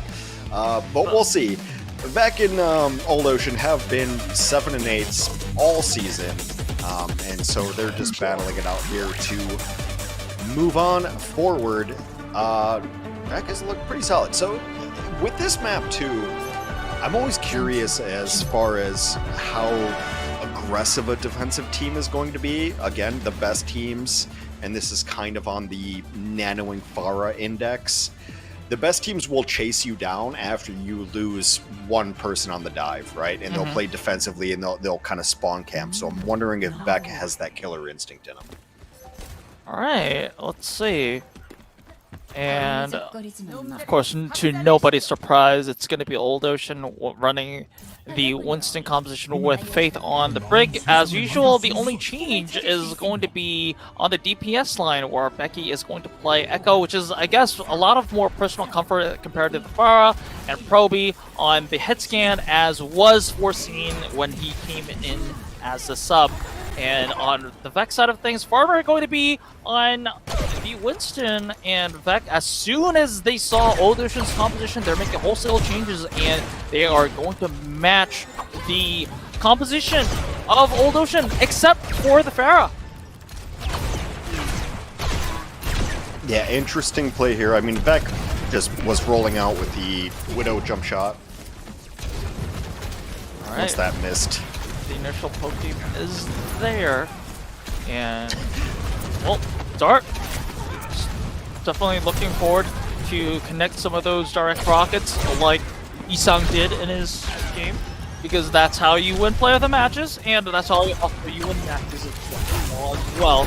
Proby was dived by Farmer a little bit. Farmer, wait a second, okay. I was about to say Farmer was pressured a little bit, but it's actually going to be Dart who takes out Proby. So this is going to be a window of opportunity for Vec. Already taking forward positions. Kalios, though, ready to jump at the back line. Not there just yet. It is actually going to be Farmer who's going to contest the point. Becky on the flank, not connecting too much value. Yeah, a little bit of a weird defense here. Alright, Jaehong gonna be the first one to fall, but Jinsung, this time Jinsung is gonna be traded out. And weirdly enough, nobody is on the point. So both Ana's down, yeah. Well, I mean, this is kind of just weird. baffling rotations. Dart's getting a lot of kills though. This might just be enough. Yep, and also there is Barrage if he needs to, and Lego's just okay, alright. Yeah, that was that. I don't know what that was for, but I guess maybe to dissuade people from coming in, and Kalios using the Primal Rage and also being nanoed to get that sustain there to just bully people off the point and finally get Lego first. So for the first time in many fights, Rijao is not going to be the first one to fall, and this might be the fight that Old Ocean was looking for. It's Nano Primal, so they have to win this. Lego with a little bit late on the rally to stay alive, and they're going to have to come back in on this too, and only a $120 left on the clock. Yep, and I'm... oh, Minute also falling down, just like, yes, the Bob is going to be there, but just Minute just falling there just is going to be very awkward for Vec over here, and Proby taking down Farmer means that it's going to be more time off the timer in favor of Old Ocean, and Becky stalling Jinsung over there is going to be just more good news for the side of Old Ocean. That's the aggressive defense I wanted to see. Can you chase somebody down? Can you get that stagger kill late? And that's the important thing. Beck only has this one opportunity, so let's see what Farmer has, because I imagine that Farmer is going to be the recipient of this nano, and they're a little bit ahead on it. Wait a second. Okay, I thought Farmer was going to fall there, but still, Dart falls, and Beck is going to be a man down. I don't know if what Beck's decision is going to be, because they don't have much time remaining. They only have 15 seconds remaining, and probably they might have to just... Okay, so Dart flops to the Tracer to just get back into the battlefield as soon as possible, and Farmer is just slept after that now. Good sleep from Rijao over there, and it's going to be the answering nano from Rijao on to Kalios, and Becky takes down Farmer, so this... I don't remember Old Ocean having a full hold ever this season, and they might just be able to have that, but Lijiang falls from the hands of Minute, but this might be it. Very likely, Farmer got a little bit farmed there, going for Vec. Just never able to complete the process. The trades were a little too brutal. This is a map where you kind of have to win super strong early. It's as much as the compositions are dictated, where teams are going to be fighting is pretty dictated too. So if you can get a first pick and you can fight on first platform, and then you try to get into the hallway over here, and they just never were able to take the second half of that. Lego dying right before ult a couple of times was a little bit brutal for Vec. Yeah, and I think for Old Ocean, I think it's really good news for them in a sense that they finally found, they did get a little help from Vec in a sense that, well, I'm not gonna just, I'm just gonna spell it. There were a few ultimates just probably shouldn't have been used over there, especially at that last contest. But still, even with the help of Vec, they still made those fights happen where Lijiang wasn't dying first. And that's a start, because keeping Lijiang alive, they just proved that if they can keep Lijiang alive, they can actually win fights, even though if they're in an ult disadvantage. It's one of the reasons it's their best map, is because there are cubby holes where you can hide your Ana and Brig. Very similar to almost like Brunasapi first, where you can hide out your defensive support lines. This is the composition that people run on this map, and it just happens to be the best composition for Old Ocean. Alright, looking at the compositions right now, Old Ocean, they're going with the attack with the same composition they went on defense, and Vec dart on the Tracer instead of the Pharah.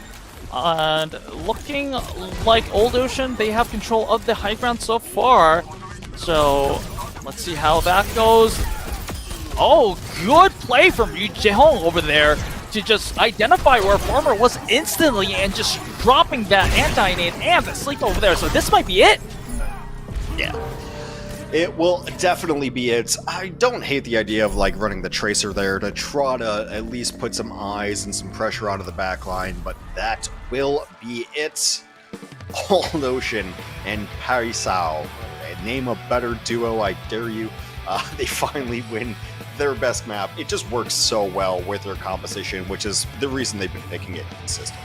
Yep, and Old Ocean, there were some concerns at Lijiang Tower where it seemed like Jaehong, and to be honest, the entirety of Old Ocean was unable to deal with the pace of Vec going into Jaehong, and Jaehong, numerous times, Jaehong was just time and over again just picked out early, and then after that everyone was just bleeding out of death.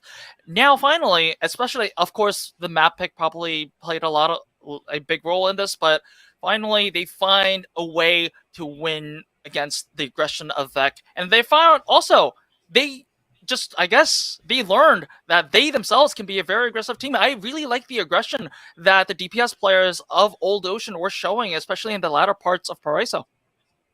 I think those are the markers of being a top 8 team versus being a top 4 team, is being able to turn the engine around and say, oh, we just caught that dive and now you're dead because I'm going to follow you up. Like, just not being satisfied with 1 kill or 2 kills by catching the enemy dive and really going after the other team.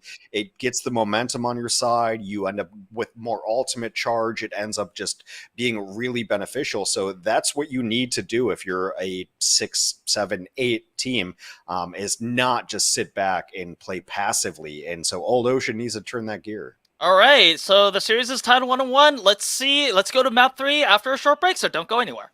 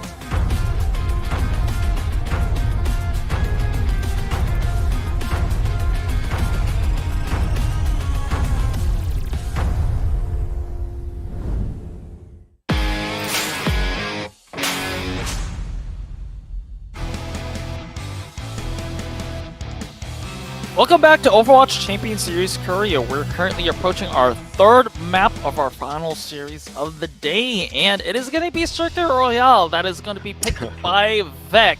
So no surprise here as well. So I mean, to be honest, both teams have been just, I guess, macroing these map picks. They have been picking the entire season. For the most part, I mean, this is the least surprising sequence of events. we've seen it quite a bit. I'm like, oh, Paris, so okay, Circuit Royale, definitely. So perhaps the most not surprising thing going forward would be watch Dart play Venture, Minute play the Widowmaker. So yeah, I mean, the Dart Venture has been pretty unique to just Vec. They're one of the only teams that runs it pretty consistently, and it's just to mess with the Widow, but everyone knows that. Everyone knows how that's going. So a lot of teams have been able to peel back and really punish Dart. And so the question is like, okay, so after you do that, what do you have next? What's the next thing you can do? And I'd like to see Dart go maybe to a Genji and just, throw another wrench into it. So it's just been like, after your one trick, what do you have next? And I think that's the next step for Vec. Yeah, and also I think it's really going to be crucial for Vec to keep their win conditions alive. And remember, if when they played Lijiang, they kind of bullied Jaehong and took him out first.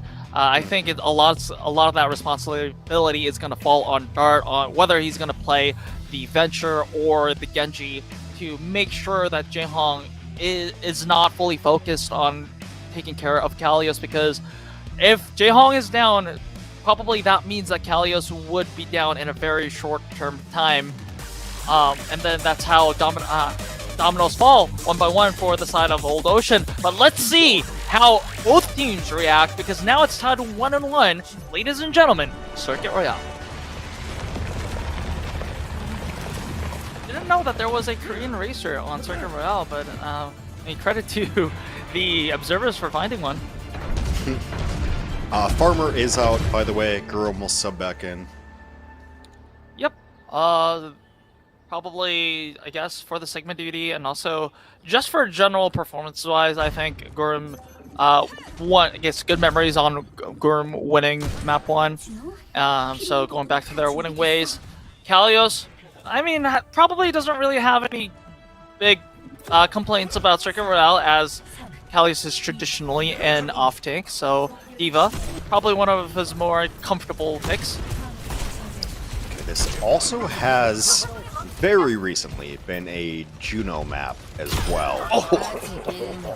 Minute taken down. I mean, what's up with the Widows these days?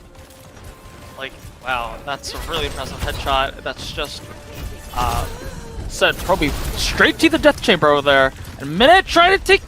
Okay, I thought Proby, that would have been a big mental boom if she Proby just got back to spawn, back from spawn, and just got sent back again. But Dart takes down Proby. So this Venture strat actually working.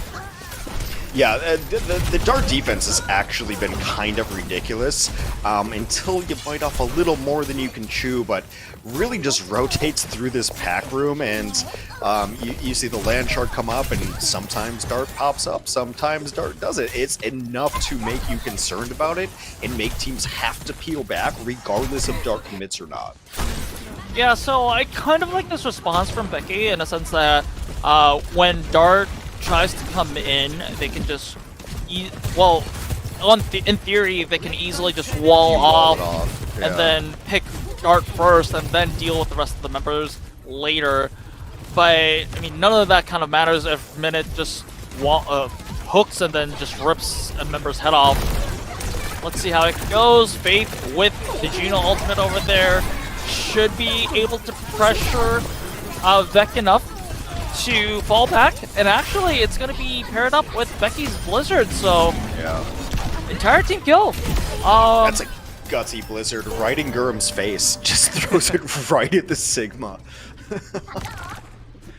And then this is going to be point A. I think that was definitely after the grasp was used, so Becky just threw it with confidence. Fair But enough. and now Vec has 4 ultimates up on their arsenal. OWCS, can they react to that?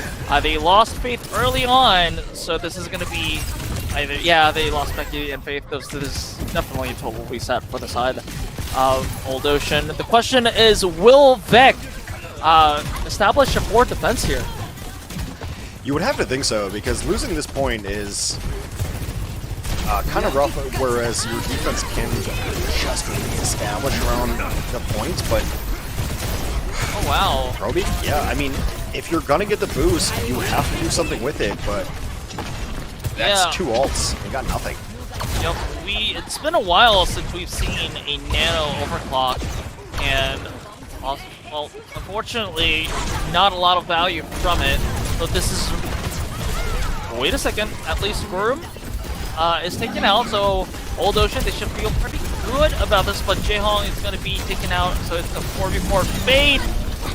Well, still in the mix, so there is a little bit of a decent amount of healing for the side of OWCS, but oh, health bar is so low across the board. At least Vec is down 3 members, so OWCS, they should be able to keep the push going.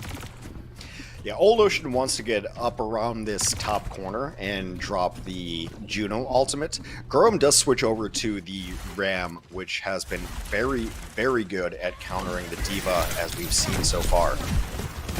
Alright, let's see how Gurum can convert the compositional advantage to actual advantages here. There is that speed boost from the Juno over there, and followed up by the ultimate. Immediately, Minute is taken down. Also, Dart is punished for his aggression on the backline. So, unless Vec can make some sort of heroics happen, this is going to be point B secured for OWCS. OWCS is gaining momentum right now. I think this is going to be one of those maps where you see Juno played pretty often, especially on second point, because there's no real great flank routes, and you do just have a narrow passageway where the ultimate gets value and where your speed boost gets value as well, and we've seen it just right there. And also, I think, you know, Juno can really still play into this third point as well. Alright, so once again, looking forward now, OWCS will be having the Nano and the Overclock. My question is going to be whether Jaehong's going to give Proby a second chance. Because last time the Nano Overclock was there, it wasn't... Okay, so it is indeed going to be the second chance for Proby. This time, finding some value and taking Dart. Still, you want a little bit more than that. Okay. How you think? I mean, especially if your supports are going to go down in the aftermath of the fight. And it was 2 ultimates. Proby's going to stay on that. I thought Proby might be switching off here to get something a little more consistent. I mean, the Ash Dynamite could be working out here, but yeah, teams are just trying to make this Soldier work. But that's a couple of nanos and no kills. Man, Soja's in a weird spot right now. Yep. And I think she's, I don't know, like, Sojourn's, like, biggest, I guess, advantage of that was that 1 kill potential on the squishies. But if you're not even going to be able to... to need a support ultimate to even be able to consider it, and then, yeah, that's... And it's not like you're even clearly outranging an Ashe. So... You're in that kind of like very awkward spot when you're in that middle of the Widow Ashe range. It's still not making that much damage output. And there is that annihilation from Gurum. Faith using the ultimate here. So kills traded. This is going to be a little bit in favor of OWCS as their spawn will be a little bit closer. But, oh, that was a good bio-nade from the side of Jinsong. And followed up by Jinsong himself and also Gurum. Kalios does punish Gurum, but it's probably... Wait a second, Kalios... His Nano... super late. Yeah, I guess it's going to keep them in the fight, but there was only 2 people alive when they nanoed that. Yeah, I mean, I understand, like, the intent, but... definitely you have to find more value in that. Well, I mean, good news for Old Ocean is that Jinsung is really far away from his Nano anyways, but there's going to be that rally from Lego that's going to have Old Ocean just off the back foot, and can Kalios just live? He's not in a position to, and everyone, even Proby is in a very tight spot over there, so, alright, Old Ocean, I guess, they pay their price for their sins. I mean, you got like 10 meters off of it, but wouldn't you rather nano like a Ramatra ultimate, a Becky ultimate, even a Proby ultimate? Give it a third shot, I guess. Yeah, I guess, but I mean, at the heat of the moment, anything really. Especially if you've been like on the back foot for so much, and then your tank's about to die. I guess it's understandable to kind of like use that panic button, but. Of course, that's one of the things that you don't really want to see. But Proby taking down Jinsung and Lego taking down early. So this is something that you do want to see if you're an Old Ocean fan. Yes, the stall is there from start, but that's just probably just a delay for a few seconds. Becky taking down both DPS players, and also the extended death timers for overtime means that it's going to take a while before Vec can play as a full squad of 5. And like I said, the Nano Blade is incoming. This might be the showstopper for the entire game. Well, the AoE is going to come out for Vec as well, and they're going to AoE, like, nano this. Oh. That's way too much damage. Well, I guess eventually we got a Nano Blade. Well, there you go. They confirmed that Nano Blade is more valuable than Nano Overclock. Well, it's supercharged fasting for Jaehong too. Like, let's give all the credit in the world, because that, you know, just as I was complaining about burning your Nano, Jaehong had another one up and ready to go. So that's very true. Critical play. So the man still has it in him. I mean, it's again, we've been talking about like how this team was struggling, but I never thought that. Still don't think that it's the individual members that are the problem. It's kind of like they have team-wide issues, and it's the failure of the team to address those issues that's the reason for Old Ocean struggling, not the individual members being bad or anything. That's fair. I think everyone needs to have their best game at once. I think so far when we've seen Old Ocean win maps and threaten matches, they've had a couple of players playing really well. But I think if this team is going to threaten a top 4, top 5 team, then they all have to have their best game at once. Agreed. And that's not been the case so far. Alright, let's see if Old Ocean can make an impressive defensive setting showing as they did on the offense. Now it's going to be Becky who's going to be on the venture now, and Proby on me as well. So this is a very, I guess, this is a competition that really wants to play close up. It's a super annoying composition to play against defensively, because they can just hang out in this room.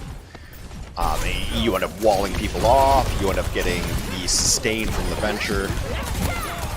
Yeah, Jaehong falls, but Faith is having very much a lot of fun, and also Kalios and Becky joining in the fun as well, as the forward defense is burning, I guess, a considerable amount of time already, almost a minute burned down on the time bank. Becky to make wholesale changes. They're going to run the JQ against this, but is that really going to stop you from getting rolled off? Apparently so. Oh, really? I mean, yeah, Groom showing why, I guess, any success that involved Vec was mostly related with the Jungle Queen. I think by far Groom's best hero has been the Jungle Queen, and it shows. Yeah, Old Ocean's going to have to make changes here. Yep, definitely. Of course, Kalios trying to uncounter himself with the Ramatra pick. And Proby going back to the Ashe, but just instantly just deleted by Jinsung over there with a headshot. The kunai headshot's doing so much damage. is anyone gonna be able to fight? Becky lives through that. And if he lives through that with very low HP, that means it's just directly converted into Nano Charge, which you will get and just use as Tectonic Shock to use with it.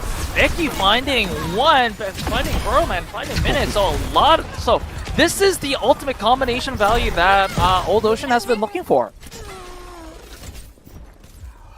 Definitely better than the Nano-Wing Soldier, that's for sure.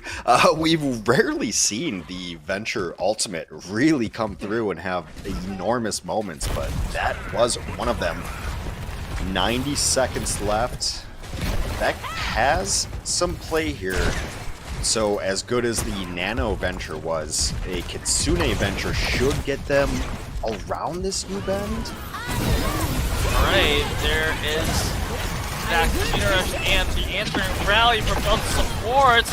No casualties as of yet, but Dart is going to be punched to death by Kalios despite using that Tectonic Shock. And Broom, well, they had to use a lot of resources for that, but I mean, better to be safe than sorry, because it looked like Vec was a little bit kind of running out of time to finding the answers for Old Ocean. I mean, I guess Vec would be happy with this result as well, and I think Old Ocean having forcing Vec to burn all their ultimates should be pretty content with the result as well. I think Lego didn't want to use the barrier at the end. It was kind of holding on to it, so it's really hoping that they didn't need it, but as you said, better safe than sorry. And Bob is out, should buy them some space here, and this is where Ash really wants to be. That's why you throw the Bob out there, so that you can just sit on the high ground. Alright, Becky and the rest of Old Ocean in a fairly forward position, a good wall to kind of trying to isolate Groom, and they do find those kills. Finally, Old Ocean showing the aggression that they need, or rather showing the aggression that some of the top teams are showcasing. Of course, not like, oh wait a second, I was about to say that they were about You had to make this switch, yeah. Otherwise you're going to get spawn camped. So, Minute making the switch, it should open up just a little bit for Vec to be able to push forward. Interestingly enough, Proby is going to answer with the Sojourn pick. Ooh, Dart also finding a lot of value in taking down Fade. And, well, that's probably half of Point B gone. Old Ocean should be in place to contest before the cap happens. And Old Ocean, they have a lot of good defensive ultimates in their arsenal right now. They have the Nano, they have the Annihilation, and Blizzard should be coming up soon. So unless Vec can find a early pick with the Kitsune like this right now, Old Ocean should be in a good place to contest. But DAEJEON in a pinch right now. Bruno trying his best to take out legendary support, but how is he living? I'm guessing. Kelly's just walked right past him. Like, it was not an issue at all. Gurum didn't end up burning the Rampage, which is fine, but Kelly's just walked right past him, got to the back line. No big deals. So back with a minute left, they have to contest with a ton of decent ultimates. Yeah, and Burp does have the Rampage, and Lego the Sound Barrier will be enough. Old Ocean, like I said, they have a lot of good zoning ultimates, like the Uplift and the Annihilation. There is that earlier Rampage, and Jaehong is going to be the victim for that, but Kalios is using Annihilation to zone out everyone. Jinsung is taken down, Grum is also taken down as well. Minute also falls. Becky is going to be traded up, but I think that Lego should be in place to be taken out. It's gonna be tough. This is a Old Ocean fight that they used to have to use Nano there and have wasted it. Their economy's gotten so much better that now they have something in the bank. Alright, Minute taking out, probably also taking out as well. It's gonna be Kalios gonna be the recipient for that Nano. Things are already looking good for Old Ocean. They're at a massive numbers advantage. It is only gonna be Lego who can contest, but that is gonna be it as Old Ocean going to force match point on Vec. Wow, impressive. I mean, this team has been showing. I think this team is a different team from the same old team that has been playing Lijiang Tower earlier today. Same old ocean. Has Kalios found their better hero right now? Because Kalios' Winston is not inspiring, but this Kalios Ramatra looks pretty sick to know when to engage, when to push past the other team. The the form that they're getting to push onto the back line, the pressure that happens, it just looks like Kalios is better on the Ram. I don't know, but it looks pretty sick, and pretty much Vec had no answer for it. They were losing their backline every single time that Kalios wanted to go in, and there were times where Rouge Hong, like I said, in week 2, Rouge Hong would have nanoed Kalios in those situations, but he didn't. He didn't throw it in there. So now they have a better economy. Now they have a support ultimate that they can rely on for defense, and they're not committing absolutely everything. If they can get their economy just a little bit better, they can contest with some of these teams. And yeah, if they can pick some maps that Ram looks good on, Kalios' Ram looks way better than his Winston.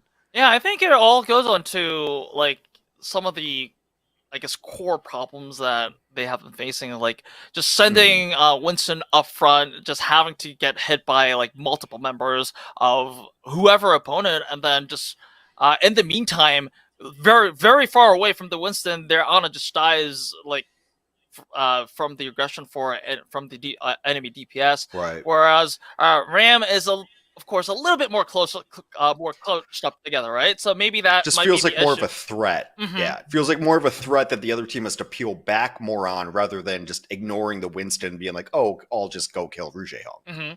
All right, finally, maybe this is the start of Old Ocean coming a ultimate comeback from the entire season. But let's see if Vec can react to this, because they are threatened match point. So we'll go on a short break and we'll come back.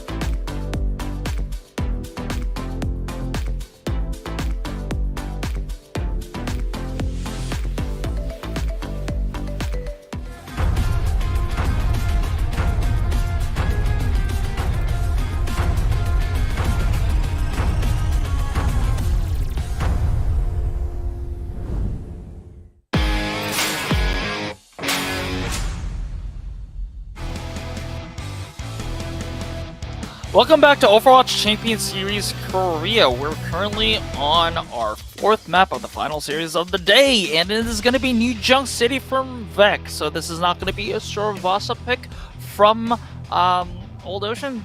This is I guess, somewhat of a new scenery for teams, I guess, new Old Ocean fans, because Old Ocean loves to pick Sorvasa all the time. Generally, but also on the other side of things, Vec likes New Junk City. It favors a Junker Queen, it favors a Genji, it favors a Venture, something along those lines. So also, you don't want to give Old Ocean their second favorite map pick behind Paiso. So yeah, it's all going according to script here, and it's just a question of how Old Ocean's going to be able to respond to this. I'd imagine it's going to be like kind of a super divey comp from Vec. It's what they run at least on first point. They don't really want to run the long range poke that you would see on Sorvasa first. And speaking of that, Old Ocean is going to make a substitution. So considering there will be no long range poke, Proby will be out. DAEJEON will come in. Very likely the Tracer play. So yeah. We'll see. Yeah, I think Old Ocean knows exactly what they're getting themselves into, so hence responding with the DAEJEON pick. Well, not pick, but DAEJEON sub to make those picks happen. Again, then this is probably going to be the question of whether Jaehong can live long enough to keep his tank alive. And if he can, we might actually pull another Paiso or a Circuit Royale. If he can't, we might see the same thing that went on with Lijiang Tower, because Lijiang Tower, to be honest, wasn't even close. Like, Jaehong was getting bullied like from start to finish, and then once Jaehong is out, there isn't just enough sustain for any of these teammates to survive.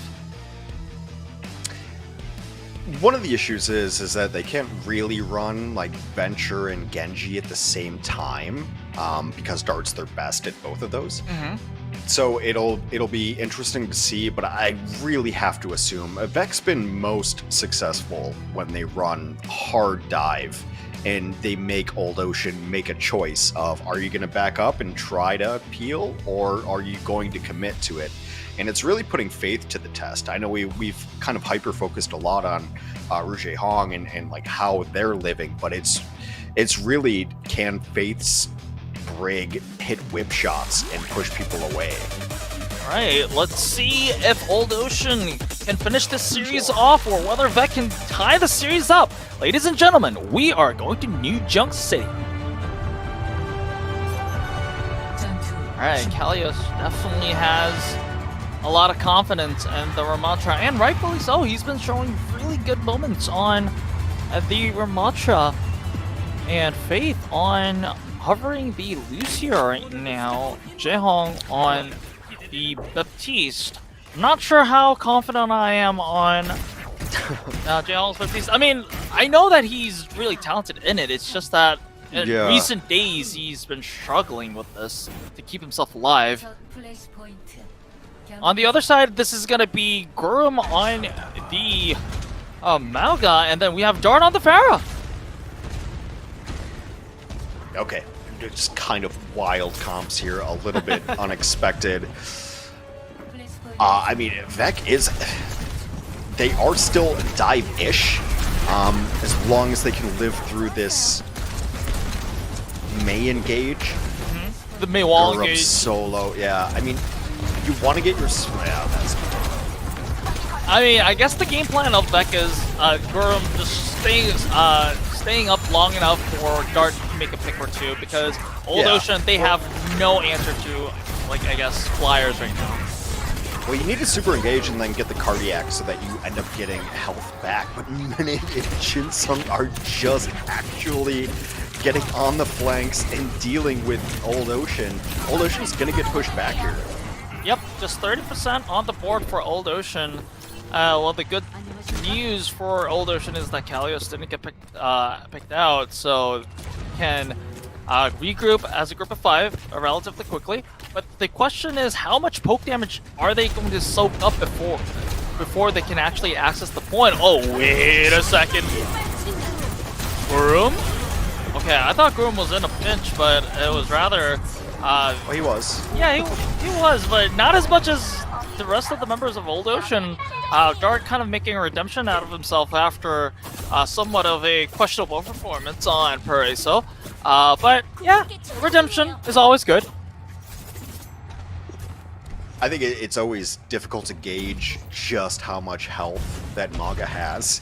You think you're going to be able to kill him. You're like, why isn't this health bar going down?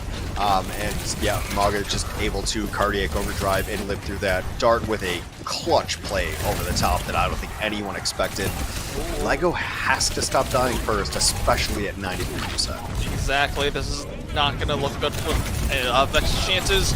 The stick is there, but yeah, but doesn't find the kill. So this is gonna be a 3v4. Calios is gonna fall before the annihilation is there. Gurum is going to kill a frozen. Oh wait, Becky is gonna kill a frozen Gurum. Excuse me, but in the grand scheme of things, I think Vec will be the winner in the end. At overtime, I don't think Old Ocean can compete. Yeah, Daejeon's gonna get in. Yeah, but yeah, the question is for how long? Oh, they actually used the beat, so they really want this one. They really think that this fight is winnable. And Kalios, with the Annihilation online, has that option to use it.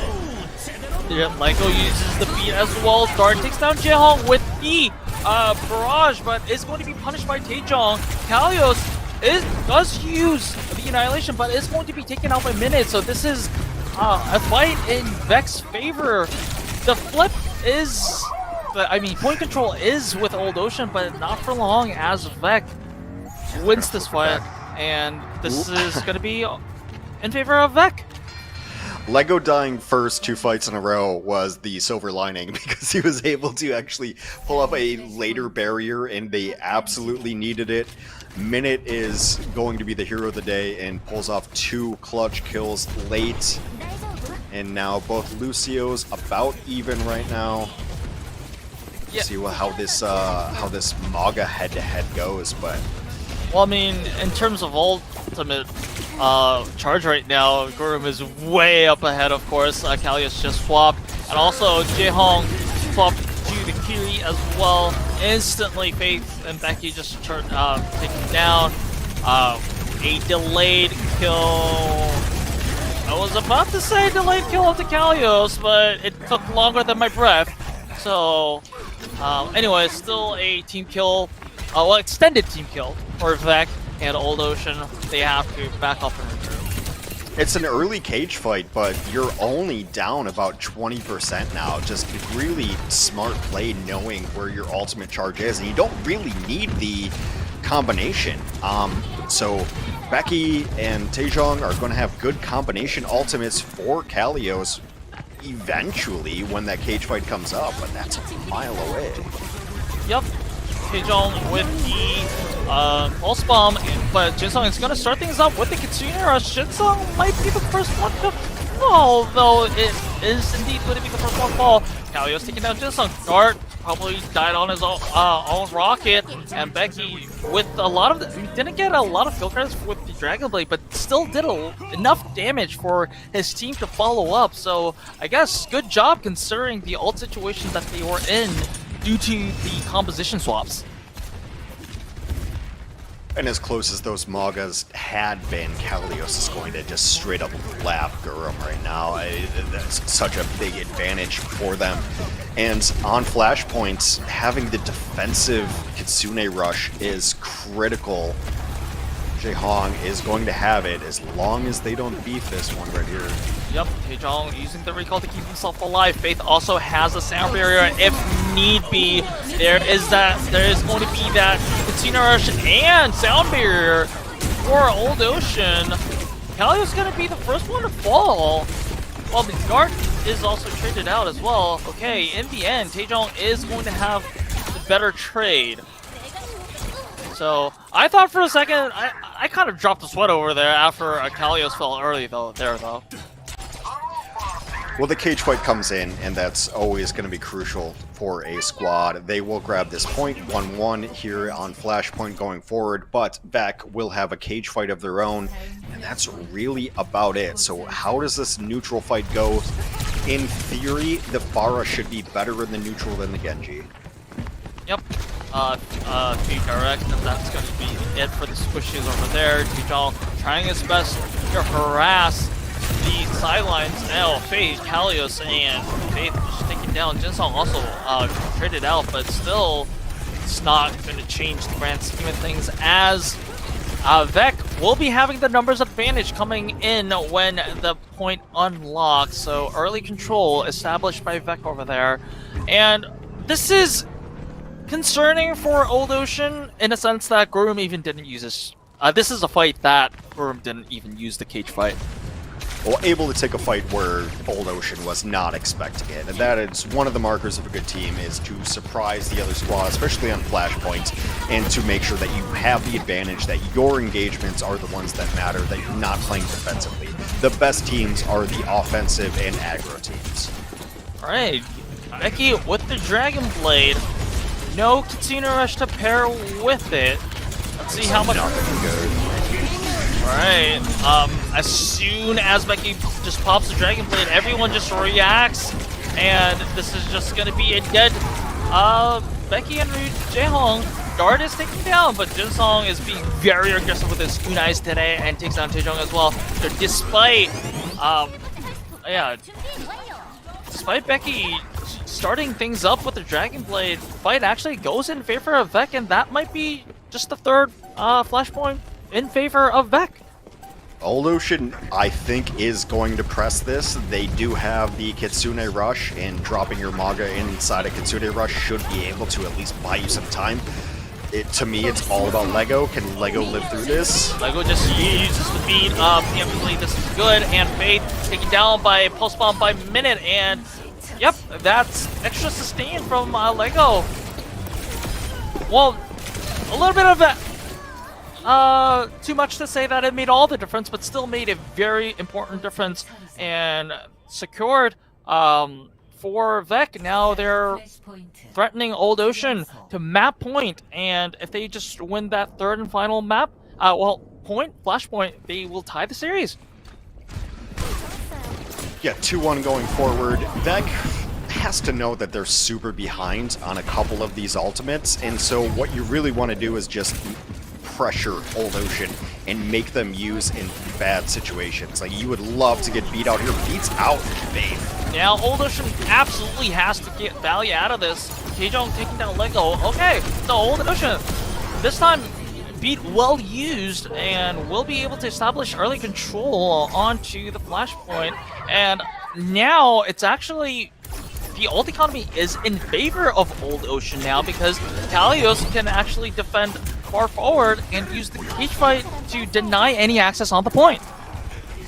It's not the worst, but you're right. Kalios has to be the bouncer here. It has to be the gatekeeper, because what Vec would love to do is get your Kitsune Rush onto the point, force people to jump through that hole, and not be able to contest.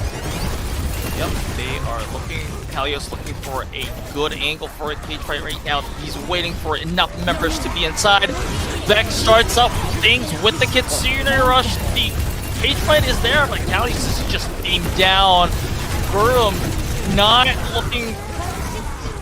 looking to fall down in the same pace. It almost seems after Gurum's Malga looks a lot more tankier. Kitsune Rush is really good ult. It's a really good ultimate on Flashpoint, where you're able to pick your engagements, where you're able to pick your initiations. It's just really, really strong. On the flip side, Old Ocean is going to have their own Kitsune Rush. I mean, it's in the same vein that we talk about Nanos, right? Support ultimates are just fight-winning ultimates if you could set them up properly, but Kitsune Rush was always going to win that fight against Kalios. That's why Kalios melted so hard. Now, the shoe's on the other foot. Can Gurum play bouncer here and stop people from coming in?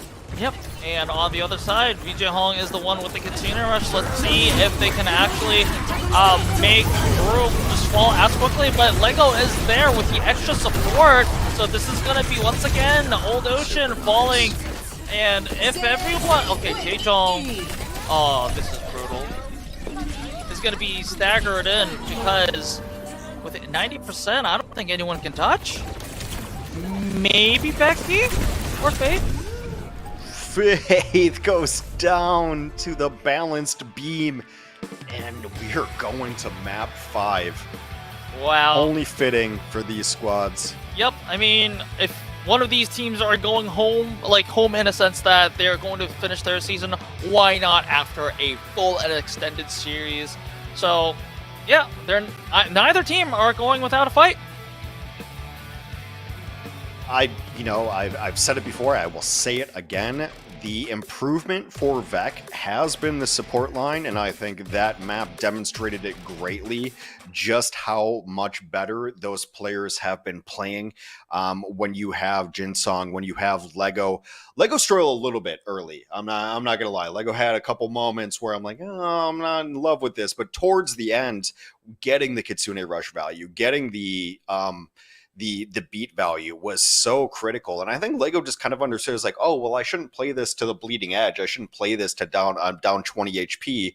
If I use it now, we just win the fight. So like it just got smarter and smarter as the play went on. And the damage healers for Vec have always been capable of winning fights like this. And yeah, this Vec squad really, really interesting to see them level up. And yeah, let's just go to 5. Yep, on the other side, Old Ocean, they seem like they still have some issues to iron out.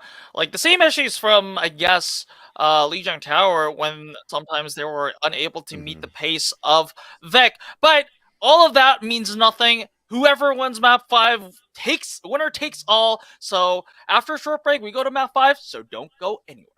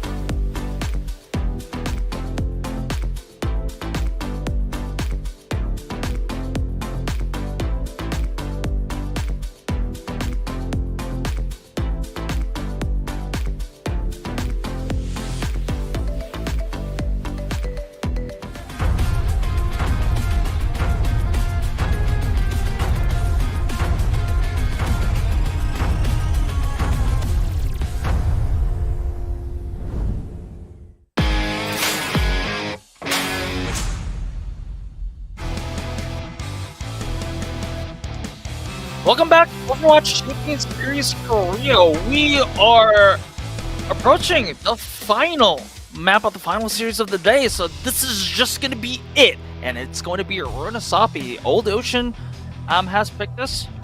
Well, what do you make out of this pick here? Well, first of all, second verse, same as the first. This is how we opened up the stage. Old Ocean versus Vec going to 5. This is kind of a repeat of that, both teams taking their best maps against the other team. Runasapi for Old Ocean. I mean, Winston on a dive. I don't think I'd be wrong on that. But also, actually, Runasapi has been pretty solid for the Ramatra. And I think the Ramatra has been their best look, so maybe they want to run... I mean, with Proby coming in, it makes me think that they want to run maybe a Cass, maybe an Ashe, something like that. Like especially the opening point, the first bend is very solid for both those heroes. Yeah, I think that's very solid. And also, if you just look at the data here, of course, win rates overall in the Old Ocean can't be like super high. Because they've been struggling with, just win rates with matches overall. But they do have a decent win rate on Runasapi. They are 2-3, so it's not like that bad considering their overall standings right now. So, well, it's their best map. I mean, kind of sugarcoating it. They've won 4 maps all stage, and they won 2 of them on Runasapi. And 2 of them have been Runasapi. Fair enough. Also, 2 of those maps were against Beck. I guess now it's 6 maps total, as they've been, we're not super updated here. But yeah, Runasapi has been the flavor. If you're not Falcons, everyone plays Runasapi for push, and Falcons will play Colosseo. So yeah, it's just this early push. I think Old Ocean wants to run Ramatra, and I think that's the reason we're going. Yeah, and I would guess why not, because out of the entire season, I think Old Ocean has looked best, especially on that Circuit Royale where Kalios was on that Ramatra, and also kind of like the system, how that comp works in a systematic sense makes Jaehong surviving a lot more easier, and everything kind of like works favorable for them on that side. So hopefully on the side of Old Ocean they can make that work. On the other side, on the Vec side of things, they have been very successful when they have been first targeting Jaehong, and then also starting from that they start rolling the ult economy, and as long as they don't make some I guess bad mistakes on their side on the ult economy, usually they have won these matchups. So both of the teams will have confidence going in. Of course, Old Ocean, it is their map pick, so they would probably have that confidence of, hey, we know that what we're going to do, we have prepared for this going in. Vec probably just going in with the confidence, say, hey, we've been winning this team before, we're going to win today too. And that confidence is pretty much that makes the difference in a high-stakes match like this. Right. I mean, also, it's map 5. There's only one map type left. You have to play push. Like I said, Colosseo is mostly Falcons territory. New Queen Street we've seen once, but also you don't really want to take back to New Queen Street because it's a very good Junker Queen map. So very true. This would make the most sense of all the maps available. Only 3 of them. So you go to Runasapi. You hope that you can get something done. Maybe run some Sojourn. Sojourn's been popular on this map, but I think a lot of this pick is going towards the Ramatra pick. It's been very, very good. I like to see them running something a little bit new, because I think, my biggest complaint about this team was that they only ran Winston and Ana. And I think just bringing the Ramatra in, at least for another team to prepare for, has been really nice. But one of these teams out of the tournament, one of these teams plays Fnatic tomorrow to see who goes to the playoffs. Yep, and whoever goes, I guess if they win today, they will be on that. We've been talking about momentum all day today, but winning today in a map 5 and having that adrenaline just flow into tomorrow's match, even being the underdogs, is going to help a lot, especially against a somewhat struggling Fnatic. So whoever wins, it's going to be really important. It's going to be really pivotal in their chances of survival in the playoffs. Well, that's what I mentioned a little bit after Fnatic did what they did yesterday, too, of like, oh, they have to stew for a day. Like, they have to sit there for a day after that 0-3 loss and just sit in it of what just happened to them, right? So, like, that's kind of the counter momentum of a team that just kind of got rocked. They have to sit there and wait for a team to come and play them. So, you know, just as good as the hype could feel for the team winning, it's as bad as it feels for Fnatic waiting for them. Alright, we are finally coming into the map. Rune Asapi is going to be the final map of the day, and for one of these teams, it is going to be the final map of OWCS Korea Stage 2. Wow. It's been a long road for both of these teams. And looking. See who? Yeah, I'm just waiting for the comps to come through. Alright, it's not terrible for D.Va, so that's, you know, I was kind of just looking what Kalios was going to run on this map. Yep. It's a little more defensive. We have to watch Becky's walls. Are you going to be able to cut off? And then Faith has almost only run Brig, so this is a super interesting choice to be. Yeah. Oh, he did play Juno earlier today, and I think it was not bad. So let's see if he can keep that going on. Kalio starting up good with a kill onto Minute, but this is going to be early pressure onto in favor of Old Ocean. Kalio's slow, but still. Oh, wait a second. We'll be able to get that early push going. Proby taken down by Dart. It's probably not going to mean a lot as 4 members of Old Ocean is going to be on the card. Of course, it's not going to change how fast the bot is going to push. Unlike Esport, it's the speed is the same whether it's 1 or 2 or 3 members. So, but still, being 4 members strong means that you will be able to pressure back into waiting, forcing them to wait until they have all 5 members, which is now Room. Looking for a good knife, but it's going to be denied. Proby. Oh, wait a second. I thought Faith was in a pretty tough angle over there, but Jaehong, both supports from Old Ocean, good and alive. Same cannot be said for Becky. Gurum taking down Becky, so Old Ocean has to retreat for a moment. But by the time Becky is there, Ryu Jaehong will have the Nano online. An early shout, but regardless of that, Beck is able to get that kill. Just really nice anticipation by Old Ocean to know that Beck probably wanted to run the cast, and just being able to run the D.Va there and completely shut that down. Old Ocean, Nano ready. Good anti-nade onto Groom. Groom still survives. Kalios at half health. Dart takes down Becky, so this is not looking good for Old Ocean here.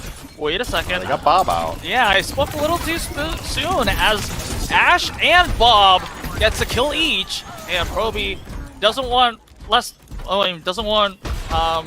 kills than Bob, so got a second one. And Old Ocean, before the damage was done a little bit too much, before they gave up the lead, they finally won that team fight, and looking pretty good for Old Ocean so far. Yeah, they're in a great spot right now. Just using Bob, just using Robert to win the card, and they're gonna get aggro as Vec. Well, I mean, that was a clean team fight, I guess, so far. Old Ocean losing 3 members right now, but they're still stalling the card, so... Yeah, can they come back before it's 46 is the big question. I think they should be able to, because everyone except Kalios is already back. And Kalios, with the D.Va booster, should be able to come back and That was an expensive fight from Vec. The only ultimate left from the side of Vec is Minutes Pulse Bomb, whereas Old Ocean, they don't have much to spend either, but they do have the remake, self-destruct for the remake. Oh, wait, that was a beautiful stick onto Faith, and so that's gonna be a Juno out of the question. Oh, wait a second, but Gurum is taken out by the self-destruct, so Jaehong commits the nano, and this might change the tide of the fight. Jaehong still struggling with Minute on the Tracer, but still, I think that self-destruct onto Gurum changed everything, Hex. You never see self-destruct kills. You really shouldn't. Like, at this level, self-destruct is not really thrown in to be an ultimate that kills people. It's an extra life, and to not be able to get behind cover is brutal. Old Ocean is pretty far behind in ultimates. I don't think that we're going to be able to see Proby get a couple of kills here. And yeah, Vec is going to have support ultimates, which are the important ultimates. Maybe Proby can stall out with this Deadeye, but it is not awesome. Yep, Vec already taking the lead here. And Jinsong starting up things with the Consumer Rush. Proby trying to zone people out and maybe find a possible kill with the Deadeye, but not so fortunate on that front. And Vec, in the meantime, they actually captured the first checkpoint, which is really big. We've seen how this can make a very big difference in Runasabi here. Proby goes down first as well. Becky is going to duplicate but dies. This is a 5v3. One of the odd things I'm kind of seeing with... Oh, never mind. Becky. Oh, Becky just has the hero hat on. Oh yeah, look at the high fives over there. I mean, well deserved. We were all questioning about whether that duplicate was worth it, but it well was. And although Old Ocean still is in a pretty tight spot right now, it was what the heroic from Becky was what this team sorely needed. All right, there is that Juno ultimate, but is not going to save Jaehong from Minute's Pulse Bomb. And once again, Old Ocean has to be on the back foot, and that is without Gurum nor Dart having to spend any of their ultimates. It was just the Pulse Bomb. And you love to see those two, because Vec, I thought might have had to commit the Rampage and the Blade. Vec able to play this pretty slow right now. What I was going to say about 2 minutes ago is one of the things I'm seeing is that Juno dies really easy to Tracer. She's oddly enough, like, feels like a big target, just the movement. And really Minute has been all over Faith and harassing pretty hard. Yeah, I mean, her kit is... After you have used the cooldowns, she doesn't really have a lot of... Yeah, there's just no disengage. Yeah. And despite a very good anti-aid onto multiple members of Vec, Proby is still going to be the first one to fall. Oh, well, Lego is going to be traded out. Kalios, even despite that nano, is not going to survive over there, so that's going to be just a nano given away. And Dart keeps on the aggression, going with Dragon Blade, and finds 2, maybe 3. Okay, 3 it is. I mean, it wasn't all the Dragon Blade kill, but still, good Genji play from Dart. And I mean, what looked so promising for Old Ocean early on in this map looks like it's destined for disaster now. They're falling into old habits and old mistakes, essentially, is using that nano late, and they get absolutely nothing out of it. Dart with a somewhat naked blade, able to go in and pick up low health targets. 2 minutes left, and the way push works, Old Ocean has to be perfect. It's a nice beat from Lego. Yep. It's gonna keep them in this. Well, also, I guess a good Blizzard and a Juno ult from Faith, but I think like that's not going to be enough to stop Vec from getting their momentum going. Well, Dart is going to be taken out, but not before Faith is also traded out as well. And Vec, already having a very sizable lead, is not in any position to be in a rush here. All they have to do, with only a minute and a half remaining now, is to stall.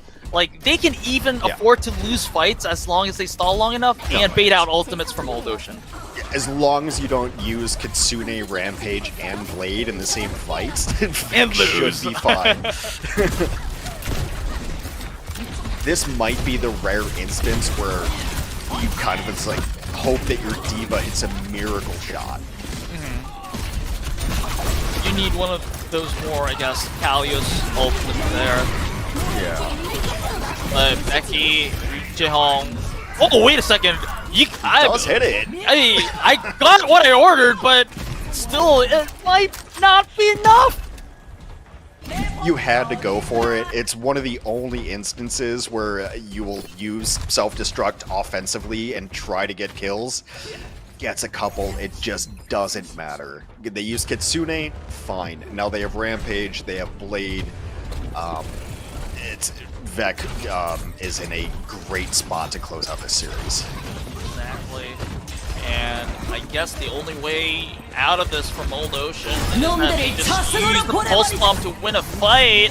But there is that Nano to Proby to keep him alive from Dart, but it's not going to keep him alive, but actually will still a sliver of hope for Old Ocean as they take out both supports. So Vec doesn't have any sustain of any sort.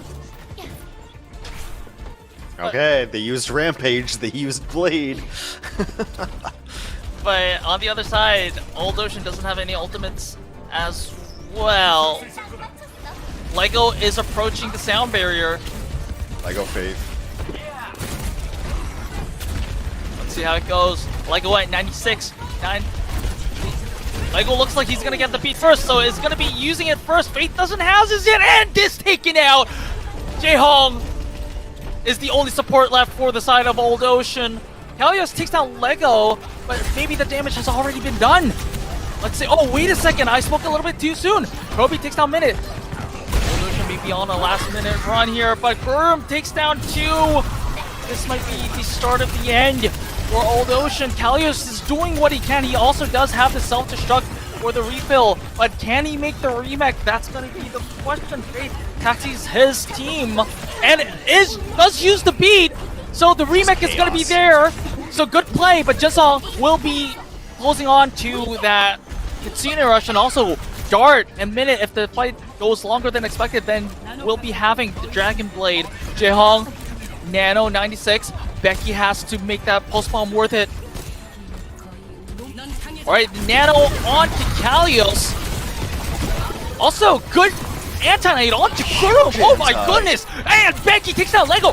Hex, this might be it. Jaehong is taken down, but it's not probably going to matter. Jinsong is taken down by Kalios. Only 10 meters left. Hex, we might be seeing this. 3 meters left. You're going to get Gurm to touch, and it's going to be Kitsune and Blade. That's what you're banking on. There is that Blade. And also, there's that Kitsune rush. Kelly is taking down Proby. Also down Faith. Oh my goodness, it was so close.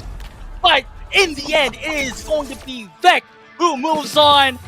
But man, Hex, what a final fight. It's a great last stand, if that is what it ends up being, from Old Ocean. Great place from Jaehong, of all people, to be able to get that Nano last second to bring his team on the cusp of going forward. And Vec will get it in the end, just having the Kitsune rush. And yeah, good look on Dart. I've been kind of pessimistic on Dart because Venture's been by far their best hero, but that Genji is really good. If Dart can show me a good Echo going forward, this team could have a chance to upset Fnatic, which will be the match tomorrow. All credit in the world to Old Ocean. I mean, showing I up. think we've been These overshadowed vets. by his Venture performances on Circuit Royale, to be honest. but Yeah. Dart has been showing very good performances, especially today on the Genji and also on the Pharah. I mean, there was a hiccup a little bit on Paraiso, but especially on New Junk City and all that, it was really top performances overall. And let's see who the player of the match is going to be. It's going to be Minute. I actually don't even remember who I voted for. Oh, I voted for Guru. All right. I mean, it's been a long series, man. Yeah, I had to scroll up. I mean, all the credit in the world to this Vec team. Minute played super well. We gave Dart a lot of credit as well. I think if this team can show some versatility, then they have a puncher's chance. One of my favorite phrases. This team can give you a really good shot, and if you're not ready to be able to rebound from it and to be able to play your solid game, then this Vec team could definitely hit an upset here. They could win a map, they could win a match, and we will see if that is the case tomorrow. And a lot of that power, a lot of that punching power comes from their damage players, and I've always said that's been the case. Yep, and of course, a lot of credit to the rest of the squad as well. But early on, we've been seeing... Wait, this feels such a long time ago, but he's been hitting some nasty headshots. And of course, there are some maps where Vec just decides not to play the hit scan. But when he does come in, it's like he is one of those stable sources of damage that this team needs. And wow, some of these headshots are really nasty. But we do have an interview with the player of the match himself. So, Quest, please take it away. Thank you very much, Unknown. That was a very nail-biting series, and it was a very close one, but in the end, DAEJEON triumphed over OWCS. And we have the player of the match himself on stage. So before we get into the interview, please introduce yourself. And we have Minute. 네, 미니 선수 너무너무 축하드립니다. 자, 정말 아슬아슬 숨막히는 5세트가 이제 막 말을 Map 5 was a very nail-biting map. 오늘 승리 소감 So how do you feel about the victory? 이번 경기 솔직히 3대 0으로 이길 줄 알았는데 I honestly thought we would win 3-0. 리지형님 수면이 날카로워가지고 But Ryuji-hyung's sleep darts have been on point, so it was harder than we anticipated. 예상할 수 없는 승부들이 펼쳐졌었는데요. 리장 타워를 수월하게 잡아낸 So of course, Vec took map 1, but gave up map 2 and map 3. So the team's mental game, it was questionable whether it was in the game. So how were you able to recollect yourselves? We told ourselves, okay, if we lose this match, it's over. So we gave it our all. And I think our teammates, they picked up their performance as well. Of course, there was a huge save on map 5. Can you tell us about that moment? 저희가 아마 퀸이 힐밴 먼저 먹고 after the Queen getting the ban on the heal ban, 그 상황에서 그냥 빠르게 교환 봐야겠다 싶어서 뒤로 가서 하나 잡고 이겼던 것 같습니다. And I think that we needed to change quickly, so we made the change and we fell back and then 이렇게 말을 해줬는데 이 that's what 무서웠다고 happened. 말한 선수 누군가요? 상대 선수분요? 아니요.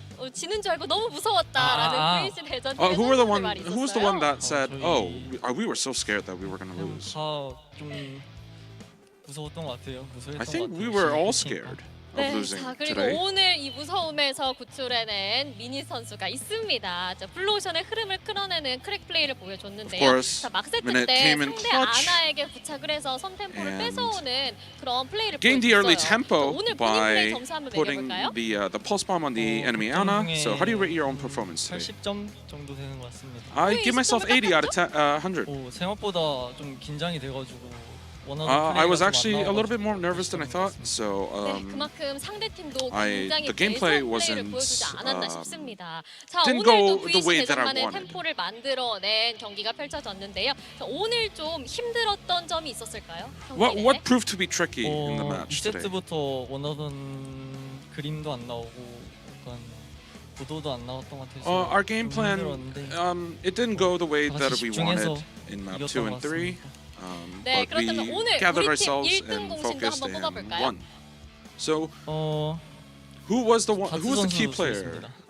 네, 자, in your 다트 opinion, 선수 함께 딜을 넣어주며 of today's match, 이렇게 서로 and he says 등을 dart. 맞대고 이렇게 하는 모습이 인상 깊었습니다. 자, 오늘 경기를 끝으로 이제 앞으로의 여정을 계속할 수 있게 Of 되었는데요. course, 내일 Vex 경기 journeys 마련이 continues. 됐죠. 자, 팬분들의 응원도 한몫한 것 같습니다. The 앞에서 road to 이렇게 playoffs is 미니 just not over 선수의 yet. 이름을 들고 계신 팬분들도 있는데요. So 팬분들에게 한마디 please say a few words to the 부탁드립니다. fans cheering you on. 진짜 매번 시간 내주셔서 응원해 주셔서 감사하고 I really appreciate spending your time 보답할 수 to 있게 come and support us. 지심 있게 and 내일 경기도 잘 이겨보도록 하겠습니다. we 감사합니다. will do our best to win 네, tomorrow's 자, match as 오늘 well. 이렇게 승리팀 VC 대전의 미니 선수 And that was 마지막 the 남았습니다. POTM 승리 다시 한번 interview with 축하드립니다. Minute from DAEJEON. And to close us off 네, for the 이렇게 day, 마지막 경기 I am going to 5세트 send 꽉 it back 채워서 to Unknown and Hex. 꽉꽉 마무리를 했습니다. 자, 오늘 Alright, 경기 정말 thank you, 치열한 Clutch, 경기들이 for the 많았는데요. translations. And I mean, I can definitely hear it from Minute's voice that he definitely looks relieved. That he felt it. He felt it that he might actually lose over there, because that was a mighty push. Last push from Old Ocean there, so credit to them. Although they do exit from the tournament this season, I mean, I do have to give them last props before they leave. Oh, for sure. It's really nice to see them play. Vec was able to pull it off in the end, and then you kind of look at it. What is the Vec win condition tomorrow? Can they go in? And I think when they play their best, maybe it's something they're figuring out now, is getting the support ultimates to help Dart. Minute's going to do Minute stuff. Minute's just going to play hit scan. He's going to shoot stuff. But you need to support Dart. Dart has to get nanos. Dart has to get kitsunes. Dart has to get the barriers and the beats, things like that. If you can support Dart on that DPS, Minute's going to be fine. Don't worry about it. But if you can combo those ultimates, those are the fights that they won best. We'll see if they can do it tomorrow. Here are the standings. Crazy Raccoon, obviously, just Still don't lose undefeated. maps. Yep, Yeah. they don't lose maps. And Team Falcons on second right now. Poker Face on third, and the grace of winning today. So this is the big match that not the big match, but the important match is going to be Fnatic versus Vec, because this is going to be determining who goes the last ticket for playoffs, and whoever loses this ends their season. Of course, neither of these teams would want to just conclude their season after, after all this. And like you said, maybe the win conditions for Vec, I would like to add, is that because Vec did such a good job at singling out Jaehong today, maybe they could do the same for Lijiang. Because Fnatic has looked really fragile when they lose Lijiang first, and I think if Vec could repeat the same performances against Fnatic, of course, it's definitely going to be a lot more difficult compared to Old Ocean, because Lijiang will have, I guess, a more supporting squad around him, but still, singling him, if Vec can make that happen, they might have a fighting chance, especially having that momentum and adrenaline of match 5 that they had today. And also, Team Falcons, we have the other two matches, Team Falcons, Poker Face, Crazy Raccoon, ZETA Division going on. So all exciting matches for tomorrow. I think you bring up a great point before we call it a broadcast. One of the question marks for Fnatic has been that support line. If Vec learned anything from today, it's how to dive a support line, how to really put a damper on what a team wants to do. And so if there's a chance, I think that you're absolutely correct. You go to that back line, you try to make Lijiang and Izayaki uncomfortable, and you see what the rest of Fnatic has to bring you. So I think that is the game plan. That's a great call. Yep, and as for, I guess, the remaining two matches, I wouldn't even want to call them remaining two matches, because they're so banger of matches anyway. Because, like, who would call Crazy Raccoon matches the rest of the matches? And who would call Falcons matches the rest of the matches? But still, more stakes on the, I guess, LCQ matches. But also, the, seeding matches are going to be interesting. You always want to see if anyone can fight Crazy Raccoon. Like, Yes. that's always going to be a banger match. Like, can anyone do anything against Crazy Raccoon? Like, that's always the question. So as long as we get to watch that team, I'm fine with it. Thank you for the save over there, Hex. But yes, it has been a long day, and it is time for us to finally call it a day. Thank you for watching, and thank you, Hex, for casting with me. We still have some exciting Overwatch coming tomorrow, so don't go anywhere. And we also have NA and EMEA coming after this. So if you're here for the drops, there is also a lot of Overwatch to be watched. So thank you for today, and we'll see you tomorrow.